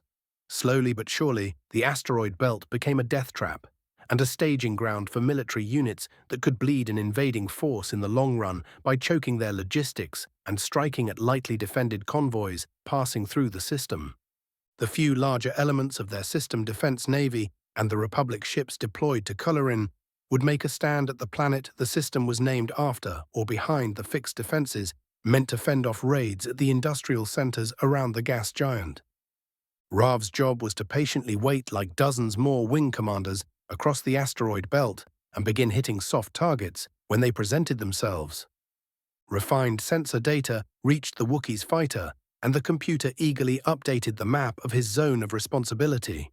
He blinked a few times at the wave of red approaching, then tapped the screen with a large finger.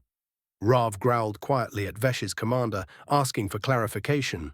"I told you, boss, there are a lot of them. The sensors are all right. I checked 3 times already." A note of unease could be heard in the human's voice. Rav couldn't blame him. Nearly 4,000 fighters and bombers spread throughout the asteroid belt, backed by a powerful defensive network. They would be able to cripple even a mass pirate or slaver attack. They could have given the Trade Federation a run for its money, or so people thought. The war of droid fighters flying through the asteroids as if devouring them on the screen had more vessels than all small craft Colorin's defenders could muster. Rav wisely doubted that he saw more than a fraction of what the enemy brought to this fight. "Launch everything. We will lure them into the fixed defenses," the commander ordered. That would allow them to destroy as many of those machines as possible. If they were lucky, the greedy bastards of the Trade Federation would back off, deeming the price for victory too expensive. =RK equals Bridge, Death Dealer, Luca Hulk class, Droid Control Ship Colorin System, Thayer Sector odd, but good simulated sensations ran up and down Kraken's circuits. The super-tactical droid was attached to Admiral Trench, acting as his advisor, trusted subordinate, and, as of late, chief of staff. Today, he was granted the privilege of semi-independent command and the opportunity to prove himself. Kraken was in charge of one of the task groups ordered to clear the asteroid belt. Due to the size of the thing and the time the locals had to fortify it, this was not easy. However, compared to previous operations, this time more than enough assets were available to do the job right. They also had the right tools for the situation. Throwing capital ships among the asteroids where they would be highly vulnerable to traps and ambushes would be foolish. Neither pressing time constraints made that imperative, nor did an impatient commander order such reckless charges. Kraken and his fellow tactical droid, in charge of the second task group dealing with the asteroids, deployed their ships in a circle around the belt, with frigates and escorts flying between the heavier combatants and the danger. Luckerhulks with special cargo hovered at the formation's outer edge in anticipation of finding juicy targets. Hundreds of droid fighters flew around each ship, screening it against possible danger. Thousands more vultures waited in reserve or swarmed all over the asteroids in search of prey. They fired at anything suspicious, including rocks with too much metal content, just in case, lighting up the field with a constant stream of explosions that crawled through it at a good enough pace. "Enemy fighters detected. They are pulling back towards a cluster of larger asteroids," a B-1 reported. They were either running for their lives, luring the vultures into a trap, or both. "Send 2 squadrons to scout the edges of the area and prepare the special munitions for a long-range strike," Kraken ordered. Within the hangar bays of select Lucrehulks, droid crews did final checks on missiles already loaded within launch platforms. The cavernous cargo holds of those ships were full of more such weapons. Their warheads came from countless mining sites across Confederate space. The Admiral requisitioned the missiles from various system defense navies. They were technically short-range, possessing just enough fuel to accelerate and strike invading ships that came too close to defensive installations. Here and now, that didn't matter. Those weapons could deploy as usual, then fly on a ballistic course until reaching their targets. Their seismic charges would cripple or destroy everything in their area of effect, save for a proper capital ship or battle station. The name itself was an odd misinformer, like it could be expected from particularly foolish organics. There was no air or enough other matter in space to compress for a regular shockwave to be an issue, unless talking about something of a supernova scale. However, one type of power could do the trick if properly harnessed: gravity. Gravity waves could shear or shatter things apart if they could be utilized in the right way. Mastery of gravity manipulation technology and the particular properties of a relatively rare gas with the unimaginative name collapsium could do the trick. Kraken watched the signatures of his scouts blink out one after another. Jamming cut off their reports, leaving only a garbled mess to reach the fleet. Their destruction and where it happened told the STD all he needed to know. Launch a saturation missile strike over the whole designated area. Prepare escort squadrons for a second strike if the enemy manages to intercept or sufficiently degrade the first one. Kraken ordered and watched in satisfaction how hundreds of missiles streaked towards the suspected location of an enemy base, or at least a trap. As the strike approached the asteroids and their fuel was about to run out, the weapons shifted course, spreading them out. Doing so would allow them to cover the whole targeted area. It would also ensure that intercepted missiles detonating wouldn't proximity kill fellow weapons. Through the sensors of the vulture swarm within the asteroid belt, which was currently hanging back, Kraken could see the missiles approach and the stream of defensive fire that rose to meet them. During the final attack phase, those weapons could not maneuver, making them easy targets for the fixed defenses. The tactical plot is updated with dozens of weapon emplacements. Launch a second strike with assigned escorts, Kraken calmly ordered. He would peel out and destroy every enemy defensive installation until they were all gone, or the locals figured out that surrendering might be a good idea. 12th Phase 5, Parts 5 and 6. Phase 5, The Rim Campaign 1, Act 1, equals RK equals. Part 5, equals RK equals. Asteroid Belt, Colorin System, Thayer Sector. Gravity waves tore asteroids into gravel, shattering weapon emplacements and bases alike. They sheared fighters and bombers into chunks until fuel and ordnance detonated, turning the small craft into funeral pyres. Rav survived 3 such onslaughts, each leaving him more and more battered. His fighter was about to fly apart, yet somehow retained a shred of hull integrity. The same couldn't be said for the 4th makeshift unit he led into a futile attempt to stop the incoming seismic warheads. The enemy had more than enough of those damn things. They could afford to spend droid fighters like those things were going out of fashion to escort the strikes. It was working too because Rav was sure the Confederacy's losses in small craft were around the same as those of his people. That was a catastrophic rate of attrition, considering the utter annihilation of all the fixed defenses and hidden bases located by those suicidal machines. There was no question about who the better pilots were or which side had better fighters, which was a bitter surprise for the Wookiee. He knew that his people were technologically behind the rest of the galaxy due to the long isolation. That was one of the reasons behind their defensive strategy and why no one bothered developing the capacity to build capital ships. Any such vessels would have been woefully obsolete after they returned to contact with the wider galaxy. The same was true for fighters and small strike vessels. It was just that they weren't supposed to fight in the open against technologically more advanced opponents. Using the asteroid belt as a hiding place and fixed defenses as power multipliers was seen as the only sane strategy until Colorin could update its technological base. Rav had better fighters, and arguably bombers, even if they should have been obsolete because the Confederacy went for cheap, mass-produced droid-controlled machines. He had better pilots too, due to extensive training and the enemy being cheap. He should have been elated at the revelation. It was just that it didn't matter. The enemy's strategy was working. They had overwhelming numbers, which they were using with ruthless machine efficiency. Rav's pilots could take on 3 or 4 of the enemy in open combat. The defenders were facing 10-to-1 odds at best, and the only reason they survived as long as they did was the droid's single-minded focus on escorting the missiles to their targets. After losing a 3rd hidden base and fleeing with the few survivors following him, Rav knew their strategy would surely fall. The only question was, would it be worth it to die to destroy a bunch of vultures, because that was all they would manage to do before the Sith-spawned droids wiped them out and cleared the asteroid belt? "Commander, they aren't breaking off." A tired voice pulled Rav out of his dark thoughts. The Wookiee's eyes darted over the scanner screen, and he growled to himself. Dozens of contacts were still behind them, flying just on the edge of their sensor range. "They want us to lead them to another base," Rav thought aloud. "Does it matter, Commander? They are systematically searching the asteroid field. They have more than enough tin cans to do it too. Rav knew his wingman was right. Otherwise, he would have stood and died at the second base instead of fleeing after its destruction.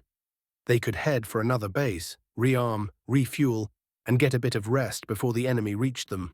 Or they could turn around and die, perhaps buying the installation a few more hours. The wing commander called up a map of the local part of the asteroid field. A chunk of it was painted dark red, with an exclusion zone written across it. That was one of the few remaining ancient Sith installations in the system, and the only one in the asteroid belt. All of them were forbidden to enter or approach because bad things happened to all the poor bastards who did so. Whatever the Sith did at those locations, they left them cursed, ready to damn anyone stupid enough to trespass. The enemy was unlikely to know that. If anything, with a self-proclaimed Sith among them, they might pause to secure such an installation, buying time for the remaining defenders to think of something. "We have one option to slow down the enemy," Rav declared. "It will get us all killed, but at least it won't be for nothing. We're going for the Sith fort." "Commander, are you insane? That place is cursed." "We are all dead anyway," Rav roared back. "I am not surrendering to a Sith. We all know the old stories and what they're like." Subdued grumbles were all the answers Rav got or needed. He changed course and accelerated, heading straight for the exclusion zone. Predictably, the enemy fighters followed. Most of his makeshift command did so as well. However, a handful of fighters broke off. It went deeper into the asteroid field, heading for the nearest friendly base. The vultures accelerated in a way that Rav's fighters couldn't without blowing out their inertial dampeners and killing their pilots. It was a reckless thing to do within the asteroid field. No one but a Jedi, Sith, or a machine would have the reflexes to pull it off without slamming into an asteroid. At least a few of the devices also failed, and their signatures suddenly blinked out from the sensor screen. Some vultures decelerated instead, falling back, likely eager to see how their suicidal friends would die. Rav felt an unnatural chill as they came closer and closer to the ancient fort. Here and there, defenses came online, and targeting systems swept over the approaching small craft. Jammers did their best to obscure Rav's fighters, allowing them to get deeper and deeper within the ancient defense network than they had any right to do. The vultures were rapidly overtaking them. They could also detect the active old systems and quickly open fire. The defense network sluggishly responded. Missiles and laser fire lashed back at the Confederate machines. To Rav's surprise, the defenses didn't engage his flight. He kept going until dark form of the fortress, built into a large asteroid, came into sight. "We will move behind it and wait for the enemy to approach in numbers," Rav ordered. "We will bait them to commit and try to take that death trap." The pursuing vultures died mapping parts of the defense network and noting the presence of a large fortification at its center. Rav spent a few more hours stuck in the cockpit of his fighter, shuddering from the constant, impossible chill seeping into his bones. He was sure whispers were coming from that black monolith of a Sith base. The place wasn't just cursed, he decided, it was haunted too. To the Wookiees' astonishment, the enemy didn't bother sending a massive boarding force escorted by as many fighters as they could spare. Instead, his sensors lit up with new contacts. Nearly 1,000 vultures escorting the largest missile strike he had ever seen. Equals RK equals. Part 6. Equals RK equals. Bridge invulnerable. Providence-class dreadnought. Kularin system, Thayer sector. Genarius was one of the places the Confederacy knew most about in the system. The reasons for this were many, from corruption to widespread criminal activity and past dealings of Confederacy members. Now that he knew the CIS was built upon a lie, Admiral Trench didn't implicitly trust any of the sources that offered the data available. The system shouldn't have enough enemy assets to threaten his command, much less the forces deployed. Just like there shouldn't have been a secret clone army key Confederation leaders knew of, but didn't tell anyone about. Trench didn't miss how everyone was dancing around the topic of what their leadership knew or planned for until very recently. That by itself was more than enough to have him in a perpetually foul mood. Trench could imagine throwing the ships gathered here at Kuat, or even Coruscant 6 months ago. He could have won the war before the Republic knew what hit it. The clone army would have been a mere annoyance. Simulations from many different tactical droids backed the Admiral's belief. His mouth twitched at those thoughts. Believing himself over that treachery was self-deception, Trench decided. Still, his resentment and anger had no place in his mind when commanding a fleet.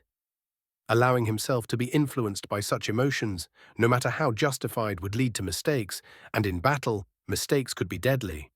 1 light minute from the planetary system, Trench's task group split into 5 task forces. 3 of them were small scouting flotillas meant to escort vultures to their targets and relay recon data despite enemy jamming. Their targets were Escaron, Ostfry, and Ulbaska. The first was a dead moon, eaten out by space worms, which left behind a massive tunnel network that could hide whole fleets. The ships Trench sent there were meant to act as a tripwire and to slow down any enemies that might be hiding there, if any. Ostfry, on the other hand, was a moon that died as a consequence of the destruction Oblis, which also created the asteroid belt in the system. Notably, that moon was supposed to have a secret base for the Therian Navy. A decade ago, the Republic gave the Therians the task of policing Colorin, and more importantly, they were now Confederate members. Trench could be reasonably sure he wouldn't face meaningful opposition today if they could be trusted. In light of recent events, that was a very big if. The only exciting thing about Ulbaska was that it was supposed to be an utterly pointless clash over mining rights between local branches of Sorosub and Nescor-Com, because the place didn't have enough useful minerals to warrant an actual mining operation. The 4th task force was built around a core of Lucrehulk battleships and their escorts. Their target was Uffle, and no one knew what they would find there. The place was a manufacturing center operated and run by droids. They had orbital defense platforms, which a decade ago were able to take out 4 pirate ships. What defenses, if any, the machines had on the ground, or how they might react to the system changing hands, was anyone's guess. Most of Trench's ships remained under his direct command. They headed for the gas giant with its floating cities and industrial facilities. Everyone in charge over there should have been aware of what was happening hours ago. They should have answered his calls for surrender by either doing as instructed or attempting to negotiate. The lack of central authority in the planetary system made securing it harder. While technically under the aegis of the government on Colorin, corporate interests and crime syndicates ran the various floating cities and owned most of the industry. To be fair, Colorin itself was strongly influenced by corporate interests. This kind separated from the Trade Federation over a decade ago. If it wasn't for that bad blood and Republic meddling, securing the system might have been possible through diplomacy alone.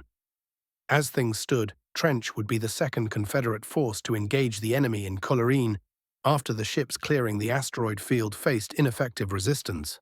Admiral, we are receiving transmissions from Edict Bar and Friz Haramel, a CEO from Sorosub Corporation and a representative of the Metatheran cartel, wish to negotiate. A B-1 droid reported. That was interesting. Technically, the ruling authority of the gas giant was supposed to be a central council, where those 2 would have seats. The cartel representative was arguably more important because the conglomerate they represented allegedly pulled the strings in the system. Sorosub's presence in Colorin was due to their invitation, if Trench properly recalled his research on the political situation. Put them up on conference call. I'll speak with both of them, the Admiral decided. 2 more holographic windows appeared, hovering in such a way that the Harch could effortlessly keep a couple of eyes on each other while still focusing on the big picture. The one to the left displayed the image of a youthful-looking human woman, wearing the eyesore that passed for high-core fashion these days. The other representative was a short brown Sullustan sitting in a hovering metal armchair. Data scrolled by the holographic windows, displaying critical information about the people dragged out of the fleet's databanks. The woman was Melissa Kay, a troubleshooter for the Metatheran cartel and one of their highest-ranking members in the system. The Sullustan was one Bilbo Bribbs, a distant cousin of Beolars Bribbs, the CEO of Sorosub. He was out here to prove himself, something he was succeeding at due to the quick building and development of the floating city Edict Bar he was in charge of. As far as Trench knew, Sorosub was now more powerful than the Sullustan Council. Due to Sullust joining the Confederacy, it was supposed to be clear where their allegiances lay. He should have had the CEO's backing, as a matter of course. Trench smiled in a way he knew made most species nervous.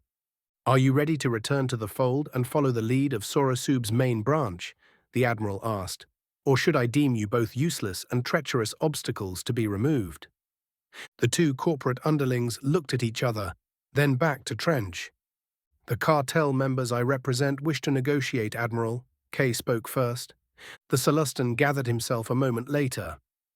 I represent the interests of Sorosub, as you noted, Admiral Trench. He spoke in his native language, and the translator's part of the computers on the bridge immediately translated his words into Standard Basic. I require assurance that your actions won't infringe on our operations and interests in this system. A few weeks ago, Trench would have been cautious to avoid creating too many enemies within corporate circles. Things were somewhat different now. It was clear to everyone within the Confederacy that these three powers mattered most. For all its power and reach, Sorosub wasn't even a close contender for a distant fourth place behind the Trade Federation, Techno Union, or the banking clans. Nevertheless, today, he had the time to be diplomatic. Securing all industrial assets within the Genarius planetary system is my task in the ongoing operation.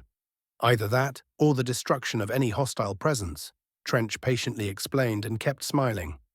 My forces will be taking the role of protecting all Sorosub installations to ensure their continued security and service for the duration of the war.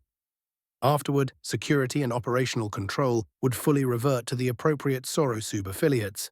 Anything but full cooperation can be deemed treason. The Celestin spluttered at that. Trench ignored him and looked at the human. Elaborate, Representative K. Which cartel members do you represent, and what assets within this system do they control? The Harch inquired.